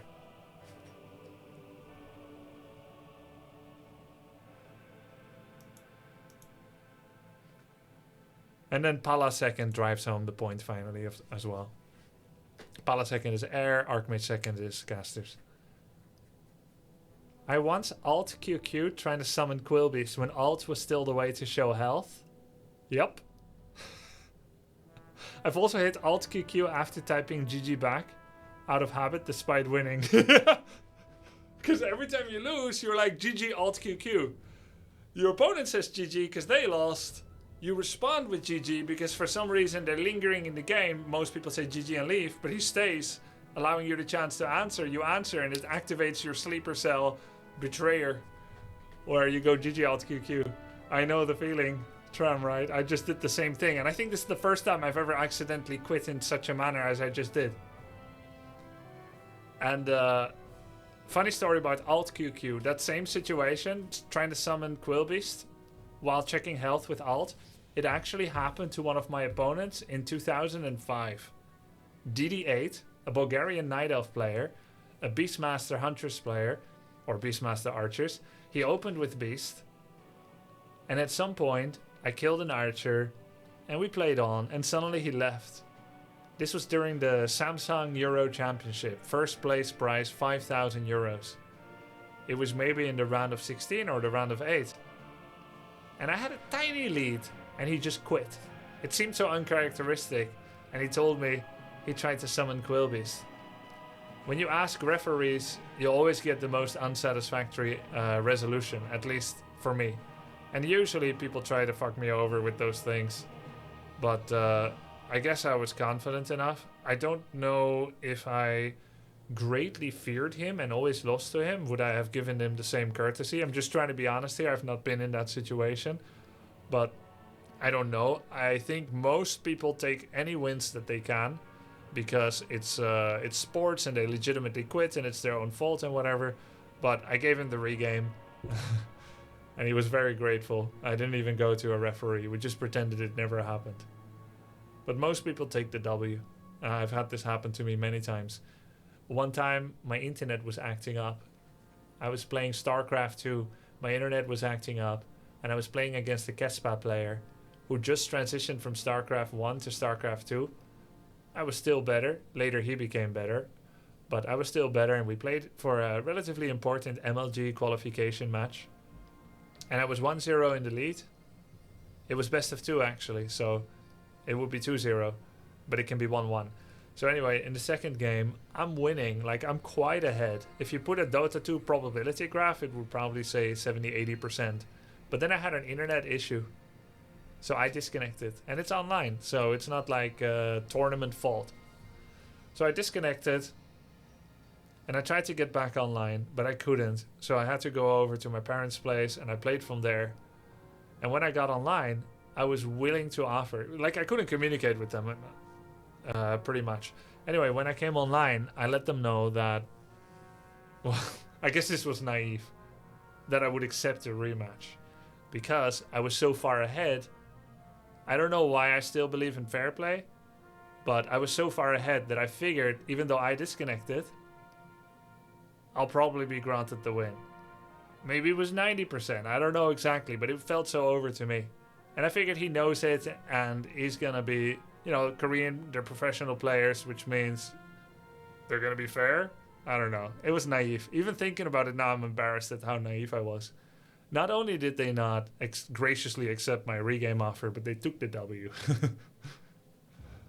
Yeah, I'm like, that doesn't make sense. If anything, it should be a rematch. I should get the win, but at the very least, it should be a rematch. But again, naive. My internet disconnected. I don't know how you could contrive that I did that on purpose. And maybe that's not even the point of it. They said they checked the rules and they're going to take the W. Ruthlessly efficient, at least. They spent the time when cycling or driving over to my parents' place, reading the rules. Have you ever got disconnected at LAN tournaments? Yeah, several times. You always get effed up because the refs don't understand the game. I used to say who it was against, but I don't anymore because I used to be angry and want to blame and shame, and I don't anymore. So I'm not going to say who.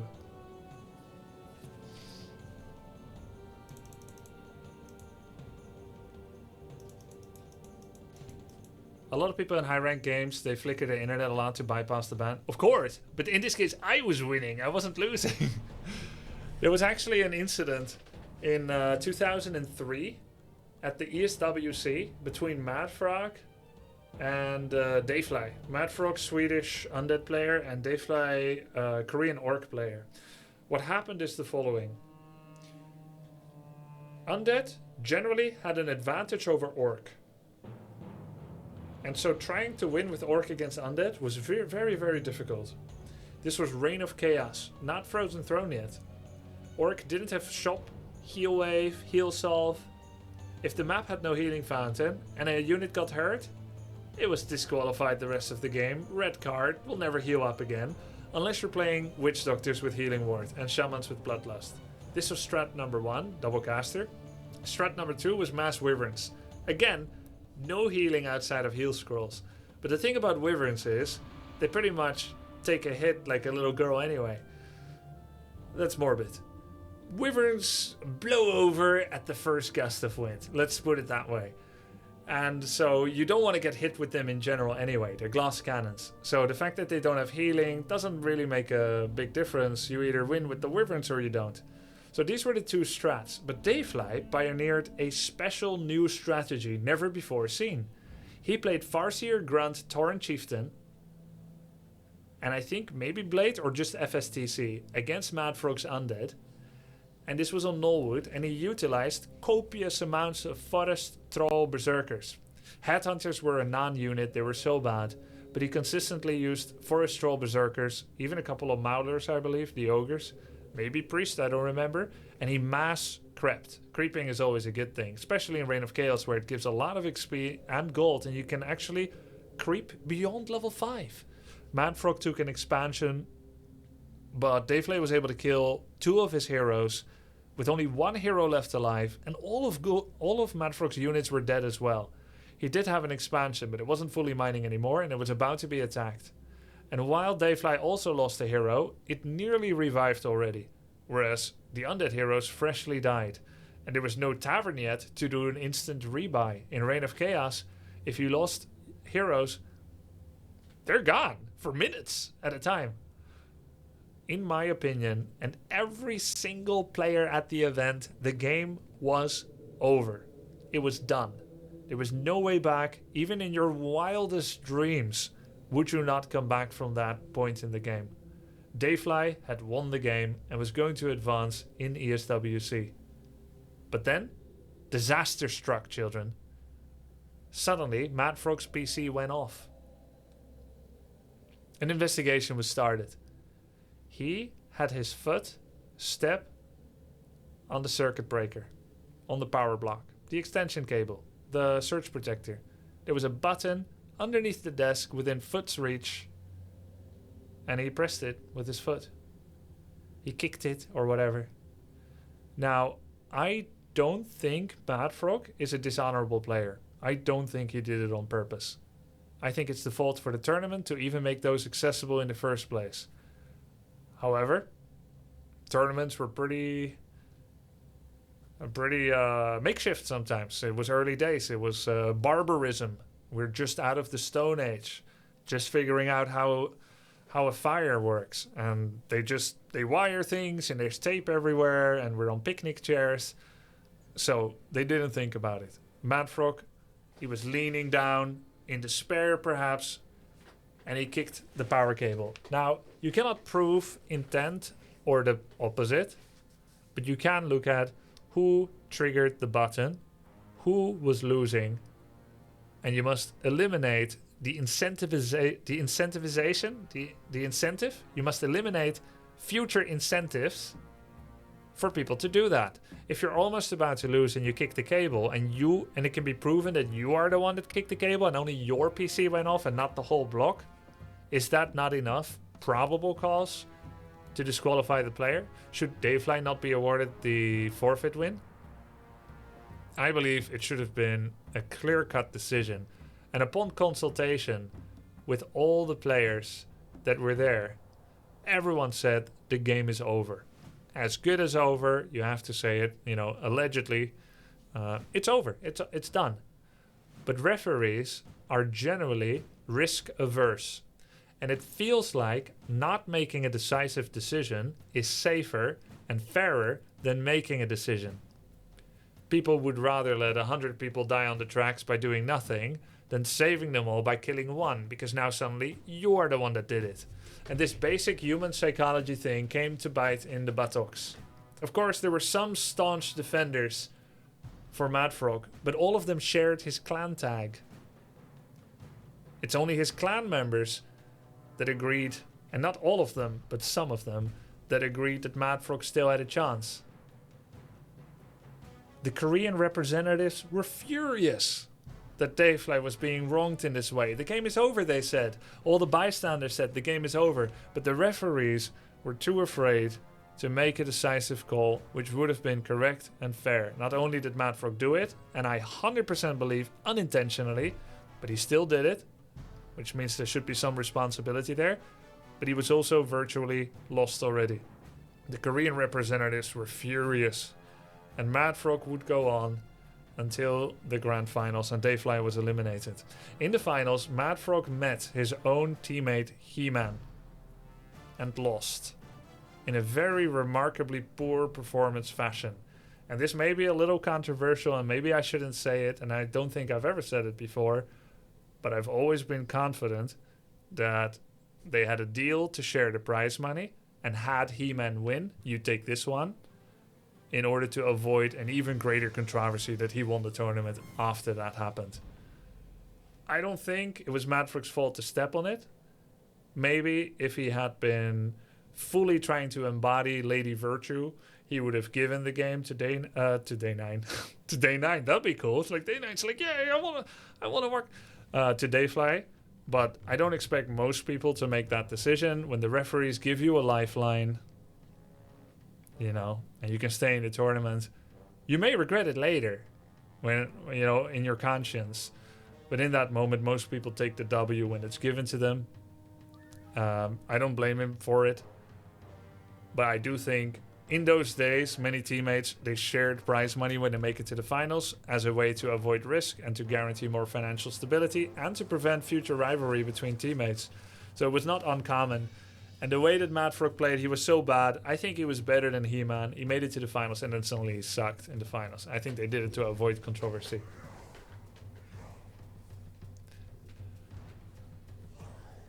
The disconnecting player was given a regame.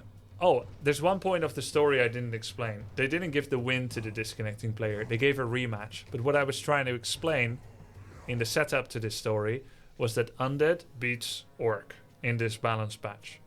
And Dayfly used a one-in-a-lifetime strategy to do a surprise upset. And right before the victory screen, disconnect, regame given, he now no longer has a strat for that map. Because he can't use the same strat. It won't work again. And it didn't. In order to get the angry Koreans out of the room, they also forced everyone out of the match. So no one ever saw the rematch. Before that, and this may surprise you a little bit, players were allowed to stand all the way around the players. So imagine 2 long desks, 16 players on the desk. People are competing. Slowly, people get eliminated. Instead of clearing the area and creating a safe, concentrating space with no collusion and you know, blah, blah, blah, people were just like, they get up from their chair, they finish, they're out of the tournament, and then they just go watch the other players. And they're just like standing over their shoulder and stuff, and they're talking with each other, and there could be open headsets, there could be closed. That's the kind of like basic makeshift rules that there were. Later, in many other tournaments, steps were taken that players couldn't concentrate. And in that moment, the Korean players alleged, the Korean representatives alleged that one of Mad Frog's teammates told him the game is over and he should hit the disconnect button. Right? They believed, because so many people were allowed to stand around the players, which is unprofessional, I agree, and it wouldn't be like that in Korea, and it wasn't like that in Korea. They believed that one of his teammates told him during the match, when no one was paying attention, game is over, you should disconnect. I find this very unlikely, but it is a smart attack route for the argument in order to try and get the best for your Dayfly. Right? I don't think that happened, but it is possible that it could happen. And the responsibility for a tournament is to make sure that something like that never can happen. And therefore, in order to mollify the Koreans a bit, even though obviously it's too late, the referees, after they made this unpopular decision to award a regame, they forced everyone out of the room, which of course should have been the default setting for all tournament matches. They forced everyone out of the room so none of us could see the rematch. And Dayfly got defeated. Again, it's a one-time strategy that he could not have repeated. No, no one ever saw the game, Tramrite. You played Elf in this tournament, right? Yep. And I lost to an American player, Wizard, who was Orc. Later on in TFT, I would switch to Orc and he would switch to Elf. And we continued to have matches against each other. Did you talk about that with Mad Frog on Blizzard Invitational? Yeah, I brought up a bunch of things with him. I apologize for uploading replays after he asked me not to. So, when I was a young Warcraft 3 player, not very well known yet, what I did was, anytime I beat a player of note, I uploaded the replay. I never upload losses, I only upload wins, and only against players of note. And immediately after I beat them, all the time. And then when people leave comments on it saying I did well, that was my satisfaction. So I read those comments. And Mad Frog, he was much more well-mannered than me. And generally just liked people do their own thing. You just work hard. You don't talk much. You keep your head down and you respect each other and so on. I was a bit more cheeky and wild. And so at one point, he was also very concerned with his public image, but he was not a replay uploader. He just didn't like it that constantly replays were uploaded of him losing, but never winning. And because he wasn't like ego-driven like that, like I was, he wasn't uploading counter evidence either. He probably preferred to practice in private, which of course isn't possible when you play online. So when we met on Ladder, he asked, can you not upload the replay whatever happens? And I was like, no. Then I beat him with the Tower Rush and uploaded the replay with even greater level of satisfaction. I apologized for that 15 years later when we met at the BWI. I brought it up. I was like, you don't want me to upload? No, I want to upload it even more. I'm sure he was still mad about it. I mean, I don't know. Not that mad. Have you seen how he looks? He's like that. Where my elbows are, that's where his shoulders end. Where my shoulders end, that's where his, what do you call this one? What do you call this? His traps. Where my shoulders end, that's where his traps end. If he was mad. Collarbone. No, isn't it the traps? I just checked Dayfly's Wikipedia and it's referring to a scandal called the NBC map scandal. Yeah. The NBC map scandal, guys. Are you familiar with it? It's actually a big scandal in Korea that partially hurt the progression of successful Warcraft 3 adoption in Korea. It's also partially just because it's not StarCraft 1. Ladies and gentlemen, let me tell you about the NBC map scandal. NBC is a Korean TV league, and they showed and broadcasted televised Warcraft 3. After StarCraft 1 reached such high levels of success that there were pro teams in spacesuits sponsored by the biggest telecom and telephony and internet and hardware companies in Korea, truly making the biggest esports phenomenon that we've ever seen, Warcraft 3 came out. Korea, like me, was huge. And Korea the country, okay? Korea was a huge Blizzard fanboy. The whole country. And so was I. Which is irrelevant, but I'm just putting it out there because I'm telling the story, damn it. So anyway, Korea was huge Blizzard fanboy, so after StarCraft 1 came out, Warcraft 3 was hotly anticipated. And the leagues were quick to adopt it into televised league as well. Now, Warcraft 3 is not as easy to follow as StarCraft 1, and didn't have as experienced players yet, and so on and so forth. Plus, eventually, it isn't StarCraft 1. It is possible to prefer one or the other. We know Warcraft 3 is better, but some people, they don't know. They prefer SC1. It's sad for them, but we should try to have understanding for the less intelligent people in the world. Like Artosis. So anyway, when Warcraft 3 was being played in Korea, NBC League was one of the ones that used this for televised matches. And in order to try and make Warcraft 3 esports more interesting, they came up with new maps. Not just Blizzard maps, but they made some of their own maps. And these maps were wild, guys. We're looking at maps where the 4 spawn locations were in the center of the map-ish, with a 2000 HP gate that was at the back of your base that you could break through to reach the center of the map. And then you could like fight through the middle, but otherwise you had to go all the way around. And then there were like crazy expansion spots where you could expand on the low ground and then entangle the mine on the high ground. And there were like dragons and stuff.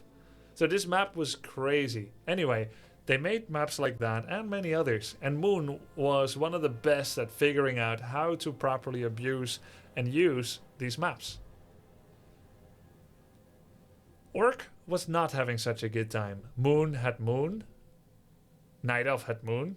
Moon had Moon as well, which is always nice. Night Elf had Moon. There were a bunch of good human players. Undead had many fantastic representatives, but Orc was struggling. And everyone was angsty in Korea about Warcraft 3's lack of success. Warcraft 3 was not quite taking after SE1. And what's the reason for that?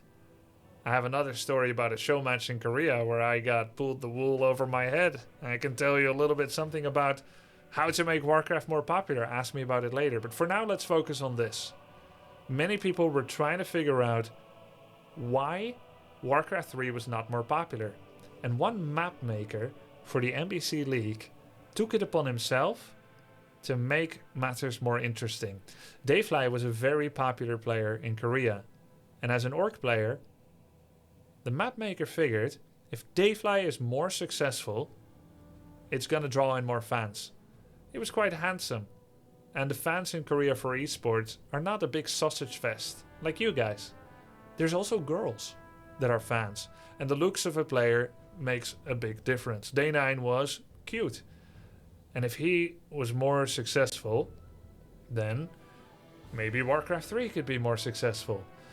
So the map maker thought he was being altruistic, but he went about it all the wrong way, didn't he? What he did is the following. Maps that are made by Blizzard have the Blizzard logo. That's how Blizzard coded the game. Any edited map loses the Blizzard logo. So if you were to join a custom game on Twisted Meadows and that Blizzard logo isn't there, you can be sure that map got fingered by some map maker that made him, when he starts in this position, twice as strong as you. He meant fly? No, I mean Dayfly. So if the Blizzard logo isn't there, it could be anyone's map. It could have any edits. But NBC League, they have a map making team, and it's known that they have custom maps. And generally you trust the powers that be. You trust the institution. But one of the map makers went into all the maps and changed minute values that benefited Orc. It's easy to see if a grunt suddenly has 5 less damage or 5 more damage. You can see it in the overlay. But there are some stats that are not visible. He figured if I make Orc just a little bit stronger, but unnoticeably so, the loaded dice in the casino equivalent, if you will, then maybe Dayfly will get some W's, some victories. And maybe that's gonna rescue and pull Warcraft 3 out of the slumps. But he made one big mistake.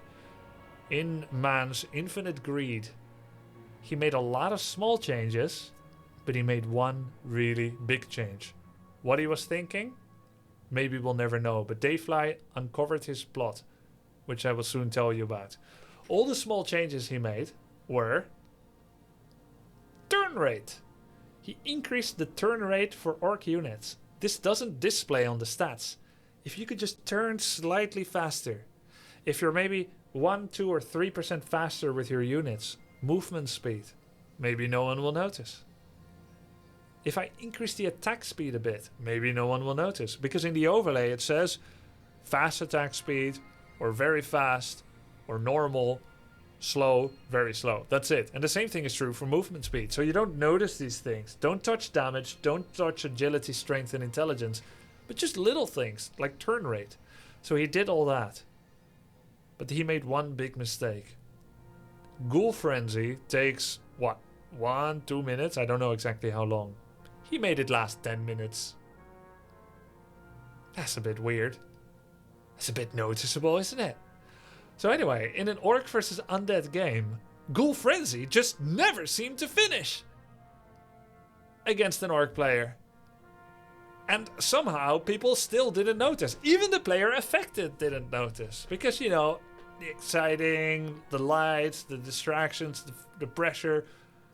But Dayfly noticed. And he decided he's not going to let this stand. Even though it benefited him, and he wasn't the one that commissioned the dark deed, he couldn't stay silent when he noticed it. And he brought it forward. He published it, basically. He exposed what happened. Because he didn't want to win under such conditions. And I don't think he did win under such conditions. He won a match, but before the tournament finished. With that, it became a large scandal. The map maker got reviled and punished and so on. But stuff like this tarnishes the legitimacy of a competition. And then people start wondering what else is rotten. It's just like when there's a betting scandal. So, yeah, Warcraft 3 started declining. Partially because of that. And partially because I think ultimately they were never going to like it as much as SC1. But it is a catalyst for decline. And that's the NBC League whistleblower scandal. What year was this event? 2003.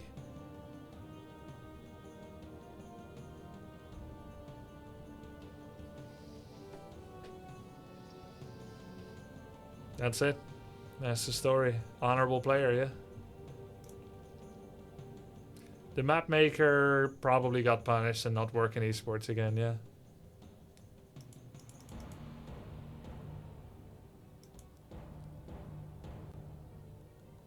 Right, follow Kniever, that's crazy.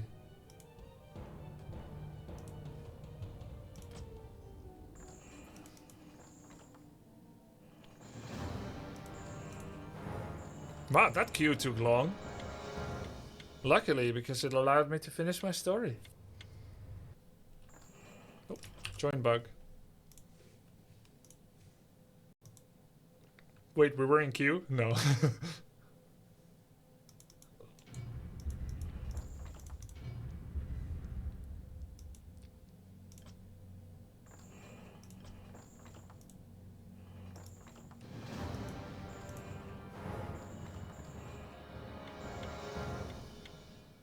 Tell us about the wool.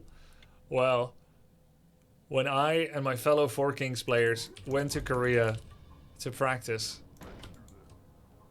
and to play in 3 televised leagues, Warcraft was already in the decline as well. This was after the NBC map making scandal. And so the Korean representatives that met us, our liaisons, told us that the way to save the game is to make the gameplay more interesting. Welcome to the Grubsters. Order 66_for_ everyone, 15 months. I love WC3 story time very much. Thanks for the sub.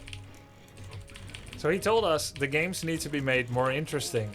How about playing a show match against 5 Korean players? The 5 Four Kings. Fury, Zeus, Tad, Fav and Grubby. You're gonna play 5 best of ones. Just to put Warcraft on the map. And to welcome Four Kings to Korea. And let's make the games interesting. It is very important not just to play well, but to also play uniquely. Could you make it interesting and play uniquely and not the same meta? This is very important because we need to make the game interesting. It's make or break for Warcraft 3. So we were quite impressed by that speech, and we all prepared a Tavern Hero opener. I went for Firelord TC Bloodlust. Fav went for something crazy with the Tavern Hero, which is really bad for Undead, and it's bad for me too as Orc. Everyone went for something special, and our 5 Korean opponents, all played top of the line meta, tryhard, and trashed us 5-0. Welcome to Korea.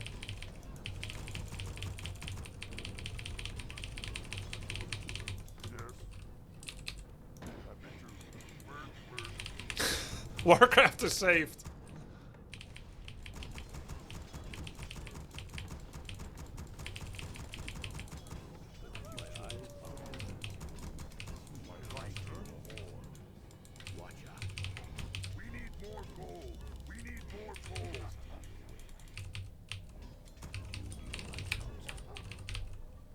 What happened to Dota today?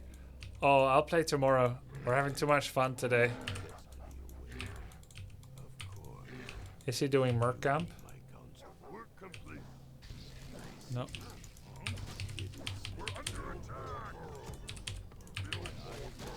I'm not saying Dota isn't fun, but like I don't feel the urge to switch at the moment.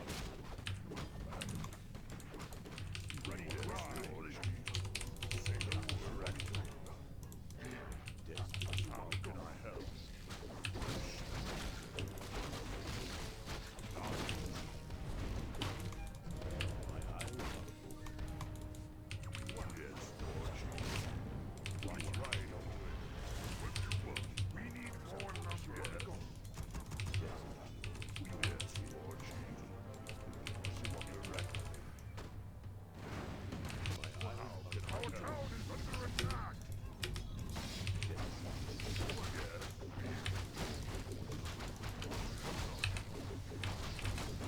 Research complete. What about second breakfast? Welcome to the Grubsters. Zekirok, 61 months. Damn, I've been following you for a long time.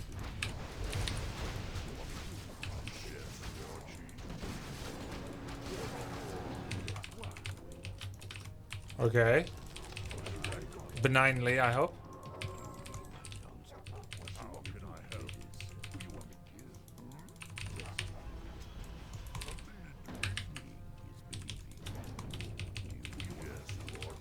Thanks for the sub.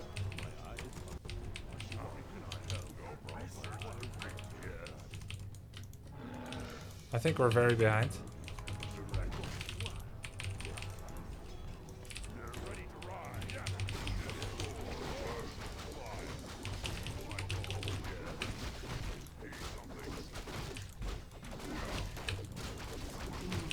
That helps a bit. Decent What about item. second breakfast? Welcome to the Grubsters. Hades_shock, 8 months.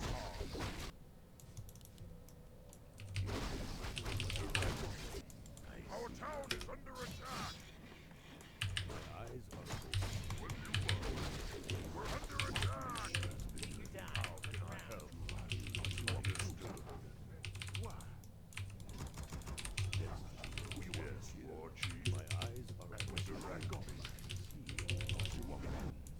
Something is doing. We're under attack. Yes. Overcoming.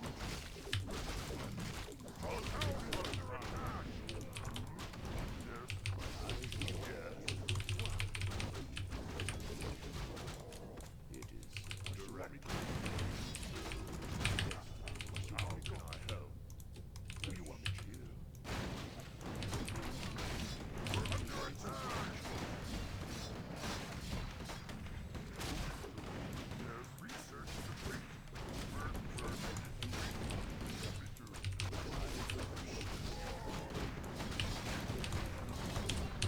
I help? I see.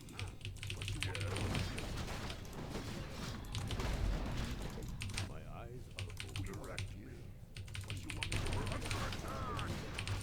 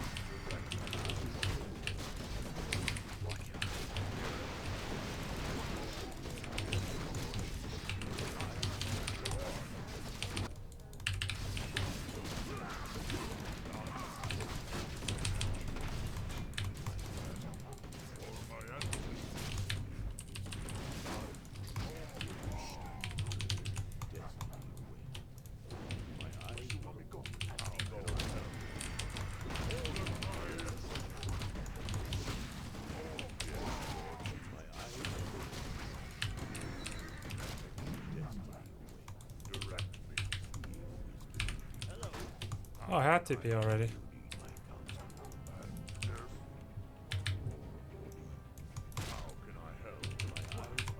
Now I can TP again.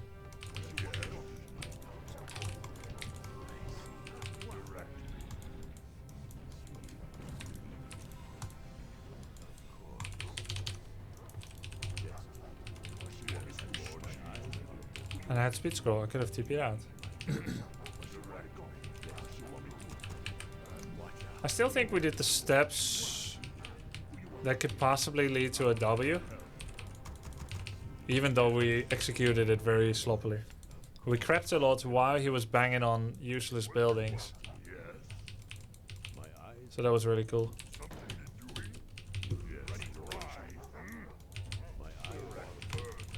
Ooh, he's right here. Wise plan.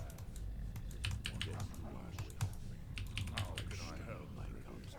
He has a giant army and we fought into Scroll of the Beast. I see. Yes, War Chief. For my aunt, yes.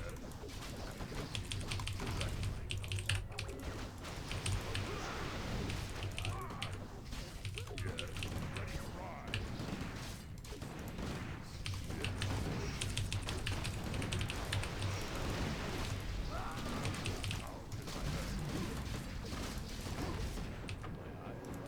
Yes.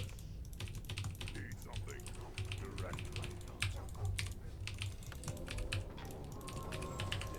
Yes, War Chief. My eyes We need more gold. How can I help? He's gonna take red spot, get the MK5. Then I'm gonna give him the satisfaction of clapping all over me. Direct complete. Yes. And then it's over. We can all go to bed. How can I help? Ready to ride. Need something? Sure. Yes, fine. Heed my call. Yes, War Chief. Yes. Right. Direct. MK5, as was foretold. Directly. my eyes Yes. it is Yes, War Chief. my Ready eyes to ride. Can I say the word? Directly. destiny away. How can I help? Do you need my counsel? Yes. Yes, Cloak of Flames. My eyes Yes, War Chief. Directly. I stand ready. Inventory is full. How can I help? For my ancestors. Yes. I stand ready. Yes, War Chief. destiny away. Directly. Right. How can I help? And yes. Right. Help.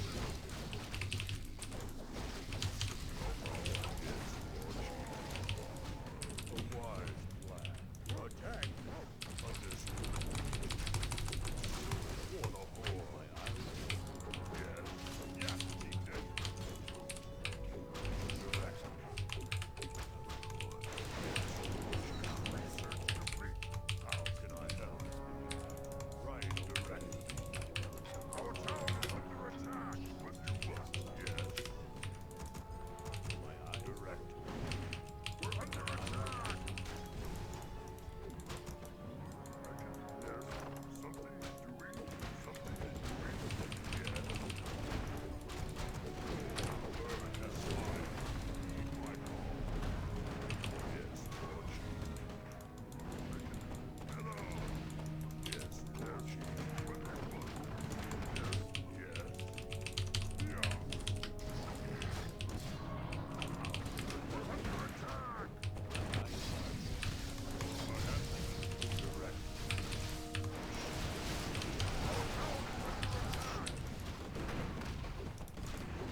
Yes, for the whole. Directly. We're under attack! Wise.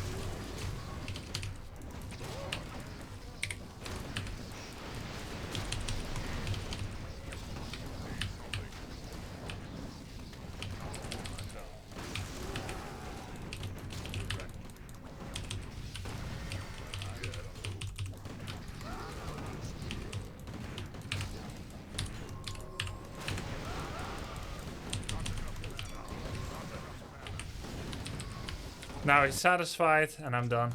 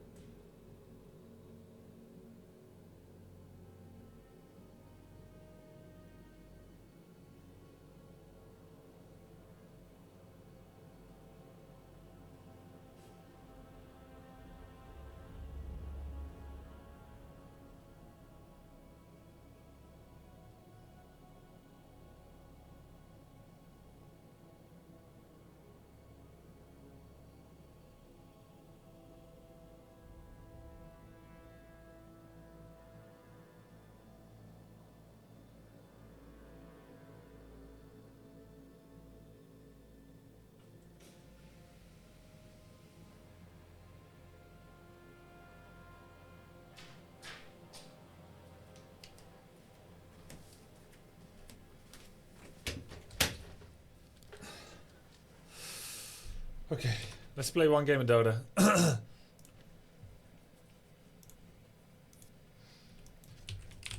To prepare for tomorrow. Would like to really hear more tournament stories. Were there any more tampering? Tampering. I used to say where, but I won't say anymore where. I once was at a tournament, and I had an appointment to play the tournament at 3 p.m. So I was going to be there at like 2 p.m. So I was going to wake up at 12 noon, have breakfast, make my way to the tournament. At 9 or 10 a.m., someone urgently is rapping on the door, knocking. And they're like, Grabby! Grabby! Need to make sure not to inflect any accent or you'll know actually where it is. Grabby, hombre, hombre! No. Grabby, Grabby. You need to go to the tournament. Again, no accent. Vamos! No. It was not in Spain. You need to go to the tournament. Like, you need wake up, wake up. I'm like, what? I'm playing at 3. I'm not gonna wake up yet. No, you have to go already. You have to go at 9 a.m. It's already 10. Go, go, go. I'm like, okay, not a good mind state to be in. Not a good emotional state to be in. The guilt of being late, the anger of being woken up, the stress of like not having my routine. There's so much bad already happening there. But I'm not gonna forfeit loss, so I rush my way to the tournament and I get there and nothing is ready. They're still plugging in cables into the modem, so to speak, right? They're setting up, they're chill. And I'm like, what the hell? When are we starting? 3 p.m. I'm like, why did I get rushed over here? I end up losing my nervous energy, replaced by a frustrated boredom. Also not a great state to be in before a tournament. And what do you know? The local players that share the nationality of the country, of the man that just asked me to come in early, when are they coming in? At bloody 2 p.m. I would almost think that they called me in early to disturb my sleep. The so-called slitting of the Achilles before the bull fight. It's not a fair fight, matadors against bulls, guys. They dehydrate the bulls before the fight. They cut them, they starve them. Not a fair fight. Yeah, smart play by the representative of that tournament, getting me to come in early and not sleep. Was this a player or admin? An admin, so I have to listen to them. I got played. What about second breakfast? What about Welcome second to breakfast? The Grubsters. What is life? 26 months. Essaying. Saying. Thanks for the sub. Hades Shack too. Did you confront them? I mean, what are you gonna do? Are you gonna go to the authorities? Are you gonna sue them? Are you gonna get angry with them? Keep in mind this. All that I'm doing, everything I do when I'm a pro player is to increase my chances to perform my best. Arguing with some low-life, no-name admin who pulled the wool over my eyes is not gonna help. Did you win the tourney? I did not. I did not perform well. You make it public to get the community on your side. Great. That always works well. It's definitely not gonna pull me into a controversial war with two sides of trolls flaming each other and me getting caught in the crossfire. You could present a golden ingot on a plate, take a photo of it, show it on the internet, have every expert in the world claim it's a golden ingot on the plate. You found it, you're donating it to needy children, and still people will say you're lying. It's not gold, it's not on a plate, it's not a photo. You are not you, you're lizard people. Like, there's no benefit almost always. Unless you have a goal, there's no benefit of trying to get the people on your side. I once became aware of the fact that two players were cheating together. Account sharing, essentially. Whoever's best matchup, they would play it. One used control groups 1 and 2 and nothing else, and had an APM of 180. The other had an APM of 280 and used 9 control groups. The player played the whole tournament tree online, and for one match, which happened to be against me, suddenly went from 9 control groups to 2. No, he went from 2 to 9. He went from 2 to 9 control groups. These players that, in my opinion, allegedly were account sharing, lived under the same roof. One was staying with the other because of home situation. They had the means, they had no alibi. In a match, suddenly, they switched from 2 control group using, which was true for their entire career. I checked so many replays because I didn't want to do a false accusation. They went to use 9 control groups, and their APM spiked up by 100. But when I brought the evidence out into the open, player A and player B are cheating, people from this country, like people on forums said, people from this country do not cheat. You can ask anyone on the street. I remember this argument because it was so dumb. You can ask anyone on the street if players from this country would do a thing like you just described, and they would say no.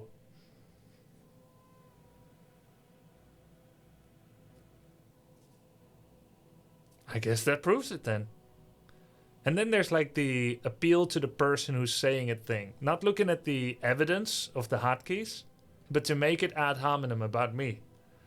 I think what you're really trying to do, Grubby, is you're trying to get these players in trouble. These players have an immaculate career. They have high salaries. They have a good name. Why would they do anything that spoils their good name? People that have a good name do not do illicit acts. I love that argument as well. That was argument number 2. People that have a good name and make enough money never make things more favorable for themselves, which could be seen badly because it's not worth the reputation loss. Well, that's nice. Well, that's great then. That means that you'll never be surprised about someone that had a good reputation. You'll never find out something about someone you once liked because they would never do anything to jeopardize it. That's great. The opposite of true. People in power feel untouchable, right? Like, there's people in power that feel untouchable. They do illicit acts because they have learned they can get away with it. Or they were always doing illicit acts, but they've built a public image, carefully crafted, that is antithesis to that bad. So, anyway, such a dumb argument. And then the third one was, you made this up, Grubby, because you're losing to them. And because you're losing to them, or him, right? You're trying to come up with a way to eliminate them that does not involve playing against them. And the thing is, I mostly won against them in tournaments online and offline. But they made it about, you're jealous of them, aren't you? That's why you're doing this. You're jealous of them. You're making this up. So these are the 3. I'm not going to say who anymore because we worked it out later. Okay? We worked it out later. And if I could go back, I would actually handle it differently. I would handle it in the following way. Go to the players that I suspect are doing it and give them a chance to stop account sharing, telling them I know, and telling them it is unfair, it's cheating, and I want to give them a chance to stop without ruining their reputation. It may not be the most wide-eyed, naive, fair thing. I did the wide-eyed, fair thing. Someone's cheating, you accuse them, and you stop the cheating, right? But 10 years later, I think, all right, the important thing is they don't cheat, right? So let's get them to stop doing that. And if they speak to reason and they feel enough, like, discovered and afraid, then we've solved something. Instead of creating 2 enemies and another 10,000 enemies online that are angry that I accused their favorite players, even though I was telling the truth.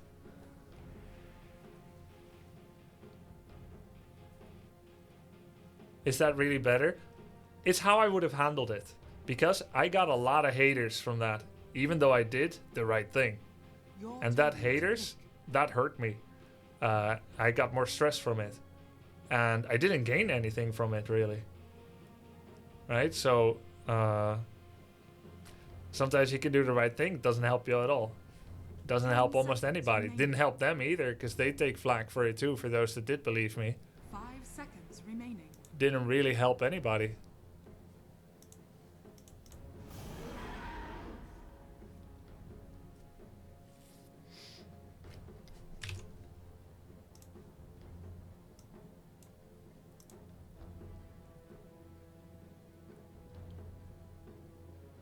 Do you think once someone cheated, they lose their trust, Kirby? What are the rules? It depends on context. I used to believe that. And I think you should never forget when someone cheated. But I do believe people deserve second chances. Otherwise, you should just kill anyone that makes a mistake. People deserve second chances. I think the intent to improve is an important ideal to uphold. The possibility to improve.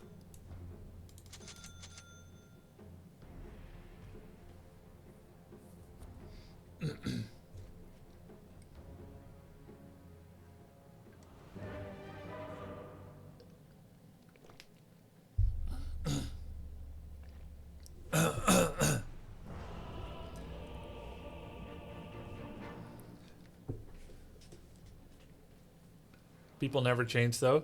I mean, they may stop cheating forever in the game. They're still the person that could make that decision. But there's more too. Like, there are also cultural connotations to what they did that may make what they did to themselves not seem as bad.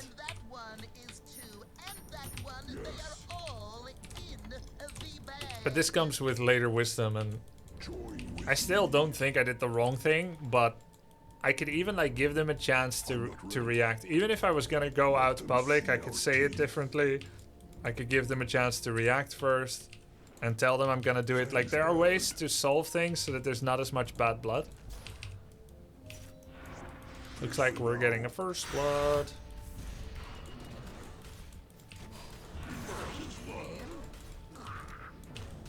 First blood. I cut you, and I split you, and I killed you. 30 seconds to battle. Against all strife. Do we not have any stuns? Yes, I'm under attack. Did die, but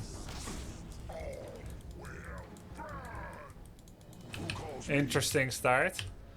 Might get Wraith banned. Behold my fangs and fear. The battle begins. It's just hitting me, so rude. And I opened with Q. Oh, Roshan is gonna bump him. I think Roshan bumped him if he went. Who's my 5? Oh. Oh, it's... Oh. I see. So we can get a Wraith band now. We will. Yeah, let's do it.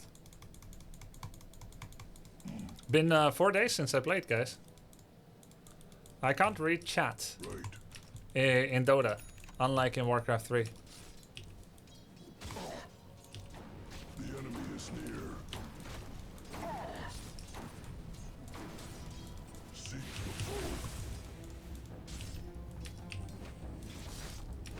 Tracks of intruders.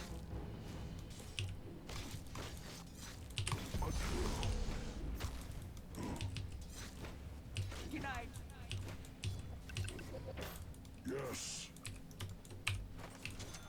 Not a good first wave for me. Your blood It's is kind of hard to with Q first. Sit upon them.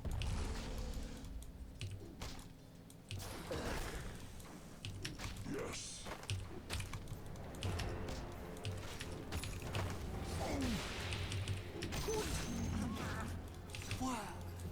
That's nice. Dormant powers stir. The pain. Come near. The pain! Who calls me?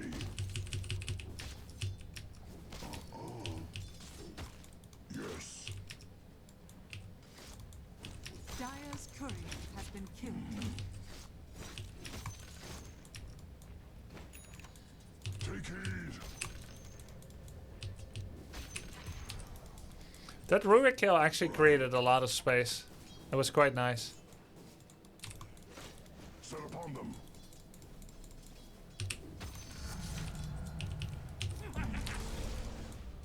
I'm under attack.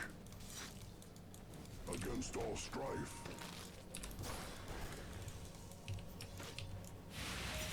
Ooh.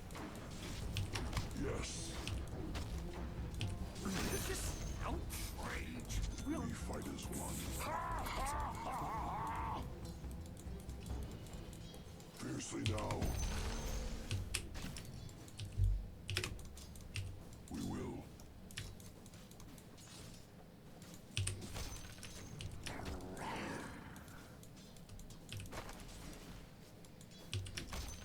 Interloper. For the forest. Join with me. Your middle tower is under attack. Go Yeah, team. I should be. He's like, take the creeps. Honey from the comb. Seek the foe.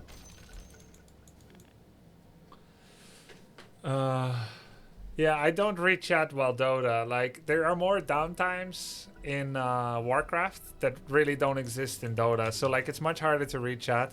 Try to catch me in between games. I love talking to people, especially when they're not like, you threw that game, that was 100% on you.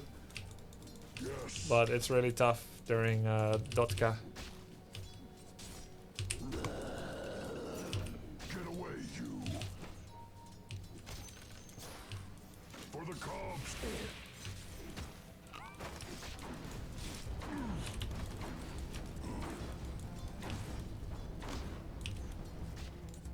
On notice. Yes. Boots of speed is a killing item.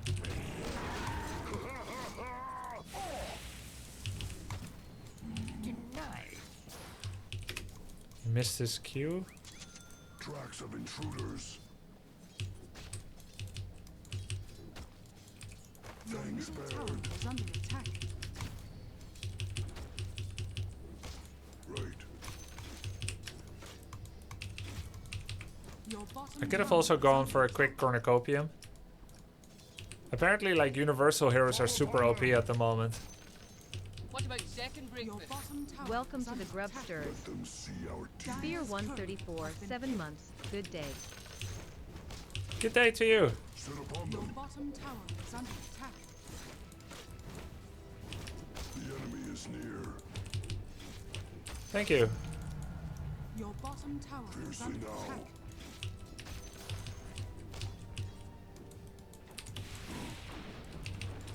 It's not time yet. Let them see our teeth. It's not time yet. Oh, Bane. Your middle tower is under attack. Okay, Bane is top. Yes. Against all strife. Oh, denied.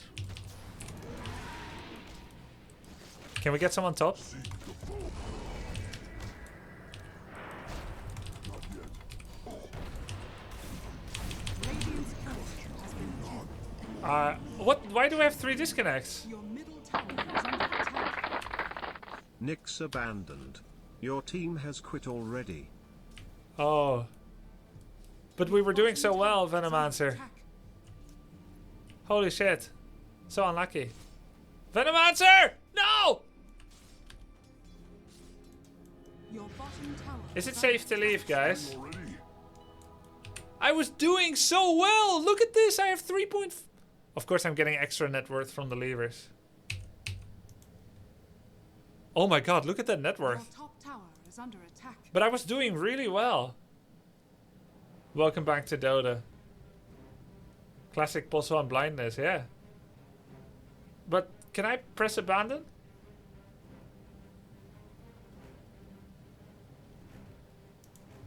I'm gonna delete the prediction.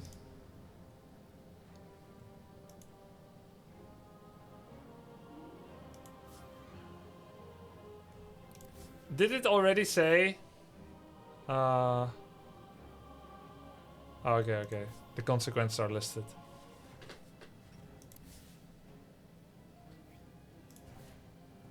I don't get low priority. It's a loss.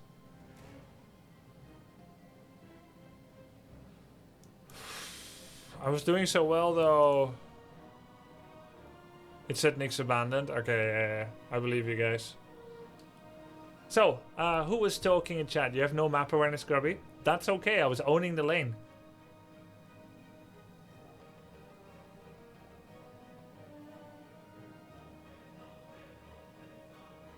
We did great. Really nice. Yeah, we had a good start. I actually like playing the laning phase over and over. It'd be fun to try... Like, it'd be fun if there was a game mode that was only until 10 minutes. That would make your laning so much better. Because everything else that comes afterwards is noise. The first 10 minutes, over and over and over. That's how I used to practice Warcraft 3 sometimes. If you're aware of your goals, of what you're practicing, you can stop after the goal has been achieved. Doesn't matter the result, because it's practice. If you have a good practice partner that's on board with that and they're still getting what they need out of it. I wanted to ask about Stellaris. Saw it on your wish list. Just curious. Something you wanted to play on your own at the stream. Stellaris is something that I think I would enjoy a lot, but I never went into it because I don't think it's going to work that well on Twitch or YouTube, viewership-wise. But if YouTube and Twitch blow up and like negatively, and I become something else, and I look for games to play in my free time, I'll probably still play Dota, to be honest. But then I could play What about less secondary popular single-player games. Yo, Hybrid, thank you for the sub, dude. You too, Sphere. What does life? 4X games are very hard to stream. Yeah, they're hard. The best content around 4X that does well on YouTube/Twitch is on YouTube. Welcome to the Grubsters. I actually think it's very fun. Hybrid, 6 months. I actually think it's very fun to watch Twitch streams of 4X games, like turn-based strategy, right? That I play, if the streamer is good. I know this may sound like a massive solo self-jerk, but when I was streaming 4X, I enjoyed watching my streams of it. I liked the content. But then I knew the game. I like watching Heroes of Might and Magic streamers by English-speaking, well-speaking streamers. I liked watching Planetful streamers. There's just so few.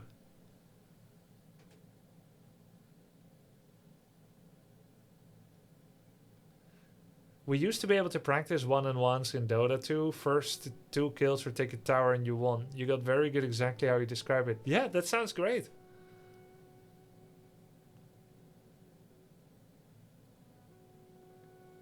Are you sure you want to queue right now? I can fit in one. I can go past 3 a.m. Have you ever played any of the Dominion series? It's a very solid turn-based strategy game. I don't think I have. I used to play a game called Dominion, but it was a browser game at the turn of the millennium. And it was one of those games where every minute in real life is a minute in the game. And every time 60 seconds passes, that's a minute. And you could send out your ships or your armies, and they would travel, and then you would get land. They called it a land grab. I just did a land grab. Your happiness was someone else's misery. It was one of those games, which are by now those Clash of Clans equivalents. But they started in browser games. What's your favorite Dota 2 hero? Ursa. It's Ursa. I'm gonna land grub. Yeah, there you go.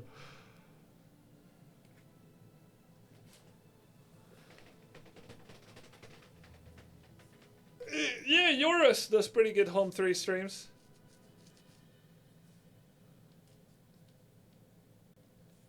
I'm proud of you, coming all the way from Crusader, now you're here. Actually, I came from Herald. I went from Herald to Ancient, and I don't know many that can claim that. Are you going to be playing Slark again? Maybe. Gotta earn back that 30 MMR I just lost.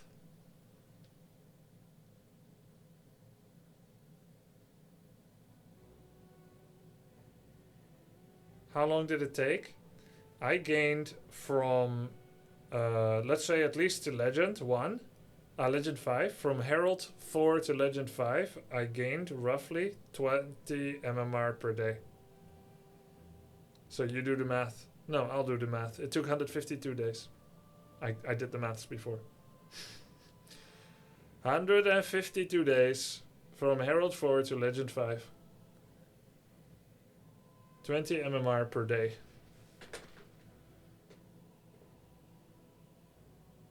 How many games a day? Between 4 to 9.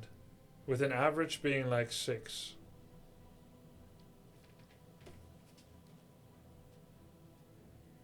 Because I still played some other games too.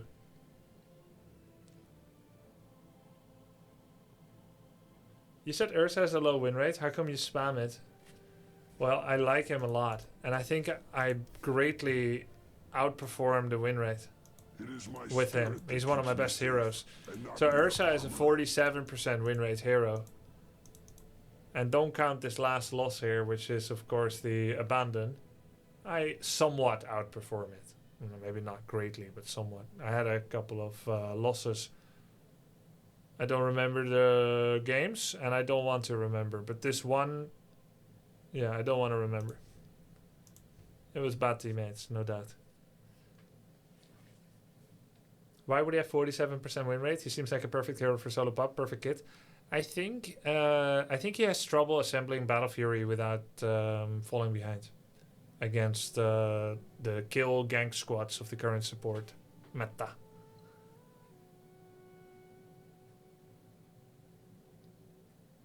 Guys, I'm gonna get some cheesecake, and there's nothing you can say to stop me. Here I come, cheesecake.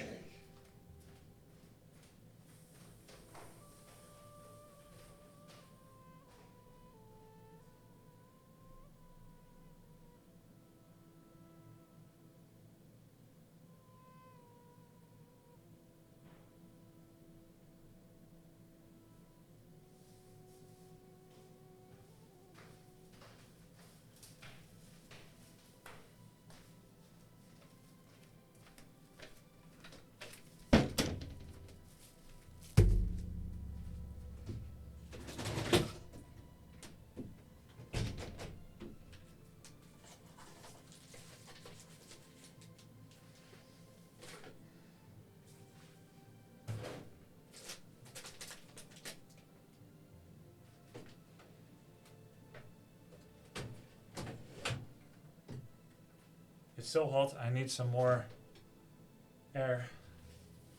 This is one of those swivel windows that can swivel like so, but it can also open like this. Pretty cool. I'm just checking there's no identifying info on it. Oil 1 time per year. Oh. Huh. Might as well. Haven't done it ever.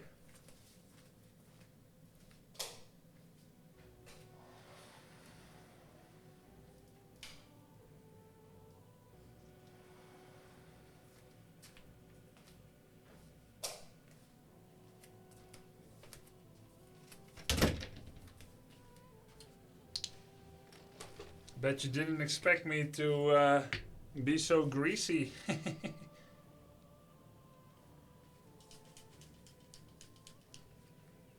What about second breakfast? Welcome to the Grubsters. Dragon Smile, 6 months, no more stinky bugs. Caulk it up and oil it up.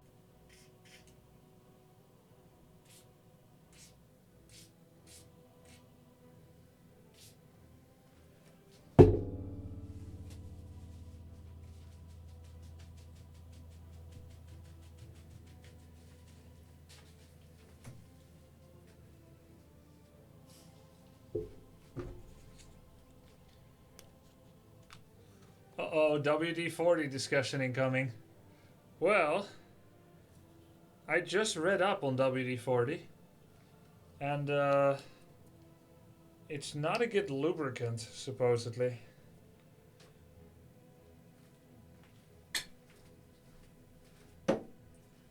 It is a water displacer and repellent, supposedly. And 3-in-1 oil, a light machine oil, is supposedly better for greasing.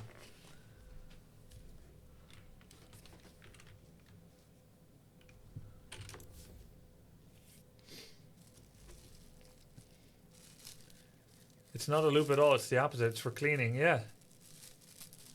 So there are like 3 things you can spray on things that I know of. White. What's it called? White. You know what I'm talking about. White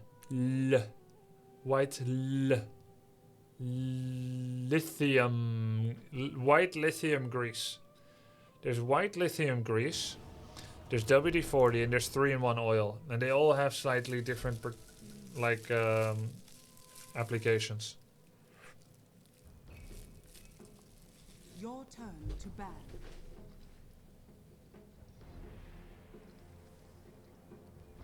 Do you remember some good Warcraft 3 players from Kazakhstan? Oh. I don't remember his name now. There was one good human player from Kazakhstan. It's cheesecake. My wife made it yesterday. Welcome to the Grubsters. Imsasur, 1 month. Thank you, I'm so sour. And Dragon Smile, yo, welcome back. Dragon Smile, no more stinky bugs. Caulk it up and oil it up. Yeah, you remember the caulking stream?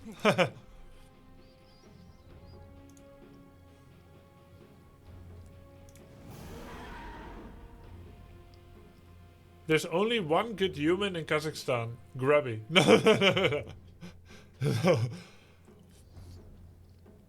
There's one good human player in Warcraft 3 that I know.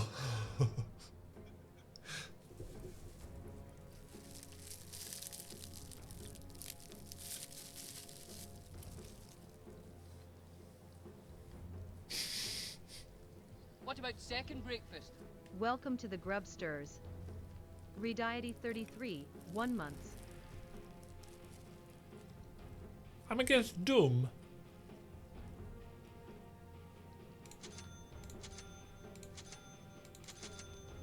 So it's basically get my boots, try to punish him, but the moment he gets level 6, it's get out of the lane.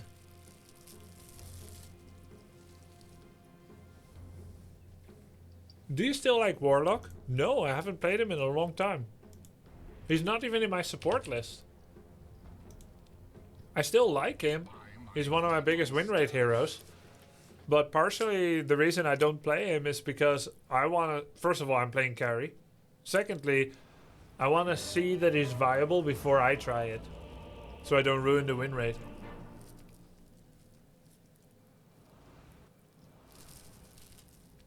Ursa warrior.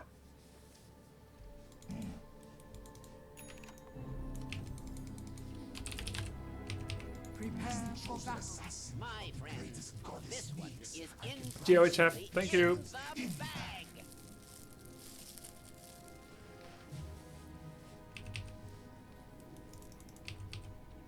Join with me. I only play high win rate heroes, Grubby. No. Right.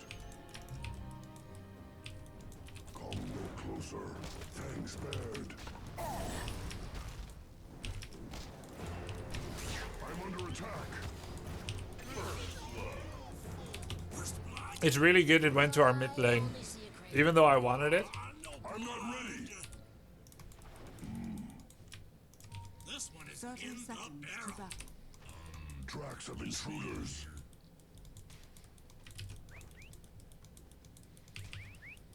Set upon them. Not yet. Who calls me? We fight as one. Thanks. Yes. The battle begins. We must. Is it Viper mid?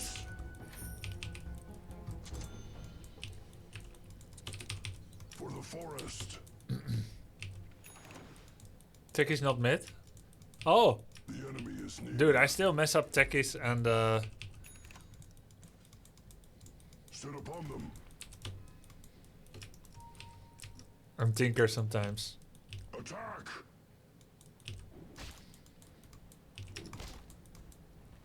Interloper. We will. They're here.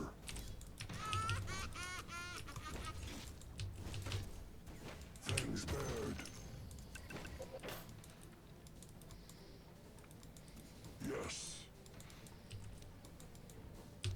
Denied. Claws out.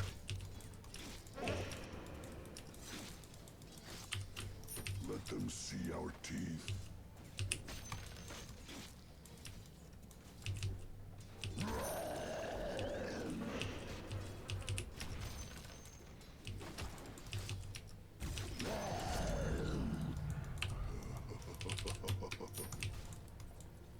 Set upon them.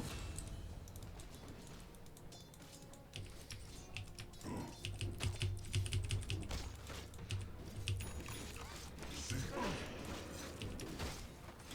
I'm not ready. For the forest. I'll rend their flesh.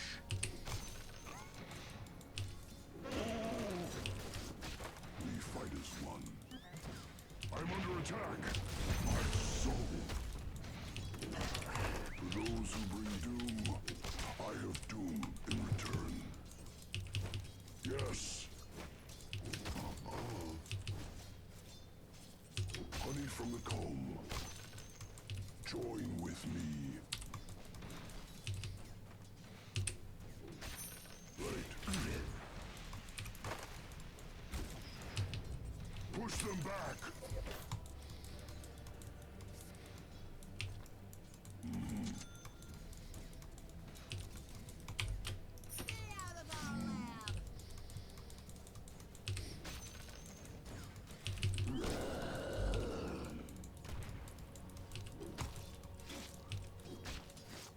For the cubs.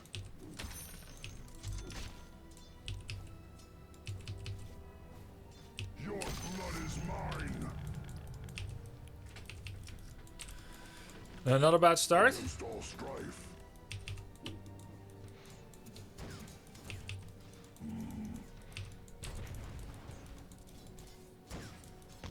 Who calls me?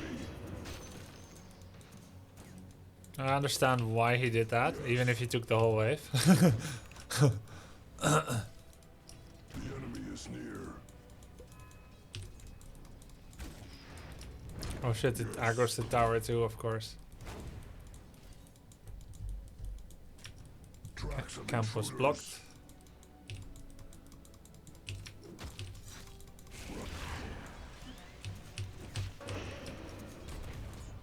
I merely cuffed you.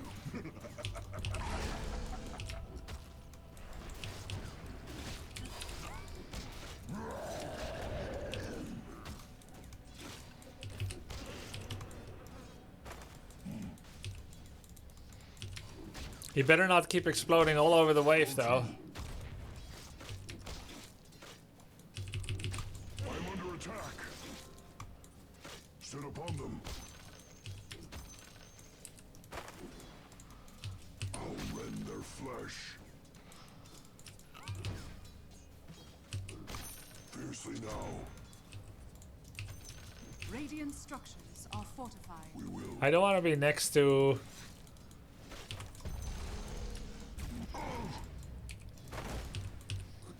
I don't want to be next to techies. I don't think techies understands. I'm trying not to get it. Oh, nice. I'm trying not to get us double decayed. Trinkets. Yes.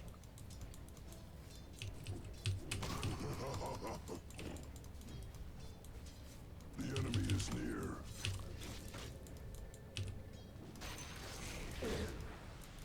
Fiercely now. Still, pretty good start, man. Who calls me? Let's take a look at the map. We fight as one.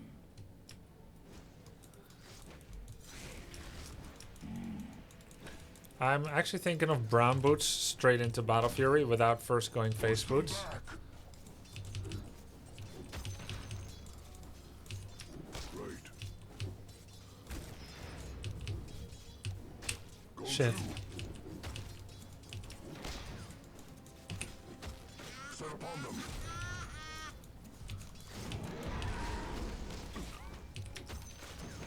Yes. Trifles. Fangs bared.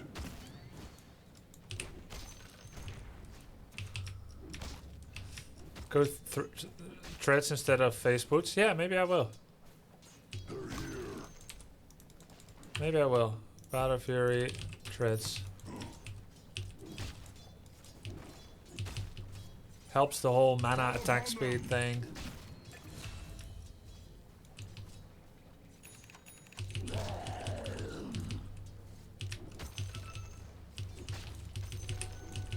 Yes. For the forest. Your middle tower is under attack. Seek the foe. Right. Sit upon them.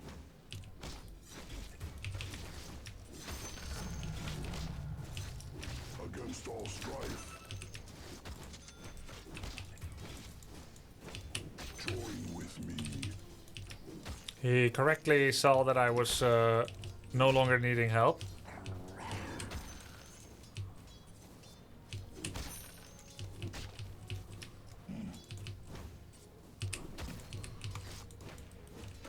Let them see our teeth. Take this vision. Take heed. I feel like I have so few waves coming. Like my waves. Am I just completely oblivious?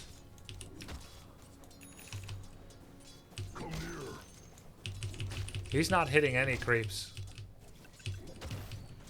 Interloper. Denied. Yes.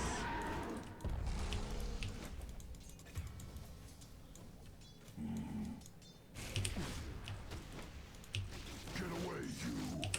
Oh. Go to.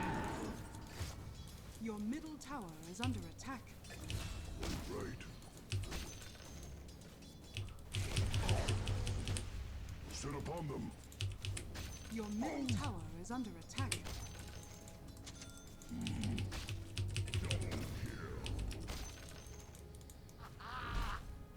Tracks of intruders.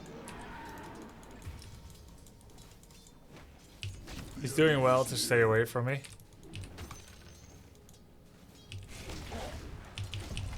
Was doing well.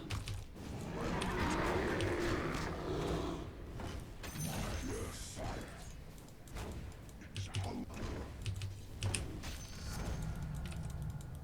We fight as Your one. top tower is under attack. We will. That's good? Yeah. Set upon them. Yes. Interloper. Your top tower is under attack. Luna's having a pretty good game too. I'll have you in my claws. Fiercely now. Occult. Yeah. Seek the foe. Claws out. Join with me. Everyone is missing. Spared. I feel like there's a reckoning coming. But I'm greedy, so I'm just gonna keep hitting.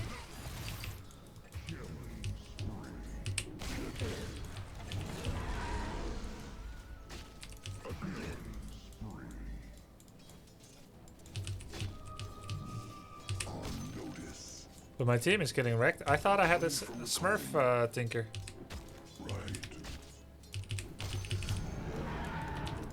I saw he has like 1,000 games. Maybe he's just really a new player. Or maybe even Smurfs can get killed sometimes. Against all strife.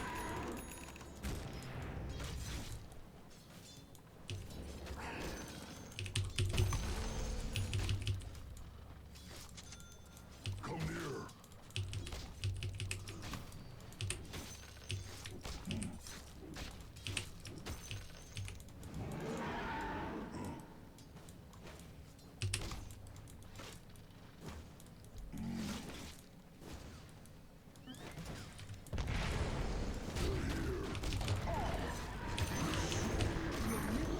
Is under attack. 11 minutes Battle Fury. Is it spring already? Claws out.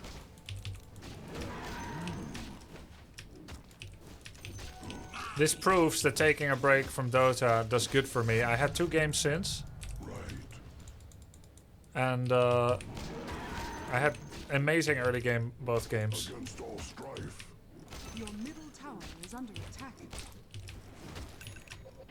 Go to. He has Doom. I can still contest him in lane, but I think it's safer to just go jungle.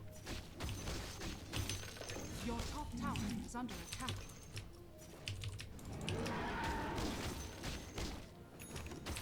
Fall upon them.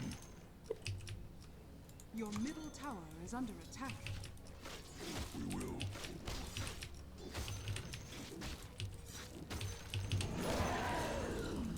If we can take lane as well, it's good. Seek the foe.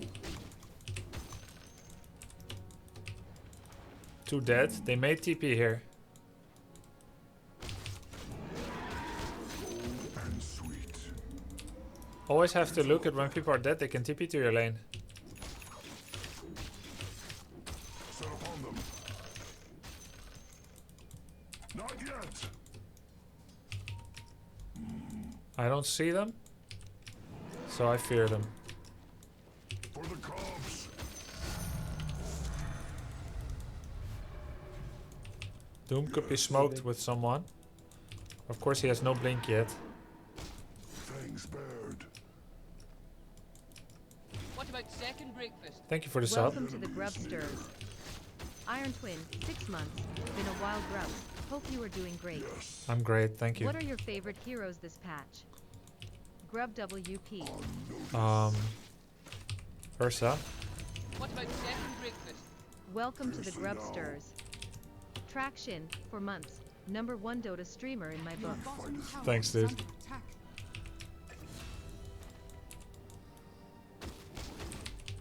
Push them back. I merely cuffed you. Let's get a TP and a Windlace, and then we go for blink.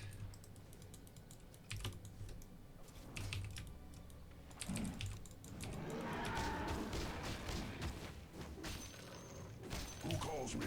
This really is nice for farm, guys. Strength rises from within. Treads. I haven't done treads on Ursa in months. I almost said years. Right. Playing Dota for years. Can't wait.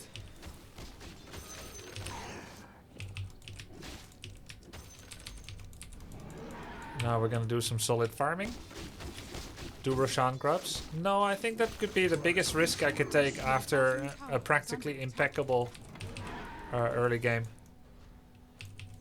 Let them see our teeth. Your bottom tower is under attack. Join with me.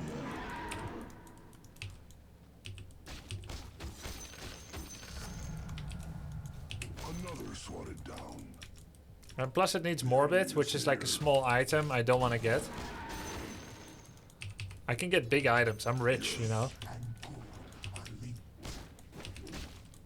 It's not time yet.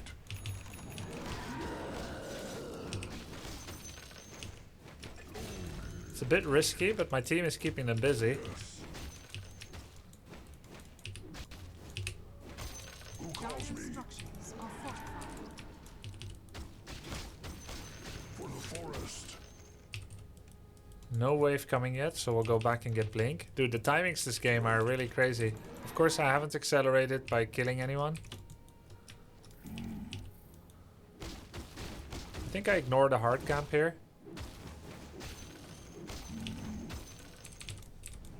And just go for the Ancients and then the wave. I really want to get Blink before I join. Do I need BKB this game? Yeah, I do.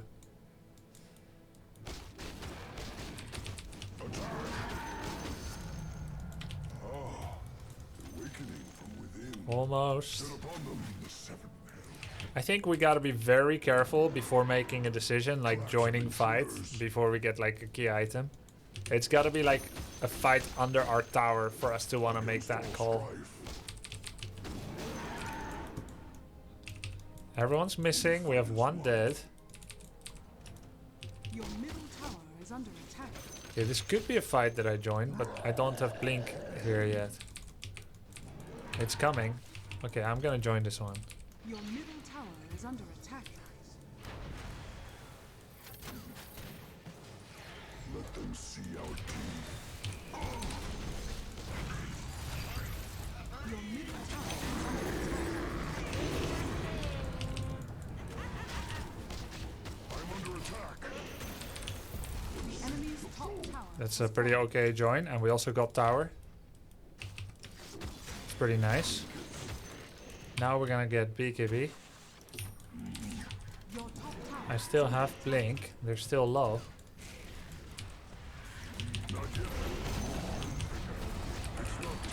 Oh, that's a big one for her. Straight into a teleporting Luna with Midas. That was a mistake. That was a big mistake. Serve myself to Luna. Recovery kill. And the main issue is I don't have ult yet. Would have won if I had more cheesecake. Oh yeah, I'm still ahead. She only has this. I'm definitely ahead. I don't think Luna Midas is even that good. She must have been desperate. But now he can get some value out of it.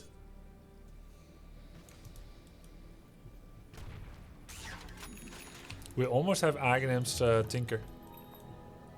Yes. Go to.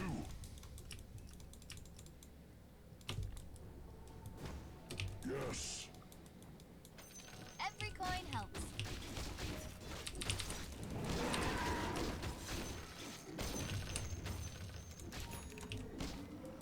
Right.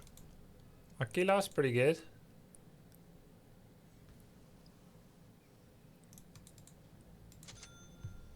We will. I think until I have BKB, I would probably prefer not to fight. I'm not ready. Do I understand where they are? Fiercely now. Okay, he prefers me to fight. I see. He smoked me, but we're only gonna do it if it's good. Your It looks bottom good. tower is under attack. He missed.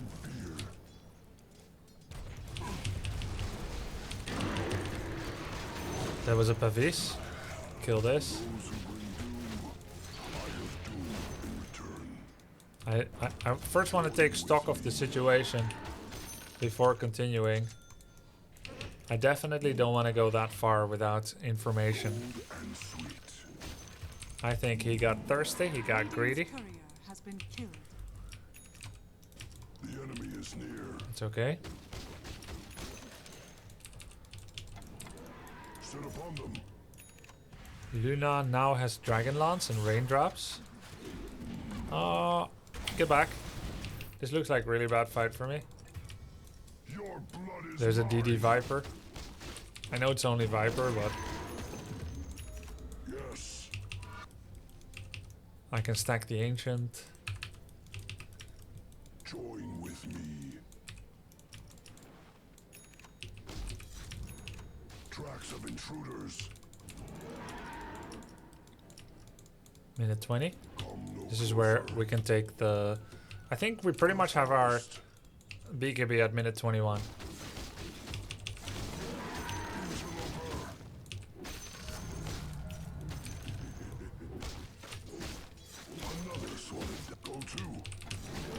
So we can take 2 Ancients, and then we can take the other, and then Tormentor.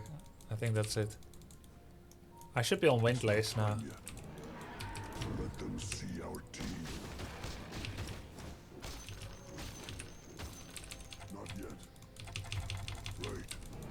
This does leave us low, so we should orient to the bottom of it. So we can go heal after this.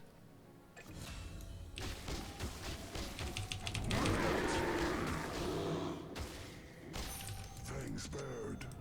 There's our BKB. We will.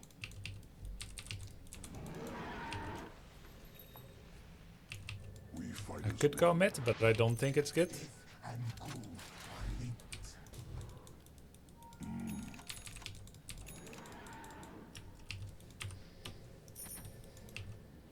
Fiercely now. He must really want that Wisdom rune to TP for it.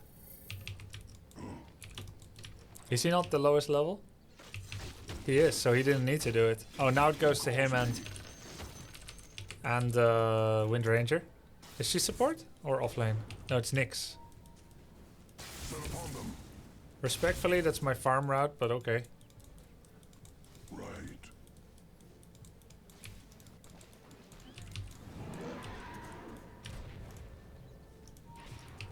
Against all strife.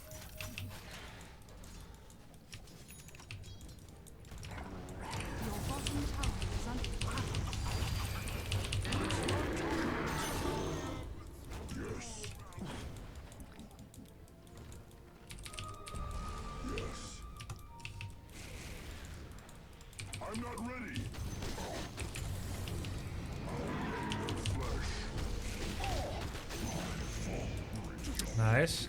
We're pretty strong, Under attack. and we're bullying people. Using our first BKB cooldown. Let them see our teeth. Go, Roshan. I'll have you in my claws.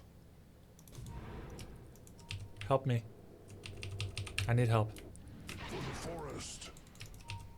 Tank for me, Dire's structures are fortified. please.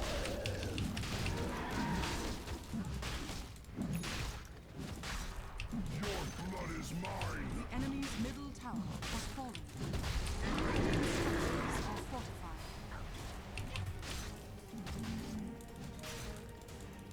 Tank it. For the cubs.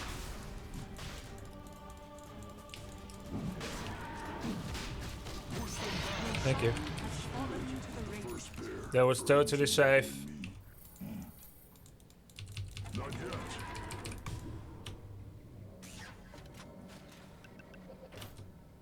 Tracks of intruders. Did you just solo smoke? Fangs bared. Okay, bro. Your middle tower is under attack. Your middle tower has fallen. Yes.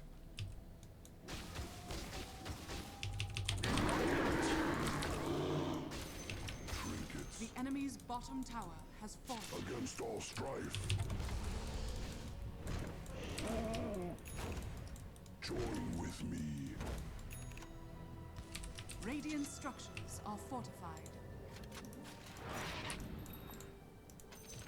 Yes.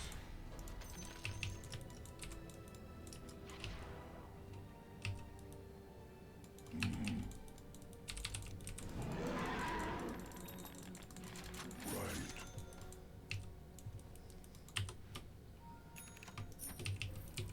Yes. That definitely cost me some farm, but I gave shard to whom? Did you guys see? Ah, to Nyx. That's decent, right? I should be aggressive now. I've got all my cooldowns. I was thinking of farming Ancients, and this would be a mistake. Who calls me? This is time to be aggressive. And to... I almost want to say end the game.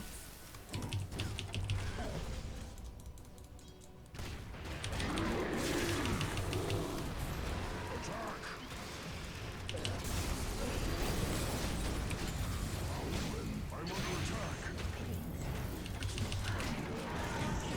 It's not time yet. We fight as one. Right.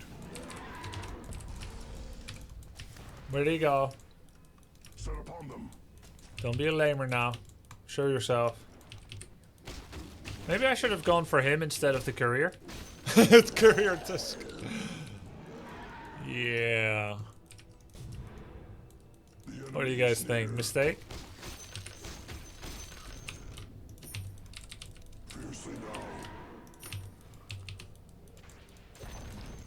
Nice. The enemy's middle tower has fallen. I want to see if they'll jump.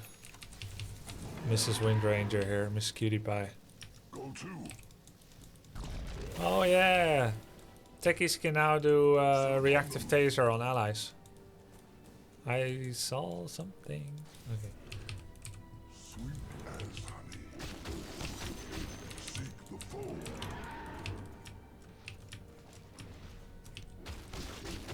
Seek the foe. It's not time yet. I like treads. You can really feel the attack speed difference. Yes.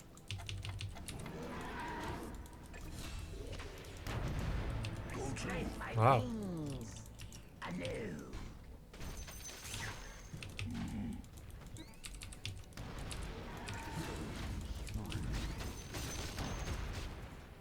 Dire structures are fortified. I'm not ready. I'll just TP the team as well.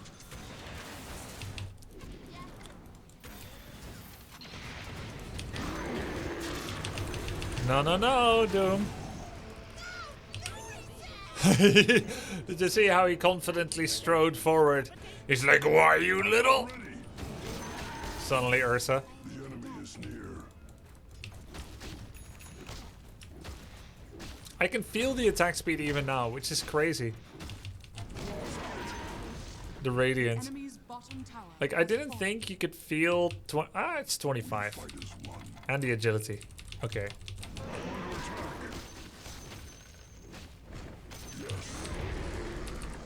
You crazy, bro. You crazy. Join with me. Who calls me? Cheers. Oh, some crazy techie stuff.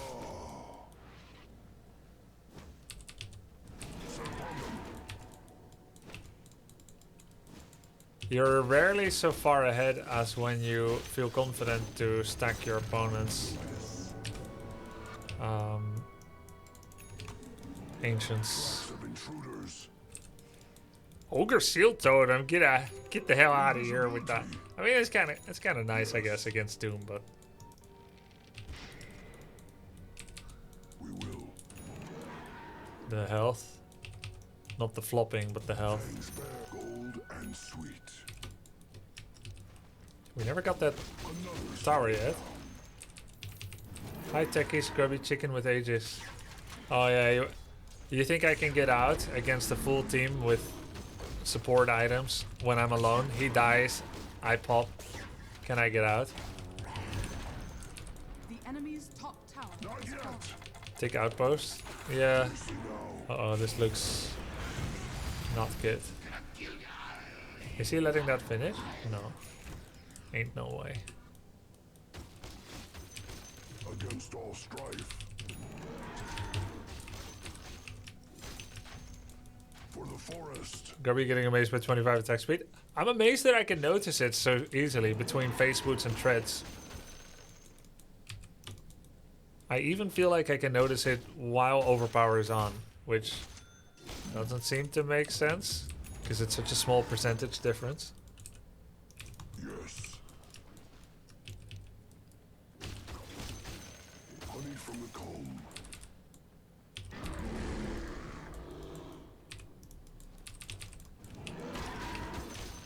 Yes.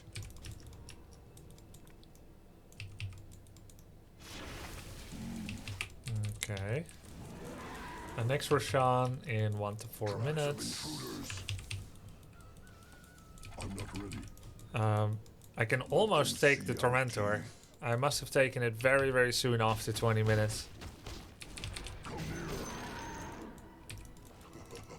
So I can just wait here. I'm not ready.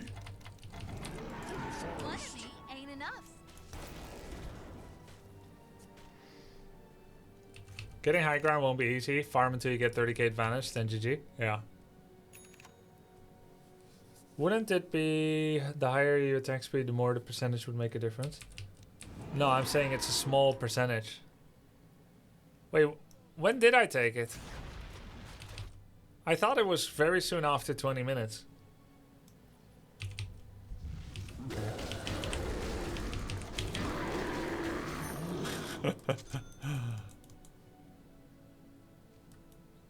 Who calls me?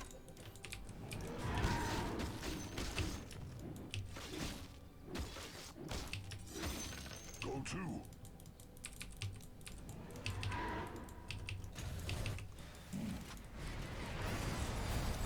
Time to throw. We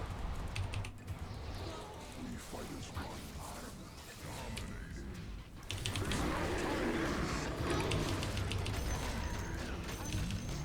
Just kidding. Cubs are orphans now. Nice Battle Fury value. Yes. Oh, what? The range on that. Not yet. Did you see the range on that Scythe of Ice?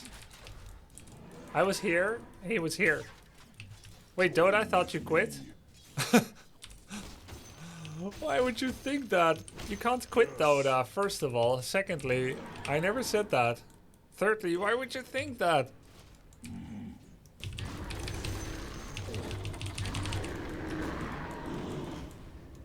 under attack.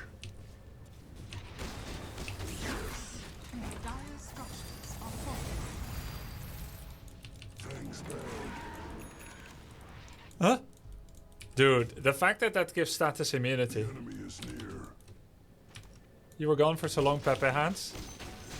Yeah, but I was playing Warcraft. It's like sister to Dota. Seek the foe. Maybe I should tank up with Satanic Fiercely now. so that I can survive Doom. Set upon them. This is our high ground ticket. Tinker was BKB. Oh, was he? Yeah, you're right actually.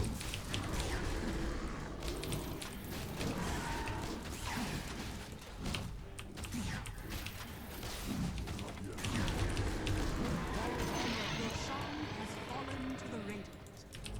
The spirit of the first bear burns immortal in me.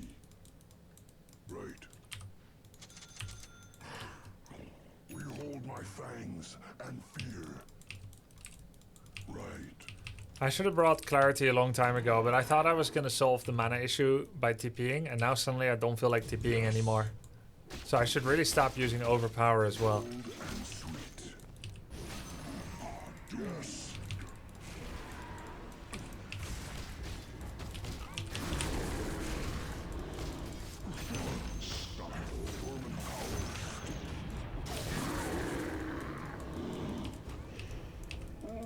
Gleipnir. Omega lol. Vipers are so irrelevant, man. What a joke. Seek the foe. I think this hero is so bad. I only see it lose. I don't know why people take it. The only thing I can think of is that he used to be good, or like a lane bully dominator or whatever. And everyone that plays him is still living in that age. Who calls me? It's the only possible explanation, because I only ever see him being awful. Yes. And eventually, I'll eat my words, no doubt, no doubt. Okay. I nearly cuffed you. Sit upon them. I'm ready to go high. The enemy Who is initiate? near. Techies? Tracks of intruders.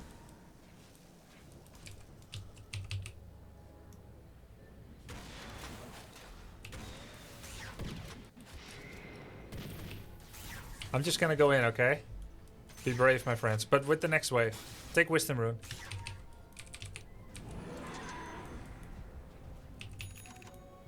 Yeah, I'll go, I'll go. I'm gonna blind blink, be ready. Your blood is mine. Tower. I'm under attack. We fight as one. Tower. The enemy's bottom tower has fallen. Can reinitiate soon. I think he misclicked.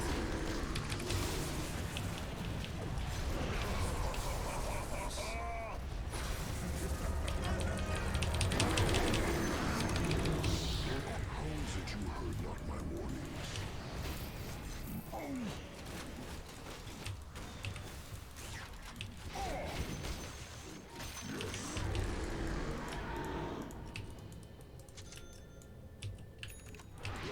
Well. No doom. I still have BKB. We will. Going top for a bit. Let them see our teeth. Lotus will be useful. Join with me. He always going on dying. Sometimes. Fiercely now.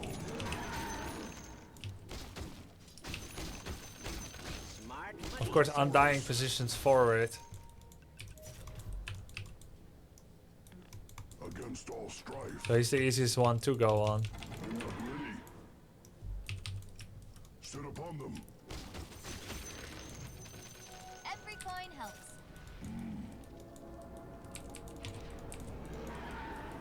Let's go get him. Doom is here. I'm not ready. Yes. Who calls me?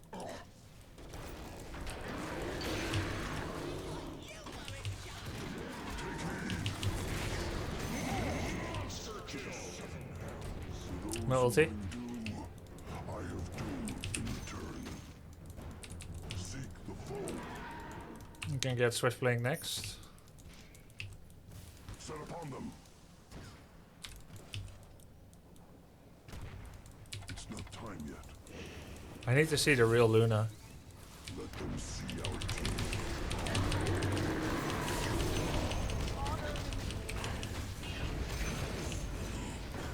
Under attack. Yes. Dire's structures are fortified. Trifles. Easy does it. Interloper. Scene. The enemy's top tower has fallen. Not I love it. The enemy's top barracks has fallen. I love it that like after a break, I always play better Dota. push them back. Can't stay away long. The enemy's top barracks has fallen. I think with Satanic I just live. I still had overpower. Oh, sad. Go to. Track. It's not time yet. Oops. They killed the creeps before I could Satanic. Come near.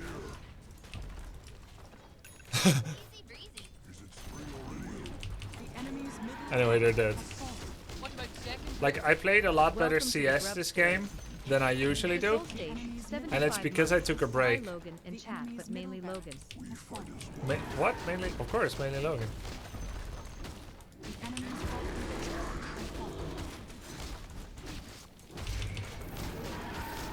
The last time I took a break from Dota, I've only taken 2. I also came back with better CS. That's how I knew. Better CS, better management. Because I was kind of getting in a rut when I took a break recently. Not that I didn't want to play well, not that I was not enjoying, but just lack of inspiration, I guess. And I don't mean inspiration, let's play a new hero. Because here I am playing Ursa. Has fallen. Yes.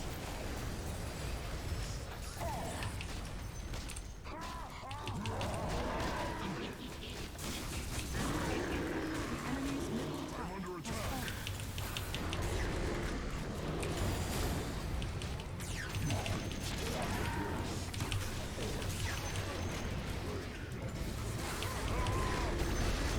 It just was not playing well anymore. And now I am, that's nice.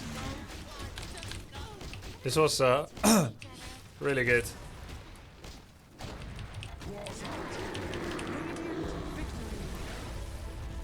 Chain queuing degrades your mental health? My mental health wasn't even that bad. I just wasn't playing that well. Like, I was constantly missing CS and then beating myself up for it. And then chat was beating myself up for it. And so on and so on and so on. Like, even though we're 1-1 today, we did 2 games of winning performance. Everyone left here. And look what I came off of. Is it strange that I chose to take a break? I mean, I was doing well. And then suddenly, I wasn't. This happened. And I think it was really educational, the Slark game. The only reason I won 1 game is because BSJ coached me. And it still took 77 minutes. Everything else was losses. Even unranked, even practice against viewers. And then we come back, we play 2 really good games. 1 gets ended prematurely. And this one, it's just, it's chef's kiss, man. The net worth. It's crazy. What about second breakfast? Welcome to the Grubsters. A break from Dota Lock chat your does grubby 13 well. months. Is it the break from Dota chat that helped me the most, or the break from Dota playing? No, just a bit of air, touch some grass. Reforged neon green grass. The caustic kind. 11-minute Battle Fury. Really nice.